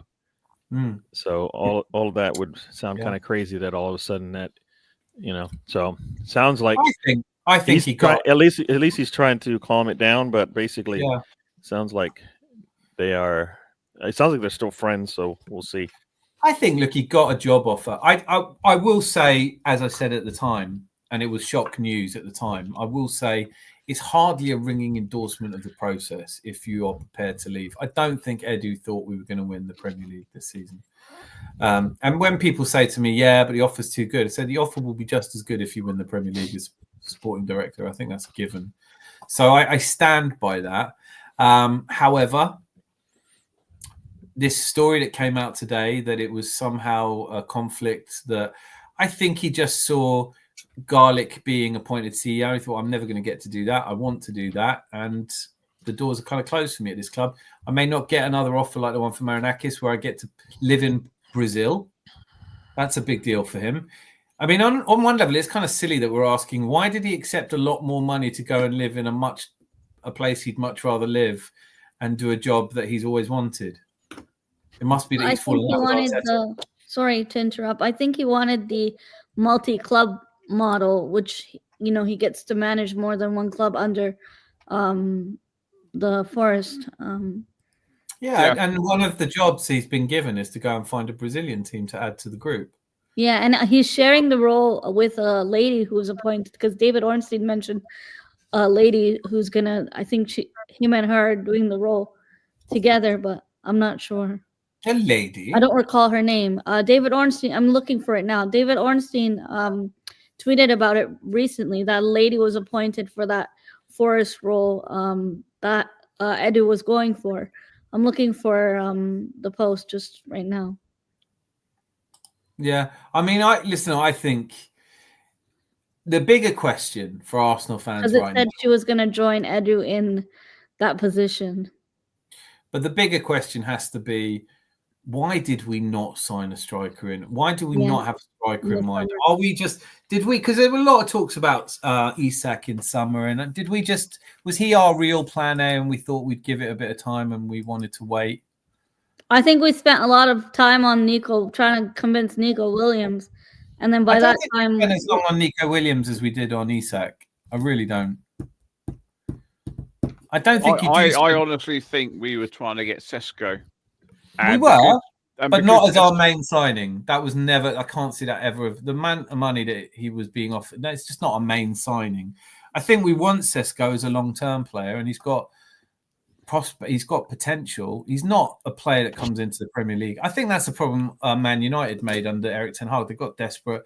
They go and sign Rasmus Højlund, and he's got to be great straight away. They go out and sign Joshua Zirkzee, have got to be great straight away. And these aren't players that you would expect to be great straight away. And I don't think Benjamin Sesko is a player you'd expect to be great away. And as for the Euros, I don't think he played all that well at all. So, yeah, I don't know. I think we probably wanted Isak. I am surprised that we're not more in for, as Scott calls him, Osterman. Brilliant. But Victor Osimhen is out there. Like, he is a goal scorer. Well, we do need one. But I think his wages were the issue at Napoli. Like, he was on really high wages. Yeah. It can't be that way now. The lady's name at Forest is Lina Suluku. Yeah. Okay. Said to be appointed CEO of Evangelos Marinakis Group, positioned to oversee all clubs but prioritize Forest, potentially to work with Edu where the move is confirmed, according to The Athletic. I do love The Athletic. I do love David Ornstein, but it doesn't reliable, right? He ultimately... I like this, by the way, Jose. I love it anytime we purely agree on something. I still am not giving up on Martinelli. He's got the star in my opinion. Good. I definitely wouldn't give up on him either. And then Rosie says something I don't really understand. I don't know what that means. And then Kvaratskhelia is better than Vinny in my opinion. I agree with that wholeheartedly as well. Do you know who Gary's 200th subscriber is? Uh-oh. Is it you? Me. Santi. Yeah. Thank you. I hit the 200 mark. I didn't even realize. Thank you very much. If I unsubscribe now and then resubscribe. Oh, Dan. No, but then I become the 200. No, okay, that's true. That's true. No, I was just going to say, when you finish second twice, whoever you bring in is supposed to be able to get you across the line. Yeah. And Sesko is a project, and we don't need projects right now. We need answers, right? Yeah. So I feel like it's like a broken record. I mean, we need we can't be this close, and we might not be this close for a bit, because everybody else might catch up, and then it's even tougher. Hey, Gary, what you're saying is, I tell you what, this is a reality, isn't it? I mean, this is a bigger deal for Arteta than any of us, because he must know that if he doesn't bring in someone in summer that can take them to the next level, and he falls away, he must know in the back of his head he might not have another go after that. So for me to believe that he just didn't want a striker in the summer is hard to take. But Sesko can't be the only answer. No, Sesko's not. Sesko's definitely not the answer. No, he can't be the only prospect that you have, right? Yeah. They didn't spend the whole summer just talking to Benjamin Šeško because he turned us down before the Euros. Yeah. So we just went, oh, well, we've gone for our best shot. We'll just have anyone fancy a quick pint and we'll watch the Euros and then see if anyone's available after that. No, of course not. I mean, we were after one player. I don't know if we spent a lot of time talking to Gyökeres and it didn't happen because he's been linked. I personally, and it's just based on nothing other than gut feel, I think we've really talked to Isak a long time. And in the end, Newcastle delayed making a decision because they didn't know how many players they'd have to sell or what the profit and sustainability regulations. They didn't sell Guimaraes. They didn't sell. They didn't sell anyone in the end. They sold a couple of young players and they managed to get away with it. And they seem to have gotten themselves into position now. And now they're going for Champions League football. That's a huge amount of money that comes in. It wouldn't be smart of them to sell someone now, Guimaraes or Isak or Joel Linton or Anthony Gordon or anyone, despite typical City constantly banging on about how they're going to go and get Guimaraes and Anthony Gordon at the same time. I don't think so. And like I said, when I did the video about Isak, it's just the comments with Geordies going, "You've got no chance." And I was like, but that's what I've been saying. Don't just... I had it out with one of them, said, "You clearly didn't watch the video." And he goes, "No, but I read the question." And I was like, it's a rhetoric device. I'm asking a question as a headline for a piece that you're supposed to fucking read. Not like I'm not literally going, "Here's a poll." And he's like, "Well, you're not getting Isak." I said, "Well, that's what I think." "Well, you're deluded if you think you're getting him." "Well, I don't." So I'm obviously completely sane. You Arsenal fans are really arrogant. You think you can just come and get Isak. It's like, all right, we're not getting Isak. We might get him in the summer. We need someone now. I'm not saying right now, I will absolutely take your opinion that, we need a step-up player, but we also need a player on the bench. When I look at our bench at the moment, I'm horrified. You can't, but you have to, I don't know about you, but I feel like you have to get your starting 11 right if that's what needs to get you across the line. Like finding bench players and not, because I'd rather spend the money on getting a starting 11 right. And then, somebody said, I watched a lot of people, I guess, get the starting 11. If you get another player that can push somebody to the bench, then that's good for you. You'd rather have that than what the other, getting somebody for the bench and then they don't play or whatever, they get injured and then you don't even get to see them in their true form. So I kind of feel like, no, we needed starters and legitimate starters that can push people to the bench, right? Like, I mean, if people were talking about it, left wing, striker, I mean, I think that was really it. I think that's the only two spots, really. Maybe the left 8. No, I think left 8, right? Listen, if I said to you right now, there's no PSR, profit sustainability, Stan Kroenke's just had enough of Ligue 1 and he wants to bankroll anything you want. Just, I'll sign the check. Then we go out, we get Kvaratskhelia or Lookman. We get Alexander Isak up front, but we also get Dani Olmo in that left 8. And if we do go and sign those 3 players, I think there might still be some integration problems in winning the league this season. But I think it doesn't matter who manages at that point, because if you've got that kind of team, you do expect something to come out of it, right? Talent will overcome poor coaching sometimes, just because they're going to be out there. So sometimes, I mean, that's how Chelsea's been able to do it. I mean, they've got talented players out there. I think that's how Tuchel did. Listen, you're on the money there with Tuchel, because I think he's a shit show, and he had the players, and it worked. And even then, it worked because they got lucky on one game. That's what it really comes down to. But I'd still say we need a left winger. We need a left winger. I mean, that's why Lookman's so attractive, because he can play on both. Kingsley Coman for me is so attractive because he can play on both. And so if he's playing well, I could see him coming in for Martinelli. If he's playing super well, I could see him playing on the right, but not necessarily taking Saka's position. I think your point is you want a game-changing player to come in, and that's true. But at the moment, even if you don't bring in a game-changing player, we absolutely, definitely need we absolutely and definitely need a player who can sit on the bench because we've got no one.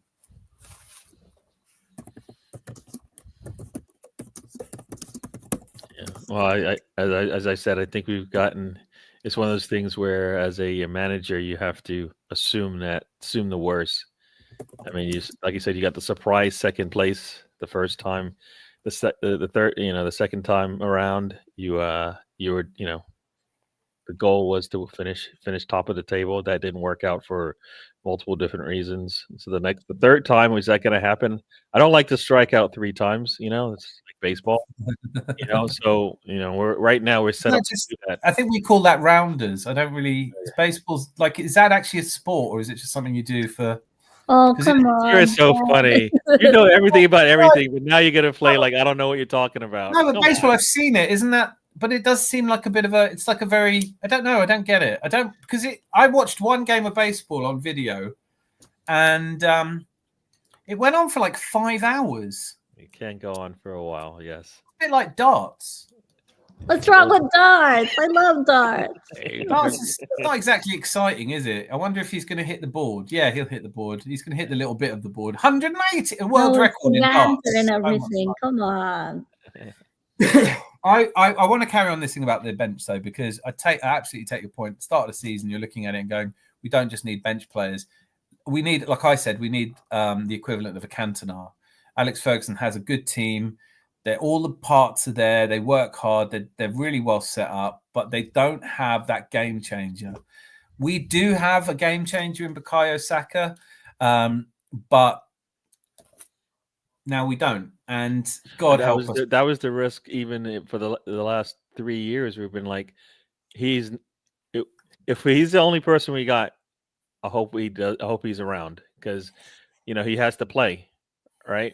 He's come back from all every time he goes out, he comes back to the next game, and you're like, you keep going back to that well, it's gonna, it eventually came and hit us in the butt, basically. I mean, I've got proof. I did a video last season on minutes played. Sorry, the end of the season before on minutes played, and compared the minutes that we were asking Saka to play with the minutes that Pep Guardiola asks Man City players to play, and he's 500 minutes more per season. And there's a reason why Pep Guardiola limits his top players to certain minutes, because he knows that at the end of the season, they're knackered. End of the season 2 seasons ago, Saka was not himself. End of the season last season, he'd rested him a bit more and he was a bit better, but he still wasn't himself. And now we're without him and we're screwed. I think that on the sidelines, it's easy to be an expert. And I don't know the thing that always makes me laugh about Edu, Arteta, Richard Garlick, who does the transfers, is there's this idea in the media, we're all part of, in that sense, the social media and the media, where people go, Arteta should have done this. And you go, I don't know. At work, he might get to work and go, I really want a striker. And they go, that's not your job. Like how much does Arteta draw up a list of people he wants, and how much does someone like Jason Ato or Richard Garlick go, yeah, we've tried and we didn't get them? We know that Unai Emery did not want Pepe. He wanted Zaha, and that would have been a totally different signing. And we couldn't get Zaha because he was just a bit too expensive. So it's like sending your son off to the supermarket to get you a particular brand of noodle, and he doesn't find that, and he comes out the second best one, and you can go, oh, it's not what I wanted. But let's make some pasta anyway, right? Like, and there's nothing you can do about it. But then everyone says to you, oh, you used the wrong pasta. And you just want to kind of go, it was fucking Edu's fault. He spent the whole summer talking to Isak and having barbecues, and we didn't get him. And so we didn't get Šeško, we didn't get Isak, we got Raheem Sterling. And people put 2 and 2 together and make 5 and go, well, Arteta worked with Raheem Sterling before, so he probably wanted him. It's like, if that was true, he probably wanted him a couple of years ago when he went to Chelsea, not now. It was definitely not a plan to go and get Raheem Sterling all summer. That just wasn't the case. We got him as a last minute shit. We need somebody on the bench. And I will criticise whoever is responsible for loaning Fabio Vieira and Reece Nelson, selling Eddie Nketiah and Emil Smith-Rowe, and bringing in Raheem Sterling to replace those 4 players. Because against a team where you're like Brentford, where you're 3-1 up, you don't even have the young players to bring on now to give the other players a rest. So even if Saka came back, he'll be back and he'll be knackered and he'll be injured again because we don't have any bench players. Our bench cannot be this bad. Can I just say, even 2 seasons ago, Dan, when we had Saka and we had options on the bench like Reece Nelson. I know Reece Nelson is not the greatest of players, but even when he was available, he didn't. We ran Saka to the ground, and these are the type of things that we've seen it happen before with Jack Grealish. I'm not going to say it might happen again or it might not. It hasn't happened yet, but we're risking that. You know, the injury Saka has now is the same that Reece James has, and Reece James did postpone surgery so many times. And look at Reece James now; he can't stay fit. Yeah, or there's a broader concept in sports. Like if you look at someone like Tielemans, who's been playing a lot of football since he was very young, you see burnout at 26 and never quite come back to how they were. And these are the sort of things that influence my fear about overplaying Bukayo Saka. Yeah. But the point you make, the criticisms I've always had of Arteta is rotation, not playing youth players. And now he seems to have changed that a little bit, but he didn't use his bench last season. I thought, okay, you don't trust your bench because you've got Fabio and Reece and Eddie. So this summer, if you don't change up, you've got it. So you're letting all those go, which I didn't have a problem with except for Emile Smith-Rowe. But I do understand that it might have been time to let Emile Smith-Rowe go for the money we got from him. But to replace 4 players with 1 player, I've only ever played Championship Manager, right? So I'm definitely not an expert. It was 1.5. It was 1.5 because we did bring in Nweri. So, or for me, Nweri and Sterling were like 1. Because we also let Cozy Dewberry go. So, like Roy Walters and Cozy Dewberry went. So we had them on the bench last season, and we didn't this season. So if you talk about bringing in youth team players, I know we've talked about it at some point, Miss Molina. I know we've talked about it. Yeah. Our youth setup is not up to scratch at the moment at all. And I'm not I'm not trying to get Pep Mertesacker sacked, but I do want to say, show me that youth academy. Oh, you're Deji on the bench. That's not a player that's coming through. He's not going to be Premier League. He's never going to do it at the Premier League. I'll clip this and I'll eat humble pie if it happens. It's not happening. So honestly, we don't have a youth team to promote from. We don't have anyone in the youth team. I mean, people talk about Max Dowman now. That's PR. Talking about a 14-year-old is so silly. You know, he's not going to be... Arteta probably will never put him in the league because I don't know if Arteta, even if he is moderately successful and wins a League Cup, I don't think he makes it 3 more years at this club unless we give him a squad. And he doesn't have a squad now. Last season, I blamed him for not trusting the squad because I thought, you gave Reece Nelson a contract, play him. You've let Eddie Nketiah have a contract. You've let Balogun go. You kept Eddie Nketiah, and you're not playing him either. Last time he played was at Sheffield United, got a hat-trick, and then you never see him again. Emile Smith-Rowe, one of our best transitioning players, one of our most creative ball carriers, if not the only ball carrier, and you let him go because you got good money for him. And we have all of this money that you made good money in summer, and we go out and buy a left back, a defensive midfielder, and nothing up front at all. Because reality is, I don't think he will, but Raheem Sterling could go, I want to go back to Chelsea, and then we don't even have him on the bench. And this January transfer window, we're not signing anyone. Yeah, I don't think he wants to go back because, I mean, the way he was treated there, right? So I feel like that's what we've got. So I feel like, you know, I feel like we used our loans incorrectly, and it sounded as if we typically like to use our loans in January. Our loans, come on. One of you two that reminded me. I was like, we haven't used our loans yet. It was like, oh, we have. We've got Sterling's, and it was you, wasn't it, Miss Smith? Like we got a goalkeeper we can't use, and we got Sterling who we don't play. So then, like the loans are like you just wasted. Like you wasted those. Those are potential opportunities, right? Yeah. You know, I think if what is it? One of the young goalkeepers might have been our number 2 if he was healthy, but he came in hurt, right? So, what was the one we played? The Jack Porter. Stepford would have been the one that he would have been the one that would have been number 2, right? Potentially. There's another one, isn't there? We signed a couple, but yes, Stepford or Setford. Tommy Stepford. Yeah. Stepford, But he was injured for the League Cup that Neto was in, the cup tied for, and that we chose not to play right. So we ended up playing Jack Porter. That will be the only game he ever plays for Arsenal. You know, I mean, like that's pretty bad game management. It's pretty bad squad management. Like you can be. I am a big fan of Mikel Arteta for what he's done. I accept that he might not be good enough to take us to the Champions League final and the Premier League final, but I'm grateful to where he's brought us from where we were, and frustrated at the hate he gets because that's not normal in a club. That doesn't happen in other clubs. It really doesn't. I can't think of another club in second. I asked Zanzi at the start of the show, can you think of any other manager who's ever been sacked in second place in the Premier League? Usually you have to decline a bit from there. And then you'll have people saying, yeah, but he's not going to win us anything. You go, yeah, but every team that isn't going to win the Premier League isn't going to sack its manager this season. He's had 4 years. That's not that long. This is, like I told you, this is the 8th.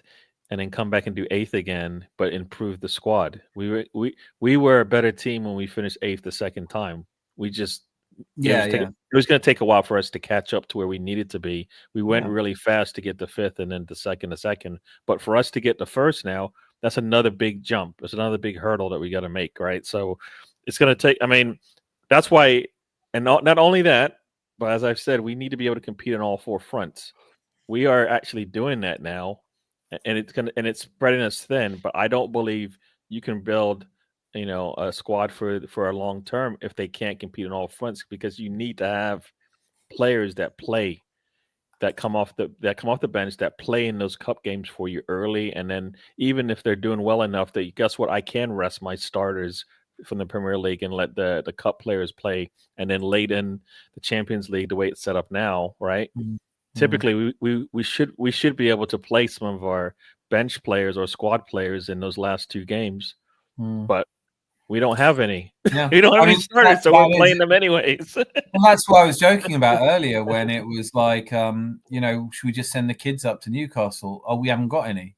Like, so we are going to have to play. There isn't a B team. We played all of our strikers against. We had when I was looking at the Ipswich game, and I was thinking, all right, we need to change this up. Let's bring. Oh, we literally haven't got anyone. We on only the bench. had, I think, Jesus, right? Was it Jesus? Yeah, we've only had one attacker in the last 3 games, I think, right? I don't even think we had Jesus. Like, I'm just looking now. I think it was the Ipswich game. It might have been the Brentford game, but we were winning that, so I doubt it was that. So it was the Ipswich game, and on the bench we have. Here's your bench to win the Premier League with. Mikel Merino, Thomas Partey, so 2 defensive midfielders, Neto, Zinchenko, Tierney, Kivior, Calafiori. So there's 4 left backs, another defensive midfielder, and Ethan Nwaneri. That's the only player on your bench, the 17-year-old player on your bench who I honestly don't. I don't know who's responsible for this. I think most managers, whenever you play Championship Manager, there's a mod unlock where you can give yourself unlimited money. No one ever goes, yes, but I don't want to spend it. Like, do you know what I mean? Like, managers, you'll buy everyone. You'll go, I don't care what the wage structure is. I refuse to believe Arteta is Arsene Wenger, the economist. He did say he did want a small squad, right? And the only way the small squad works is if everybody's healthy. And if you don't have to deal with suspensions and all that kind of stuff that we've been dealing with these days, or like some other teams, you can bring on some youngsters that know the system already, because that's what they've been growing up with the last couple of years. So it's easy for them to come in, and actually you could tell them where to go because they've been doing that all for the last couple of years since you've been in there. We can't do that because we haven't. One, because they're leaving, or they're new, right? So I think you spread yourself thin, and then you don't have the options anymore. Like we saw, think about it when we played Liverpool. What they brought their youngsters on, right? And we're like, They're trying to give you the game, Arteta. Can we just go take it now? They bring on the youngsters, and then they score 2 goals, and you're like, wait a second, what's going on here? But that's because they knew the system to some degree, I believe, right? I think we can all kind of agree that with like Miss Melina, you were saying this earlier, like in games like last season where we're beating teams 5 and 6-0, why are we keeping all our players on the pitch? And you think, like, there were lots of times I thought, I'll bring Emil Smith-Rowe on, but only when we're 3-0 up. And then even when we're 3-0 up, he doesn't bring him on. And you go, would you keep Emil Smith-Rowe on a bench and leave? Well, look, we've seen it this season. Odegaard injured, Rice playing with injury. Saliba 2 years ago when his back went, it might go again. We have. Oh, by the way, I do just have to say, Jose, I'll make you right on this one. This is 100 million transfer success. Bellingham, yeah. That's it though. Go and find another one. I would have signed Bellingham in a heartbeat. I think he's worth 140 million. Yeah, I think you hit that mark. Then he won't be. All right. What do you mean? I think there is a number that you hit that you just jinxed it. I think you would just jinx it there. Because think about it, I kind of feel like if Haaland went for 100 mil, he wouldn't be the Haaland that we saw the last couple of years, right? I think you'd take it for him right now, wouldn't they? Yeah. Who's going to spend it on him now? No, I mean, listen. The other thing is, right? I don't want to be too repetitive because otherwise I might just start every stream by saying this manager. But like, if I'm honest, I am tiring myself out by saying this. Nobody in world football wants to spend a stupid amount of money until they really know. There is one area where I second guess myself. If we don't really know if the transfer system is legal or if it's open to the vulnerability of precedent having been set now by Lissandro Diarra. But at the same time, surely if I'm right, everyone would be clamoring to sell players because you go like, if I can get 50 million for a player now that I'll never get money for again, they would be selling players. I think teams like us probably did think that in summer, and we have tried to get as much as we can for players because the transfer market might collapse. Saudi Arabia's transfer market has collapsed. China's transfer market, Jiangsu have just gone bust. World economics of football shows over and over again. I mean, obviously we had Russia, we had the big spending sprees in Russia, the big spending spree in China. Every time we think some nation or loose conglomeration of nations is going to come in and change world football by spending ridiculous and obscene amounts of money, Italy's not spending money. We've seen La Liga, like no one's spending money at the moment. So Man City, as I said, typical City says, oh, we're going to go and spend 200 million. I don't think you are. Saudi, the biggest problem we've got with Saudi, as with Italy, I'll never forget Anders Limpar, the story when he came to Arsenal under George Graham, obviously helped us win the league in 91. But the first day he got his paycheck, and he would have been on like £1,000 a week or something, something ridiculous. And he marched into George Graham's office and said, what is this? George Graham's like, well, that's your tax. He goes, I don't pay tax because in Italy, you don't pay tax. Sportsmen don't pay tax. So he's like, I signed for £1,000 a week. I'm only keeping 500 of it. This is a total rip-off, which is why Italian players didn't come to England for a long time. They still don't, which is why Vlahovic isn't coming to Arsenal. He doesn't want to come to Arsenal. Victor Osimhen went to Turkey. I think there's a tax reason for that. I don't know how you go out and sign players at the moment, but we are in a sphere where everybody is saying. Let me say my names the way I want to say my names. All right, Erdegaard. I know I say it wrong, but I'm trying to learn it from Sam, who is Norwegian, basically by Erdegaard. Don't even go there. Do you know what? I find it absolutely odious that we pick and choose who we do that with. Because it's Bruno Fernandes. It's not Bruno Fernandes. But the commentators will continue to call him Fernandes because no one will know who they're like with Nuno Tavares, they call him. Yeah. Because it's Bruno Portuguese. Or Gabriel Magalhaes. There's, we don't speak Portuguese. I speak English, so I say it as it would be in English. If I go, my surname is Hoffinger, and everyone in England calls me Hoffinger. And I'm okay with that because they can't say it properly. It's okay. You know, my name isn't Dan, it's Daniel. English people called me Daniel. So I didn't recognize it as a kid. I was like, I don't know what Daniel is, but I don't like it. Just call me Dan. And Austrians can't call me Dan because there's no way of saying it. And you can't, they'll call me Den. Oh my God. Dan. Den. So I'm like, just say the name how you say the name and they'll get used to it. You know? You Oh, sounded Yeah, like so Arnold Moss, I'll Schwarzenegger say it then. anyway I want to say it, Moss. don't be pronunciation. Police. There you go. Yeah, police. That's a much better word than I was about to Call actually me say. Dan. Sandy, I did post to my my channel that you made me hit the 200 mark. So thank you for that. You're out there in lights now. Oh, Jose, you do seem sad. You do remind me of an Arsenal fan in 97, 98 who's like, it's all over, it's done, it's dooming, and you'll be celebrating with the rest of us in May. Yeah. When we're lifting that Premier League title. I don't know about you. I was just one game at a time for me. Oh, So, God. you know, I That's say that that's not going to separate the fan base, is it? They'll be like, I'm trying to live this one game at a time. I say it because guess what? I want to enjoy every game. I don't want to go into the next game going, did you crap." enjoy the League Cup semi-final first leg? No, nobody did. But now I can move on to this one, right? So I gotta have that Oh, mate, amnesia I'm we not talked about, looking. right? Gotta have I'm the not- amnesia I had. You know, we talk about backing our players, right? That you can't go back and fix that now, right? That's Yeah. what the coach is gonna say to them. I can't fix the last game, but I can fix this one. All right. I can fix win the dog. And, well, that's a different kind of fix. I don't know. I tell you what, Kai, the next time a ball comes at you, if you close your eyes and it hits Oh your shoulder, no! I'll fix you. You're 6'9".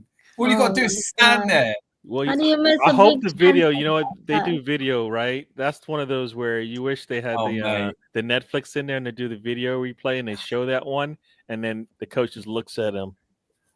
To be Disappointed. fair, Havertz looks back at him and says, "Mate, you've been working with me long enough. You know I can't head a ball. Why is he scared of a ball? I am. No, listen, I'm not criticizing him. I don't like heading a ball. I'm petrified of heading a ball. I always had to play. I was like in some games because I wasn't very technically good. They'd make me play centre back because I could bully. I remember this one game we played at the park, just a shitty kick around, and this skinny little teenager. And he looked like he would blow off in a breeze, right? And he was picking the ball up and running through all me and my smoking mates. We were just knackered. And one of my mates goes, right, I'll swap with you. Because I was playing in midfield and he was running around me like I was some sort of, you know. And so he said, right, for corners, just go up next to him. So I went up corners. I was a centre back and I can't head a ball. So it was a total mistake. I said, if you get anywhere near this ball, I'm going to chin you. I'm going to knock you out. And he went, and he looked at me and I thought he was frightened. And I thought, well, that's done the trick. Goes up, heads the ball in.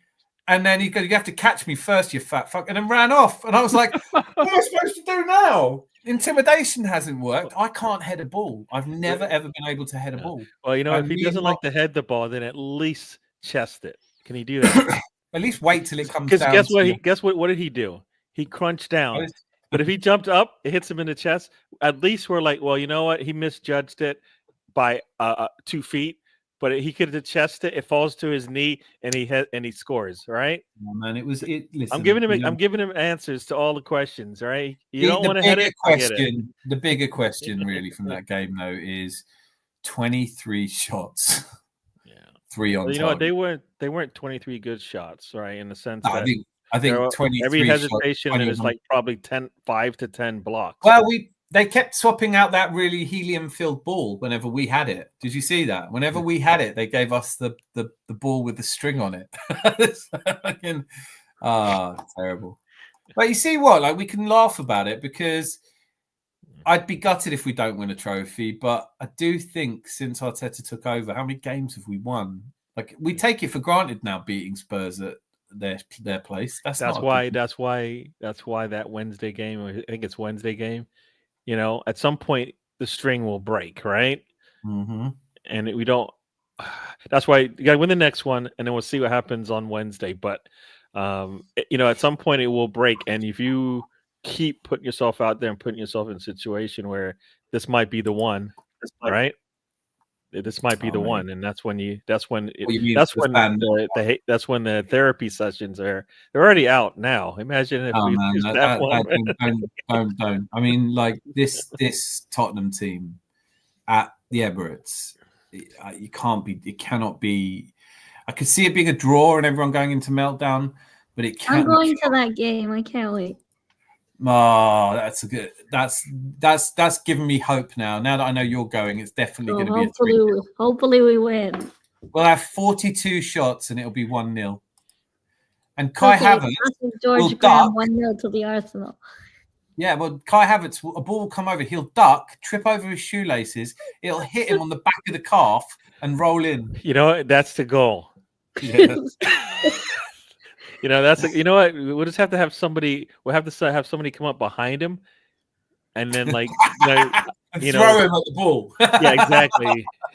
Or we do that what they do in rugby, where he's grab him by the ankles and pull him up, and then just go hit that. Dan, or the way you described Kai Havertz's goal there was like Giroud's against Crystal Palace. Yeah, Scorpion, yeah. But not intentionally. No.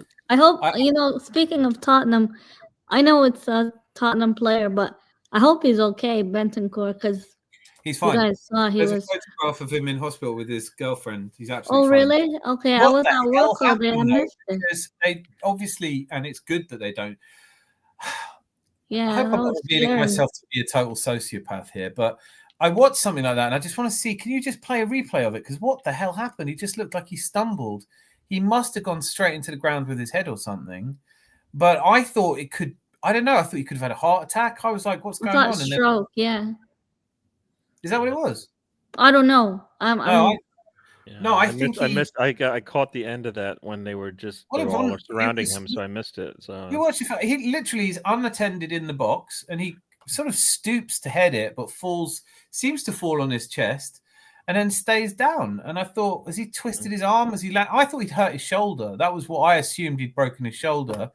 And then when you got the medics around him going, God, I hope it is a shoulder, because it could also be. It's like when Eriksen fell over, and no one wants to see that. Yeah. There are no players in world football anywhere apart from Bruno Guimaraes I want to see that happen to. You don't want to see it happen to anyone. I know. No, with the exception of Bruno Guimaraes. But no, you don't want to see it all. No, you don't want. No, Dan, you don't want any. No. No. How about when Ben White comes back, he gives him a couple of elbows? I'm already disgusted with our team for not someone doing it sooner. Because that's ridiculous, isn't it? Like what Ben White did to David. We kicked the ball at him. Cucurella. I love Ben White. We miss him. I like his shithousery. Yeah, he's so good. He's the only one we got, man. That was the best. Like, when there was a corner coming up, they would just pan to him. You're like, yes. You get your popcorn out. He's going to do something different. When he's pulling Vicario's gloves like that. Yeah. He would drive you mad, wouldn't he? Yeah. Did Bentancur head butt the ground concussed? I think it was something like that. I mean, like I said, they didn't show it again, and that's proper and decent. But at the same time, I did find myself going, should I go on YouTube and try and find it? I was like, I'm not going to do that. Otherwise you start getting shown execution. I saw it on Twitter, and I wasn't sure because I saw the before he fell down, and his jaw was like, he couldn't really move his jaw, so I thought he had had a stroke. Yeah, no, I'm glad he's okay because I didn't see it on Twitter. I was working. Yeah. No, he looked fine. This is a great question, Jose. Is our biggest problem an 8 or a striker? I think it's striker. I've guaranteed. Yeah, it's the final third end product. The reason why it's either. Whichever, get a really good one in either one of those positions, because I don't think we do it with an 8 at the moment. I really don't. Well, I'm just saying we get better. Here's the thing: instead of getting these shots, that maybe we get better opportunities with a better 8, right? Yeah, or we get a striker who can take those crosses that we put in and do better with it and work. Like we want that Jesus that we got the first 6 months when he was here, right? who can come back, support the build up, and then Jesus, get in the box. The only well, problem right? with Jesus for me is no. I'm not saying Jesus. I'm saying we want a striker who's 6'4", probably like a player at Newcastle, right? Who can come back, do a little bit of work, and then also get into the box. And when especially when you make a mistake, right? When you make a mistake, he's there. Right now, when the other team makes a mistake, where is our striker?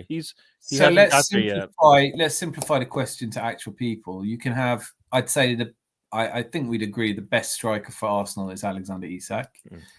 So who's the best 8? Dani Olmo, would you say? I mean, I don't know. Yeah, I think so. Best 8 available or the best 8 in world football? Almost available. Whether or not he comes is a question. I don't know if he's available because I don't think Barcelona will. He wants Barcelona, right? He said he wants to stay, but I think he might be the best 8 at the moment in world football. For me, I mean, it's just an opinion. But so if you could only sign one of those two, presuming that you can't think of a better 8 at the moment, who is more likely to deliver the league, Isak or Olmo? Isak, definitely. That's how I feel. But I'm saying if you can't get Isak, then you go get Olmo, right? Because Olmo's going to cost but if you can't get Isak, maybe get Havertz or I don't know. I do agree with you, Jose. I absolutely agree with you that the fluidity in the midfield unlocks our attack. My problem is that I'm just using stats, so this is not necessarily a strong opinion from me. But I look at it and say the one glaring weakness in our team is not. I think you could say ball progression on some level, and the 8 is missing. But we are absolutely terrible when it comes to. If you look at the Premier League's top strikers, nothing. We've got no shots on target. So, at a certain point, I would like to see a hungry striker come in. And I don't know. I haven't seen enough of. I keep saying, Jonathan David. Would definitely be a good signing for me in the summer. But I accept that he might not. You just want to wild up Moss. That's what you're doing. And you're just poking the bear when you bring that up. Alphonso Davies as well. There's players out there. Well, he knows that. He watches that. Our Canadians are great. I'd say Wayne Gretzky. Is he Canadian? You just now you see this what you're doing. That's hockey. Now you're. But I think Wayne Gretzky's a finisher. You put him in the box. And you know what? He's all about the one time. And I wish we had players that are okay with striking it one time. On that, if I was going to pick a striker, I like Isak. I like the one touch, one shot. So for me, Victor Osimhen is way out ahead of other players because he's that. Omar Mamouche at the moment is in that kind of confidence. He gets the ball. He doesn't set up. He shoots. And it catches keepers off their guard all the time. And even if it doesn't, they have to set themselves much deeper in their goal because he's there. With us, I'll be honest with you, if I was a keeper and Kai Havertz is running one... I mean, like Martinelli got a lot of shit for the post. He should have really done better with that. But when I'm a keeper, I probably don't even put my gloves back on. I'm just like, oh, yeah, well, it's Martinelli. I'll just go like that. And it's not going in, And that's the reality. I probably would at some point think we'd have to try Martinelli through the middle. I don't know. You give him less time to think because we've seen Kai Havertz in the middle, and then they put those balls into him, and he's like attacking the man, like you said. Like I said, he's been attacking the defender instead of going to get the ball and maybe trying to get a volley on it. And I know Martinelli can do that. I mean, he did that on the last goal that he scored, right? He just volleyed that thing right after he trapped it. So I know he can do it. So I think we talked about it on Sunday, didn't we? I think, from my experience of playing what was FIFA is now FC, apparently. I've been calling it FIFA. But if I'm through on goal with a player and I have more than a second to think about it, I miss every time. If I don't have a second to think about it, I press a button and it goes in. Now, obviously, that's far more complicated than what Martinelli's doing. But, ultimately, I think all strikers say it. You don't want to think about it. You want to be so confident that you just know you're going to score. You talked about it, the sports psychology on Sunday, Gary, and I think you're right. I think ultimately this comes down to you want to think, I'm scoring this. And Havertz doesn't, Jesus doesn't, and Martinelli doesn't. For me, that's where Arteta comes in there and goes, I'm not putting you up on the top, on the front line, because you can't score. You can score. Don't worry about it. Just take the shot. All right. Just take the shot. Be ready, prepared. Like for me, it's the footwork thing, and I believe this in most sports. If your footwork is right, you get that shot off before the defender even knows what's going on. Too many times where we get a ball pass to one of an Arsenal player, and they're not prepared to shoot. Especially if you're standing anywhere around the 18 and then you get a pass, take the shot. No, I mean I agree with you. Look at the game once. Look at the game on Tuesday. I mean, like it was like play everybody but the strikers shooting. Gabriel was taking shots, and I'm like, that's what I want all the frontline guys to do. They gave you space, you take the shot. I would be thinking about playing him up front at the moment. There's been so many games this season where we've dropped points because we failed to take our chances. Was it Saliba's volley that got Ben White was offsides and it didn't count? Remember that last year? I think it was last year. I think it was Saliba that did a volley and like Ben White was offside. Ben White being offside. We've had some shit decisions against us, haven't we? Remember that Newcastle one, the Bruno Guimaraes? Oh my god, that still makes my blood boil. Well, when he. Yeah, I don't like Bruno Behind the lines with the ball, that was crazy. And he goes up behind Jorginho. Yeah. And then they said that wasn't aggressive. And you go, hang on a minute. If you get caught on CCTV doing that, you get nicked. That's aggressive. He did it twice. He did it twice in the same game. And what an absolute shit house. And I found myself, this is how Arsenal fanatic I am, right? So I was like, fucking hate Bruno Guimaraes. And then when we were linked with him, I was like, that is kind of what we needed. On this. you know what? As I like to say, I want that donkey on my side. I want that bastard kicking other fans. Yeah, exactly. I don't use bad words, so I just say donkey, but I want that guy. Like Ben White. I'll say it for you then. I need another one. We need another one like Ben White, but playing out now. Yeah, that's the one. He forgot to draw the lines. How do you forget to draw the offside lines? What the hell? How gutting was it as well that I don't know if you caught this on when you were watching it, but on the League Cup for the Arsenal Newcastle game, it was the first time the tech in Britain was used, so that the referee and never needed it. And then for the Tottenham game, it come up and it was just like. It was an offside against Tottenham, so it was good, but it was still kind of like, I like it. I really like it, but I want the rest. As much as I don't like that team, I definitely wanted Liverpool to lose by 2 goals. I think because Liverpool losing by 2 goals to me means that's going to be entertaining. Right now, it's a 1 goal difference. That might as well be a 0-0 score going in because are they going to score 2 goals at Anfield? Or against Tottenham? No. Are they going to score? Or is that team going to score 2 goals at Anfield? They're not. No. They're going to get ripped apart. But the what's for me is I don't know. Sometimes you kind of think it's the Emperor's new clothes. Everyone's going, "Oh, Liverpool going to win every game." And you go, "That's not a Liverpool I remember." When are you talking about? This is not 2019-20 season. This isn't Klopp. This isn't Salah. They had a better team when they went for the 4-peat, right? Yeah, they had a great. They were a younger squad. They were on a roll, right? It wasn't. They had won everything. They had won everything, I think, at that point. All right. Yeah, they've got Trent Alexander-Arnold, who suddenly everyone gets upset with him when he's not a good defender, and you think this isn't new. I love his defending when we play him. Would you have him as right back for Arsenal? I would push him off the field, like the same thing we did with Xhaka.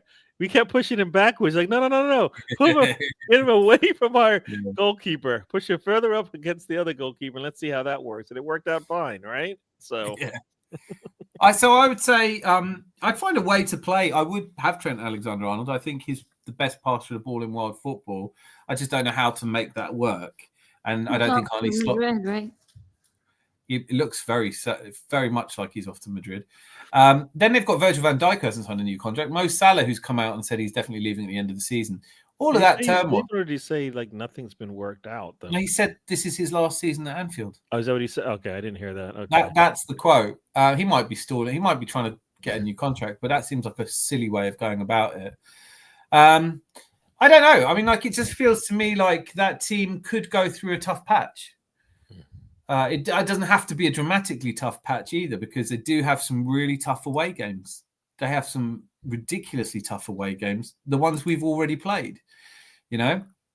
And I can't say I think that we're going to win the league, but I certainly think it's closer than 9 points or 6 points with a game in hand. Because Forest away, you know, wasn't it Luca that said to me, "Oh, can you see them getting points off Liverpool?" You go, can see, have seen, did see. Well, like I don't. How is it? How is that sort of question? This season has shown you that just when you think you've seen it all, you haven't seen a damn thing.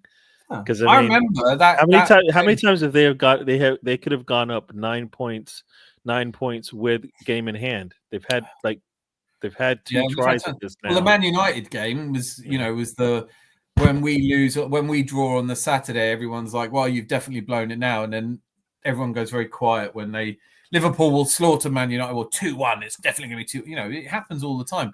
I mean, Fulham at home, Newcastle away, they got 2 points out of those two games. They're not undefeated.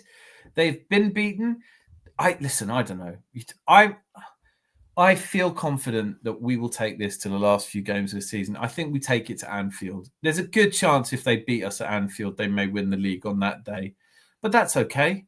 Well, but then we'll have to give them a guard of honor. I hope we do, yeah. I've never forgotten the Liverpool fans on that day. That's pure class. It was pure class. It was an incredibly emotional and very turbulent time for them. This would have felt like after Hillsborough, after all those funerals those players went to, and we came out, and I think it was a Peter Hillwood move, but I can't swear to it. But I think he asked David Dean to go and buy flowers, and we presented their team with flowers before the game. I remember that, yeah. Hugely classy. And then we didn't present the team. The players came out with flowers and gave them all the corners of the yeah.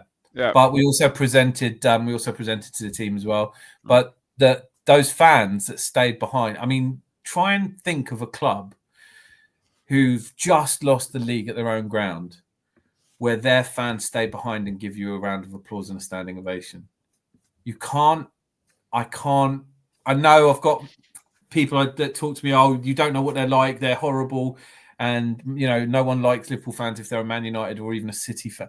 But I've got to love them. I love Liverpool fans. I mean, it's a loss. Makes you to some degree makes you human sometimes. So, I think that's when you realize it a little bit more than usual, right? When there's a little bit of a loss there, and it not necessarily a game, it could be something else, right? So, I think to put the game of football, and I know is it Zanzi, is it Paisley or Shankly that said football, it's not life and death, it's far more important than that? I think it's a Paisley, isn't it? One of those. No, it's Shankly, isn't that? So Shankly, and I think that's often a misquote because he's saying it tongue in cheek. But on the night of that game, with the memory of Hillsborough still in everybody's, with the funerals just having happened, you cannot take football as seriously as that. And so that they lost it, and maybe the perspective they had from that defeat. But I also think it's a generational thing. I think one of the things that makes me so triggered about people talking about silverware is they honestly feel like your life is better when your team wins silverware. And if that's how you live your life, if that's what it takes to make you happy, how do you explain Newcastle fans? How do you explain West Bromwich fans? They love their life. They love their team. They don't expect trophies. They love the moments of football. And I feel like there's a generational thing where people are just like, but it's about winning. And it's like, yeah, it's about taking part, really. It's about being there. It's about doing something. 1971 to 89, we didn't win shite, really. We absolutely didn't. We got beaten by, well, we did win FA Cup, so there's that. And we did win the League Cup. I was going to say, because when I was born is when we won the double, or just a month after. Month before I was born, or no, a month after I was born. 98. No, in 71, right? We won the double in 71. Charlie George FA Cup final. Yeah. So Well, I mean, I was born in 73, and my uncle. So I'm older than you. Yeah, I know. You don't look it. Could you pull your finger out and start looking a bit older than me, please? I can't have that. I just. You know what? If I could grow a beard, I might look like you, but I can't grow a beard. It doesn't. I would actually, at this point, I think I might. I'd rather not be able to grow a beard at all, because this is starting to piss me every other day now. And apart from that, but look, so for me, my uncle was at the White Hart Lane when we won the league and did the double. And so he was one of the key football influences in my young life. And he was all like, we never do another double. I've seen the double. It'll never happen again. We won the league at White Hart Lane. And so for me to live through the Invincible era and the double and Sol Campbell being, we've had so much to be proud of. But to write off the last 21 years as just shit because we didn't win the league, it just feels like a long wasted life. We've got to be able to enjoy. And the Arteta years are not like the last 20 years. They've been the high point. If you hate Arteta for coming second, God, that's the best result we've had in the last 21 years. He's achieved it twice. I think you've got to kind of say, okay, we are a bigger club in our imagination than we are in terms of what we've won. It is difficult to watch the cities, but it must be just as hard for Liverpool to watch City do it and Man United do it. And we are about to do something. I think we are on a precipice. And I don't think a League Cup is enough, but I am gutted that we're out. It was Jose saying Newcastle are about to turn the history around unless their owners sell. I think their owners are selling.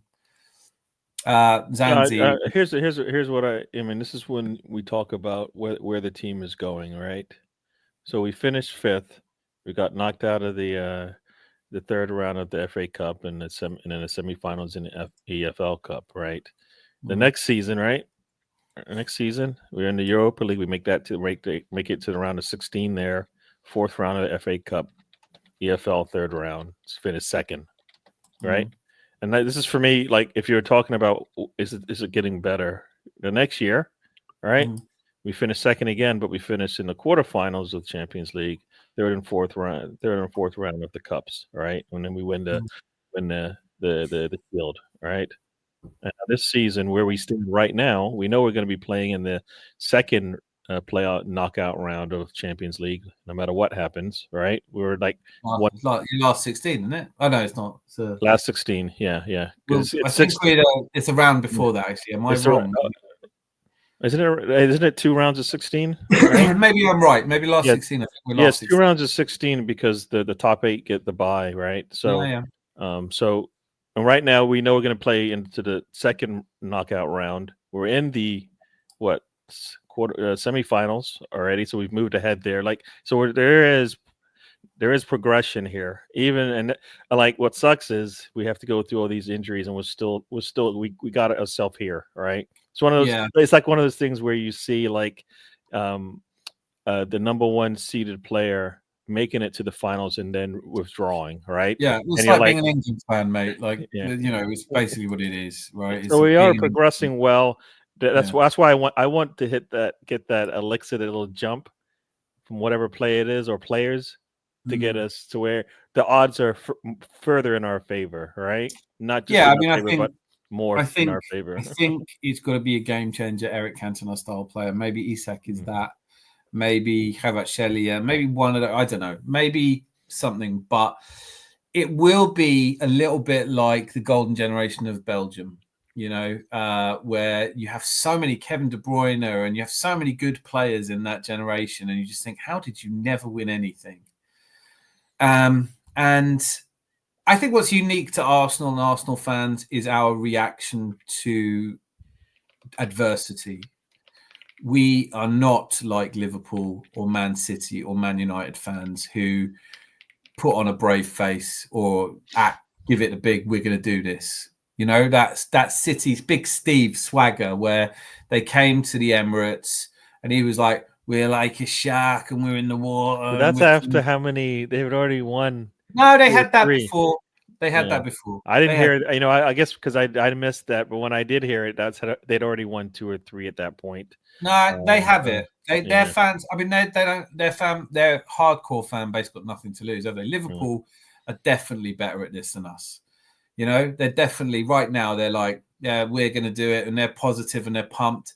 It was nice to see them a bit crestfallen after it's nice to see them a little bit angry or bitchy when Bergval's still on or whatever.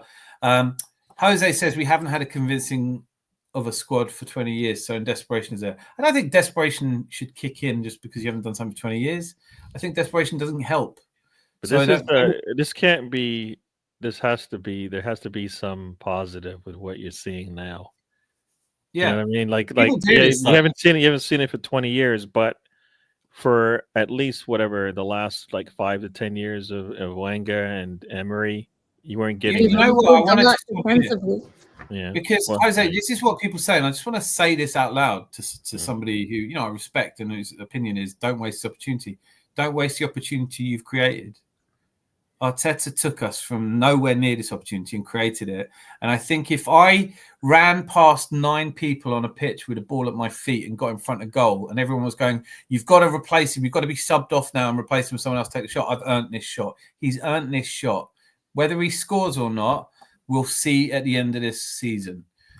To stick it to the rivals would be the icing on the cake. Yeah, but we've got to be a united fan base. That's the one. Well, I think anyone who was around for most of this live, which is now 4.5 hours long, which is incredible. I do have to wrap it up because I go to work in 4 hours. But otherwise, I could try just work. Who needs work? me. Like, no money coming in except the work. Do you know it is it's just the shitty part of my life that I love.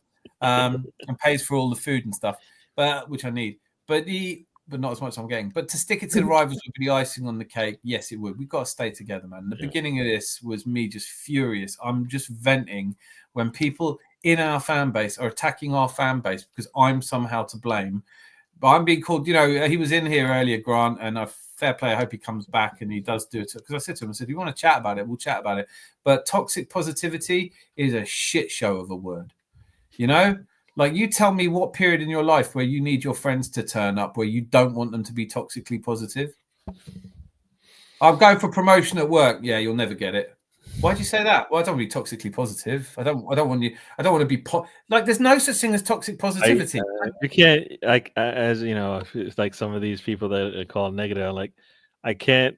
That's why I can't be a fan of a team and then expect them to lose because. Yeah, it's a support. All of this stuff. We've seen everybody win. It doesn't matter whether you got all of your players or if you've got half of them. You can always get a win.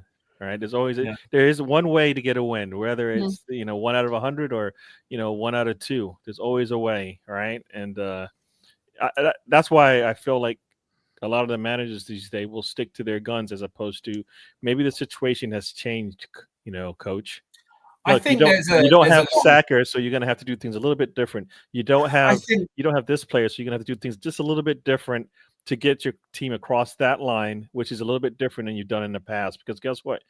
There are different parameters every game. You can't tell me you take Saka, even if Saka was healthy, form was dead, and you knew it as a coach. I got to sit you. You come in the second half, maybe if things are going well, but you're going to have to sit. Whoever starts for Saka is going to have to do their job.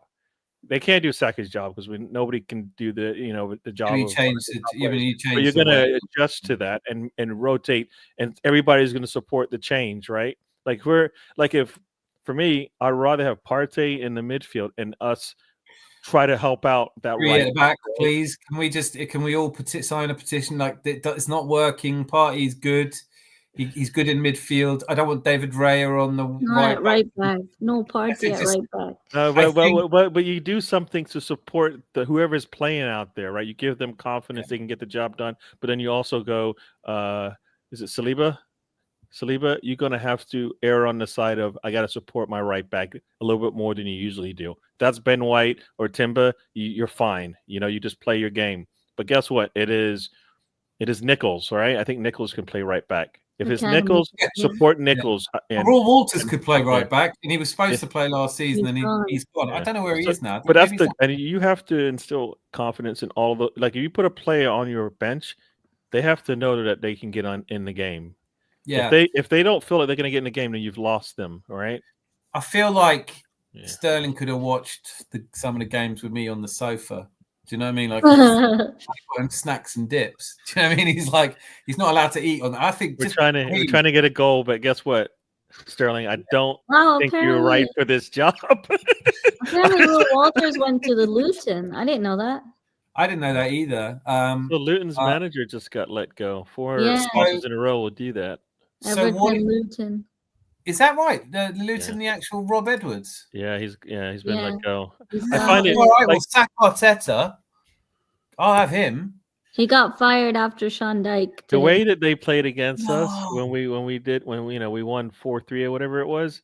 I was like, this is like, look how they're playing. Like that's look at their Good. center forward. Remember the center forward Yeah. was killing us that day. That was a last minute winner, right? The Yeah. It's Declan Rice. Everton, you know. I think it was Kai hit that, right? The winner. I think. Oh, I thought No, it it was was Rice. Declan Rice. It was Declan Yeah. Rice. Okay. Yeah. All right. Yeah. But I just like looking at this center forward, going, we need somebody doing that. Can we get our guys to do that? Like They had this guy- someone. They had Ross Barkley, and then he went to Villa, I think, right? Yeah, he got that. Yeah. He needed that. He got the Yeah. that little like spark of playing some football. Get it back into the spring back into his step, and Yeah. he looked good there. When playing you for- go to championship teams, like it's more physical. Sometimes going on there on loan is good for your development as a younger player. and you come to the Premier League and like these guys don't touch me at all. What's Yeah. going on? Nobody's putting They're tackles scared in to on come me. What's close, happening? Yeah. Or they're scared to take their man on. Yeah. Agreed with you, Miss Molina. But I do have to disagree with you on that one. On the because championship one? Tino went to the championship like twice. Yeah, Didn't and do he got anything. moved again. He's now going He's now in Spain, Deportivo. today, So, as of today. Cozier Dewberry's at Blackburn. How's it going for him? The championship is one hell of a slog. But who was the midfielder that went to Luton? I always forget his name. Vincent Company said he's one of the best young midfielders in the world. Luton it's midfielder. begins with an L. Where did he leave from? Arsenal. He was, Arsenal. we loaned him. I think he's still an Arsenal player. Went to Luton. He Yeah. came to us. How bad is this, guys? Like toxic What? fan. I don't know who that is. Who is that? What? Starts with L. Who you asked about? Moss. Lakonga. There we go. Yeah. Total joy. Freddy Lagonga. Well, listen, I've got an excuse, but I don't want to make this Moss.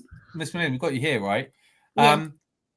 I'm so glad that we've got you here while there still is a Canada, because I understand you're about to be the 51st state. And I'm a little bit gutted because I was kind of hoping we would be the 51st state.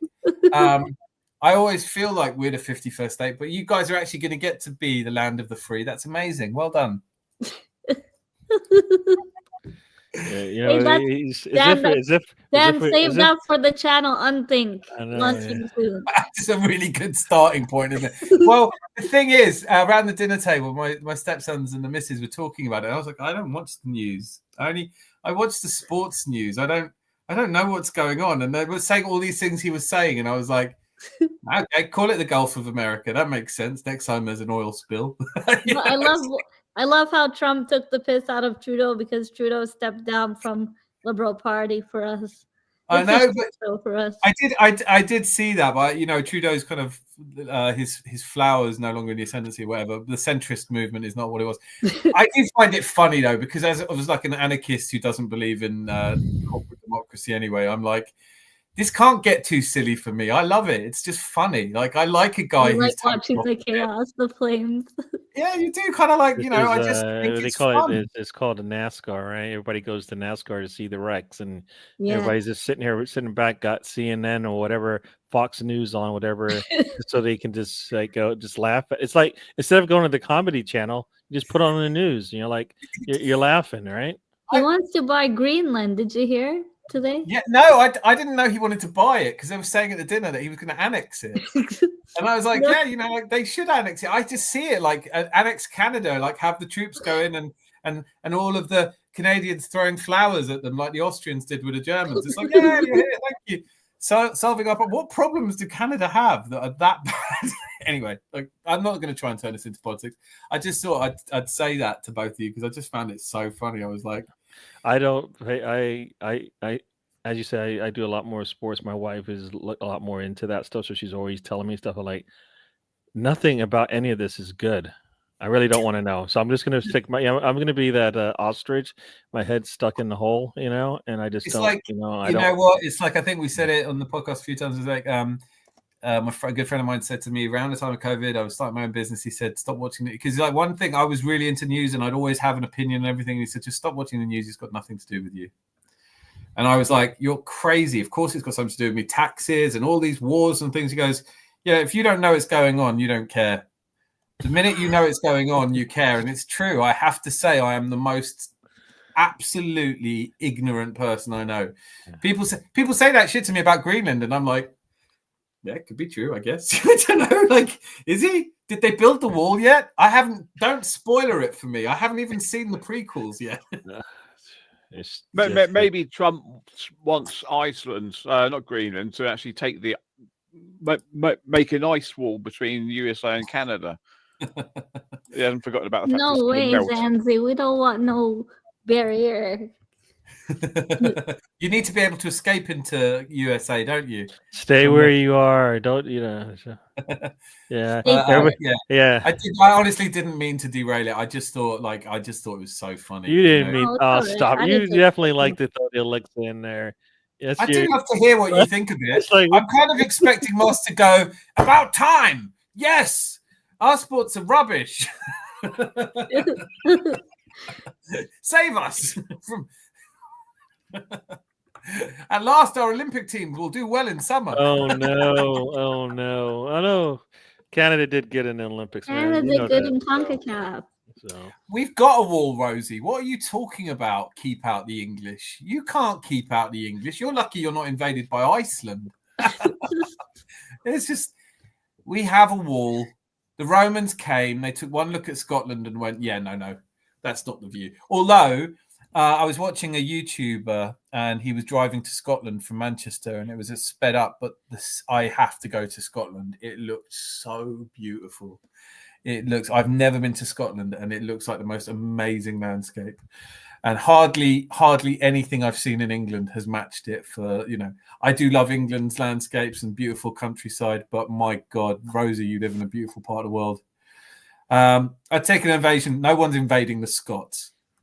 If the entire Roman Empire was like, probably leave it. just it's not. Do you know what I mean? We will take Scotland, and all the men were like, or we build a massive wall. Yeah, all right, wall it is. We'll leave them all the fried food. We are the fastest. Oh, look at you chomping! I love it. yes, We got the this fastest. is what you did. You knew what you were Somebody's got to doing. big up You Canada. put that little. You put and that with that little. being said, I got to get my Arsenal Canada. Exactly, that's scarf. what you did, right? There's an explosion coming. Moss, release the hounds, as they say. Tell us all about it, right? Tell us all about it. It sounds like a fun a game that we could play. Put two words that don't belong together. Scottish rugby. Look, this is my Arsenal Canada scarf. Oh, there you is go. it? Well, that just looks like a red and white Arsenal scarf. Yeah, but It's says not Maple Canada. Leaf. Look at that. Oh, look at that. Name Canada. You just turned this into Canada or Come Arsenal on, Canadian Canada right now. Gooners, let's sign Jonathan David. That's going to be worth a fortune when you're just a 51st state, wouldn't it? It'd be like, Is it going to be called Canada, or are you guys going to have to change your name? They're going to spell Canada with a K. That's why I don't want to get involved with this stuff. It's just going to go. It's just nah. Scottish are great at rugby, better than England.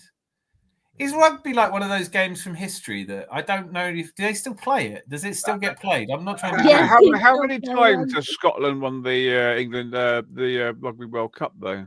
Do they have a World Cup? That's pretty impressive. That's really good. Who plays in it? Is it the whole world?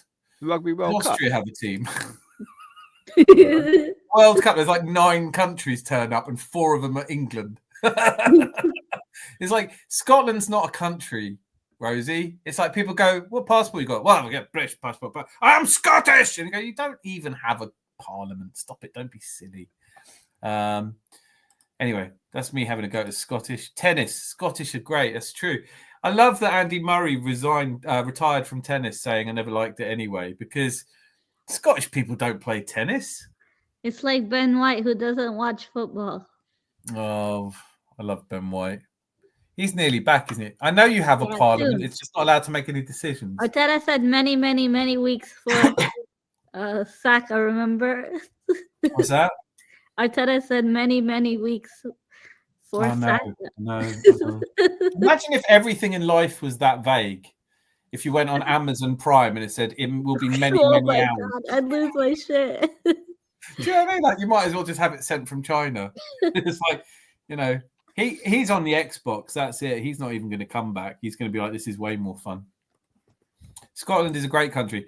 I tell you what, it has incredible people. That's a given, right? Scotland has incredible people. It has incredible scenery.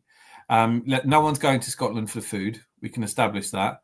But it does have incredible, apparently, rugby team as well. So if that ever comes back into popularity, I imagine Scotland, I'm sure you've won Olympic medals and things as well. Didn't you have a great curling team? I had to look it up because I thought that Well, I was used to true. watch curling. I Waking like Ned it. Divine.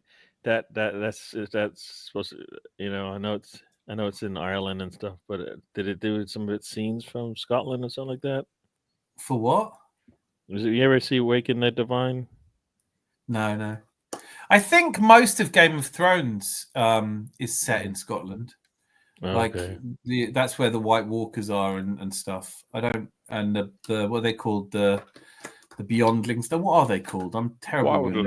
Wildlings. Yes, I think they're Scottish. Beyondlings. That's what we call the Scots. The Beyond. Rosie agrees with me on the food. Deep fry that, Sir Chris Hoy. Oh, don't. That's awful news for Chris Hoy. Cool, fun, beauty countries always beside the big ignorant nations, for example, England and the USA. Austria and Germany. Thank you. I agree.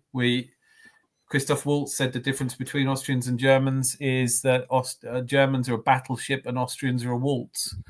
And I live by that. I do think it's true. Andy Murray. He's probably English by now, isn't he? Is it like once you've lived in England for a bit and you don't ever go back, you become English? I think that's what it is. I don't know. Anyway, guys, it is now 3:24, and as much as I could easily stay up, like maybe one of these days we'll just pencil in a marathon and we'll do like a telethon. 24-hour. Yeah, 10-hour stream. Or we'll start off with me screaming at Luca, and we'll end up with everyone. Oh, is it? What is it? We can say it like your favorite expressions. What is it? What does he say? Oh, kill the stream, Daniel. Kill the stream, Daniel. I'm fuming. It's just like dead. Then I haven't watched. Isn't it typical? Isn't it when Luca was like, "Why do you think people come on my show?" I was like, because they're fans of other teams and they like to watch you have a meltdown. I don't go on expressions when they beat Liverpool 1-0. Yes, that's no fun. I saw the picture of him going. I thought, I don't want that. That's not in my life. Get the fuck out of here. No, the best is when you see them like they take a lead and they're losing and it's late. That's when you want to go in. You want to catch the end because you know it's gonna be entertaining. I just like the whole. I like his one-liners, expressions. I do, but he's repetitive now. Yeah. He's running out of material. He needs to watch some more shows or something. Like he's too busy watching football. He needs to go out there and see the world a little bit so he can get a little bit more. He is a master of the cultural reference. I absolutely hugely admire him because whenever I'm thinking of doing something similar, I'm always like, no. But they just come flying out. It's like a comedian when they go away for a bit and they're like, "What are we doing?" Yeah. I'm just going to go work the circuit, right? Yeah. So I can work on my material. He needs to do that. Yeah. Give it a little break. The people will miss you, and when you come back with new stuff. He's got the same problem a lot of big comedians have got when they get too successful, because obviously being a comedian is about being truth and people feeling kind of a bit of sorry for you and you being an outsider. The last expressions I saw where he went to a match, he was like, "I'm here in the executive box. I've had a lovely meal. I've brought my family. I didn't come here to just go." Oh, like the sympathy levels are drifting low now. It's like, "Oh, were you at the £3,000 a meal executive box? Oh, how hellish for you." Shit, I'd have gone to Tottenham to watch him if there was a £3,000 executive box with a 5-course meal and wine. No, I love taking. I just find Luke's want really unusual because I don't want Arsenal to win the league. I don't want Arsenal to win the FA Cup. I don't want Arsenal to be the best team in the world. I'd love it if they were, but if they're not, so be. I do think you've hit the nail on the head for me, and I can't put it into words properly. And it feels like a generational thing where people have this kind of. It is only Arsenal fans that are so angry at being second because Newcastle fans aren't. And you go, well, when you were asking about Fulham, and he went, but we're a bigger club than Fulham. It's like, but we're not owed it. Like Fulham could get oil money; they had big money, and we're lucky to be where we are. I know it's not good enough because you want trophies, but all these people say the name of elite sports is to win trophies. Yeah, but I didn't join Arsenal because it was elite sports. I joined Arsenal because it was a community. Who says that phrase all the time? The elite sports thing. Yes. I've heard it more than once. It's Lee Gunner said it. Northside London said it. Dan Potts has said it. Turkish has said it. They just all look so miserable. You want to take them all on a retreat. I think that'd make a great sitcom. You take all of the leading Arsenal, what's his name as well? Lee Judges, who's the old, like mostly I know that not all young people are the same, not old people are the same, but I do kind of think you get to a certain point and you go, at Lee Judges' age, and he's kind of our age, right? And at Lee Judges' age, you kind of go, why are you still so angry? You've got kids in college, like this makes you angry?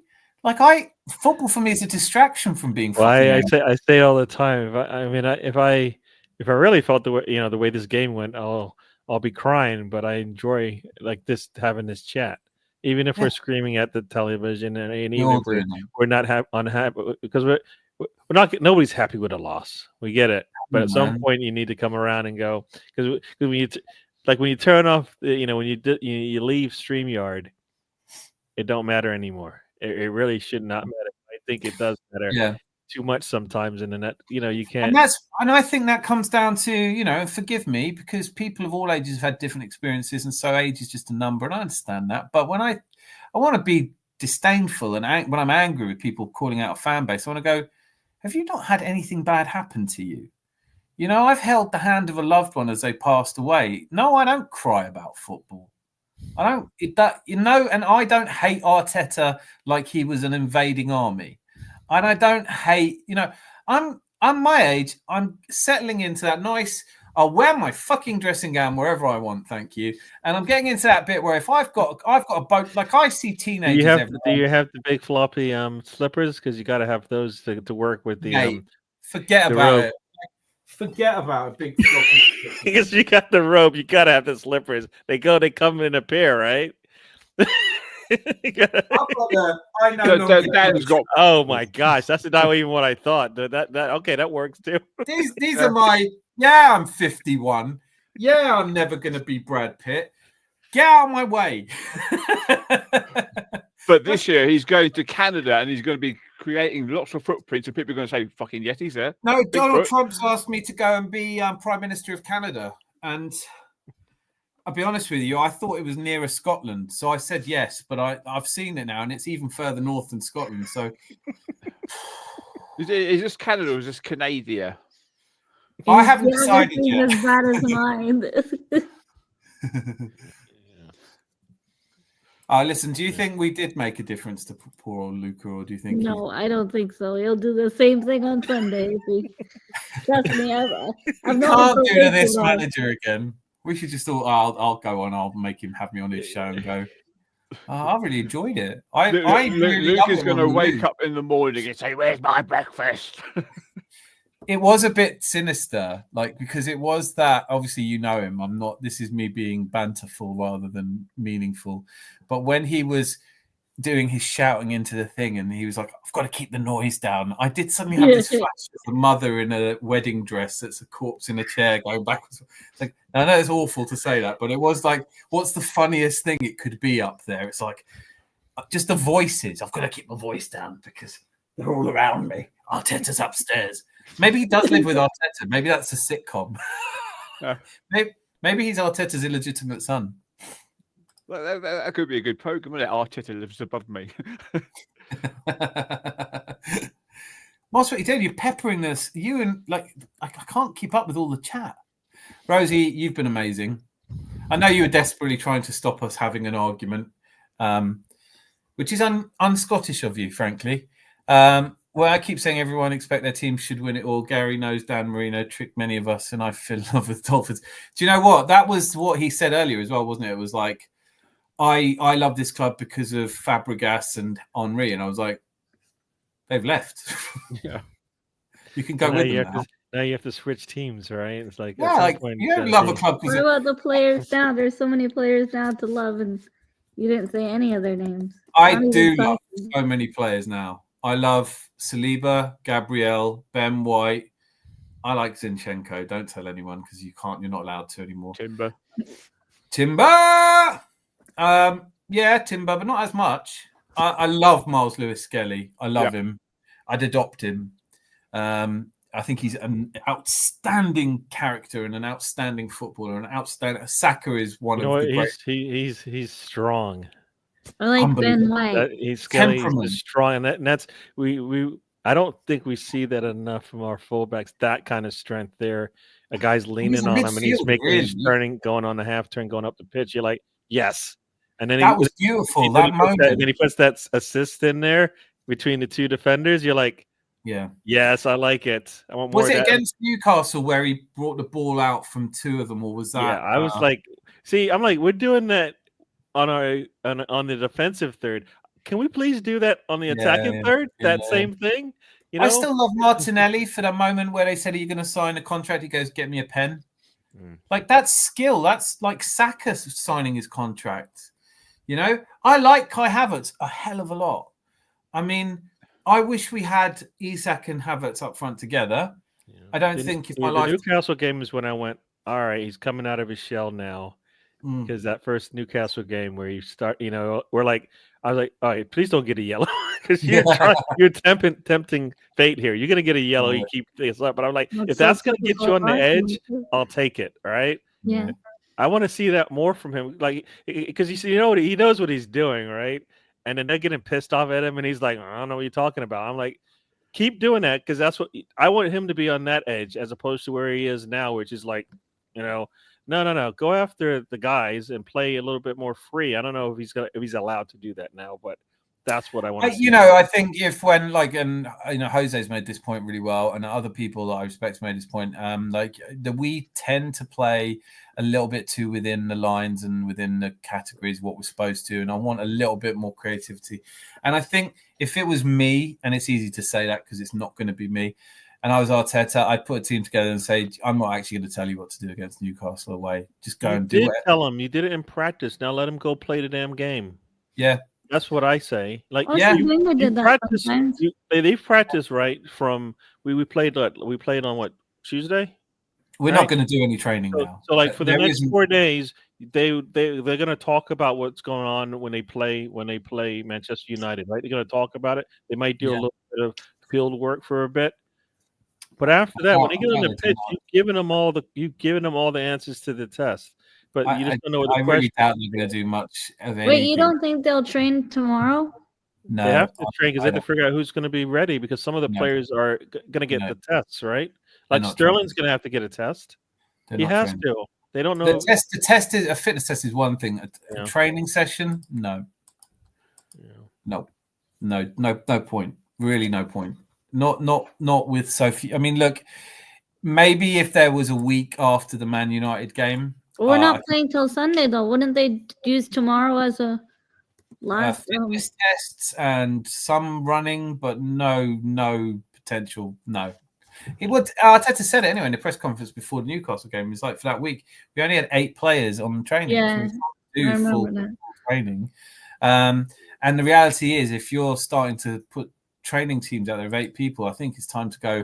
Maybe we'll just play some Scrabble. Does anyone, mind you, I don't know if any of our players would actually be very good at Scrabble. I'm not trying to be horrible, but oh my God. No, I mean we've got it's Man United followed by Spurs, followed by Villa. It's a game. It's from the 12th to the 18th. We've got 3 games. It's just absurd. And I know Peter. I love Scrabble. And I know that. Listen, I know that we we cannot lose against Tottenham. We those games are so important, and everybody just thinks it's sour grapes from Arsenal fans when we talk about there's too many games. But Pep said it at City. We're saying it. You cannot keep doing this to footballers. And they've just added 2 more games to them, saying, "Oh, if we qualify for the Champions League next round, we don't have to play those 2 games." It's like, but we just played the 2 games. We played 8 games. Like, we've played those. Everybody. And if you don't make it to the first 8, then you're playing 2 extra games. You're playing 4 games now. Yeah. Yes. Like if you're a team that was like playoffs was 9th through 24th, and you're playing in the quarterfinals, you've already played every game that you would have played in the previous season, right? The answer, I think, there's a couple of things. I've been thinking about this a lot, as you would hope, right? I thought about bigger squads, and that will come with a huge amount of that will not happen because teams lower down the divisions will say it's not fair to allow teams to have 40. They're not going to reduce the number of games. So the other alternative is to get people watching women's football more, because that's a ready-made alternative. Maybe switch we don't need this much Premier League football if people have got other games to watch. It's just we are. I don't think there's a hunger. I'm not interested in us playing a game every 2 days at the moment. Me too. I'd rather watch us play a game a week, but really once a week. Yeah, that's good. Because obviously you're not going to get whatever the football is you're playing, because you don't get enough recovery time, right? So whatever you did, like when you play those one day a week games, what you see then and what you're going to see when you're playing midweek games, we know it's not going to be the same. One, it's going to probably be different players, but if it isn't, they're not playing at 100% anyway. So everything about it's going to be off. So everybody in this country, all the old sports, all the old footballers say, we played 42 games a season, and you never heard us complaining. He goes, yes, and when you were playing those games, nobody ever made the Premier League the most exciting league. No one wanted to watch it, right? It was massive men kicking the shit out of each other and occasionally the football. All good. Now we have some of the best sportsmen in the world. If you had a stable of horses, you would not race them every 2 days and expect them to race as well. But all of these old sportsmen are saying they get paid enough, they should run. And it's like, you could pay me right now, if you two put your sizable paychecks together and offered me 5 million Canadian dollars, what's that, 40 quid? No, 5 million pounds, right? And said run a marathon, I couldn't do it. Sometimes money isn't enough. Sometimes you actually have to be rested or fit, or I can't run a marathon. Doesn't matter what you offer me. I could run a marathon. It'd probably take a week or 2, but I could do it. I don't think so, mate. I think I've walked. I've tried to walk a marathon, and that's hard. Yeah, well, that's me running, mate. Walking. I just also think the athletes of today aren't the same as the ones of yesterday. You know what I mean? Like in every sport, they don't hold up the same. Right, and they don't practice the same. So when you put a tackle in on a player of today versus a player of yesterday, the player of yesterday just gets up and runs off. Right, the player of today sometimes legitimately is injured. Right, because they're not used to that. Right. So I watch it. Whenever you watch football with people who are more into rugby, I have watched that, and they go, "Oh, these," and I was like, "Have you ever been kicked in the foot by a?" Like it is actually painful. I would.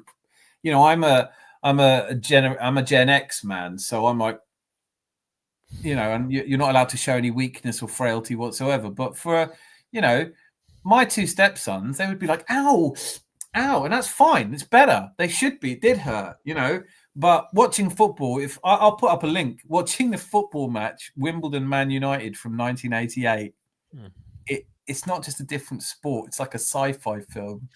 It's like if you watch that, right? You watch the Maradona World Cup match where they just killing them, right? Yeah, that wouldn't happen today. One, because there'd be so many red cards, they wouldn't have enough players. But to deal with that, and he still is able to overcome that, right? So. But like I said, the athletes today are different. So the game has to be the old guard can't just claim, just go, just rub it off. And I think, and this is what really because 2 of our best strikers in history, Alan Shearer and Gary Lineker, have a podcast. Gary Lineker runs Goal Hanger, and they do The Rest Is Football, which is a really fun podcast. But they did really pissed me off because they were like, you know what? We played and we never had a complaint with it. It was like, yeah, but you were playing a different level of football. It just wasn't as good, and you weren't as fast, and you weren't as fit, and you weren't playing Champions League football either. So anyway, everyone's got to go now. The bar is essentially closed. I didn't see the lights flicker. That's when I know that it's. You didn't pay the utility bill. That's Oh, it. look. That's it. Like, The get bar is out! closed. That's out! Get it! Down your glasses and shift your asses. Oh, Raus mit euch und zwar schnell und sofort. It's one whatever of the he said, things- it's kind of That's go. great because German is that kind of language where when you start speaking German, the guests do leave. Ein Vorsprung. Right, so thank you everybody. I'm not reading all the. We had everyone in here tonight. Absolutely loved it. I take your point, Rosie. I don't think I'll be doing any more shouty, screechy. Don't you ever in my lifetime again. But it was fun for a bit, and I felt like Luca was my stepson, and I had to teach him a bloody good lesson in manners. And I think we were all expecting him to lose his shit when we lose to Manchester United on Sunday. 100%. 100%. Can I just say that Rosie's clock is 2 minutes fast? Yes, you can say it, but no one will care. Or maybe that is the time in Scotland. Yeah, it's 3 minutes ahead of Oh, everybody else. that's the time in Scotland, but it's also 1972. So thank you. Not worth the breath, Dan. While I've still got breath, Rosie. Tony Adams, cheerio. Thank you. Thank you, everyone. Moss has been all the way through. You should have jumped on, man. It's been brilliant. I hope we'll do another one. I'm doing another show on Sunday after the Man United game. Yes. Let me know where the watch-alongs are, because I am a little bit hamstrung because it is actually the missus's birthday dinner. So the family are all coming round. But who knows? It's not actually her birthday. So yes, and some things are more important than football. That's not a battle you want to try to win. You don't even I'm want not to. winning You that don't battle. want to I'm not even winning. step on the field for that battle. Just My birthday, because my birthday was my birthday was a month ago, and I got treated like royalty. So, I've got to repay the favor. Return the favor. Yes. 100%. But I will still sneak on here anyway and see you all, because the pub must open. And thank you. Tranquilio. And hats off to Luca. At least he joined and took the heat while he could. Yeah, I am going to resubscribe. I to you. didn't think. I just as I was about to join, I'm like, oh, he just left. It's been a while since I've been was on a scared. show with him. Mate, he left at 1:30. I've never seen him stay awake past midnight before. It was an incredible achievement. Normally his eyes are rolling back at like midnight, and he's. But listen, thank you, and that'll do. Until I see you all on Sunday, be lucky. Lots of love. Bye, everybody. Yeah. Yeah.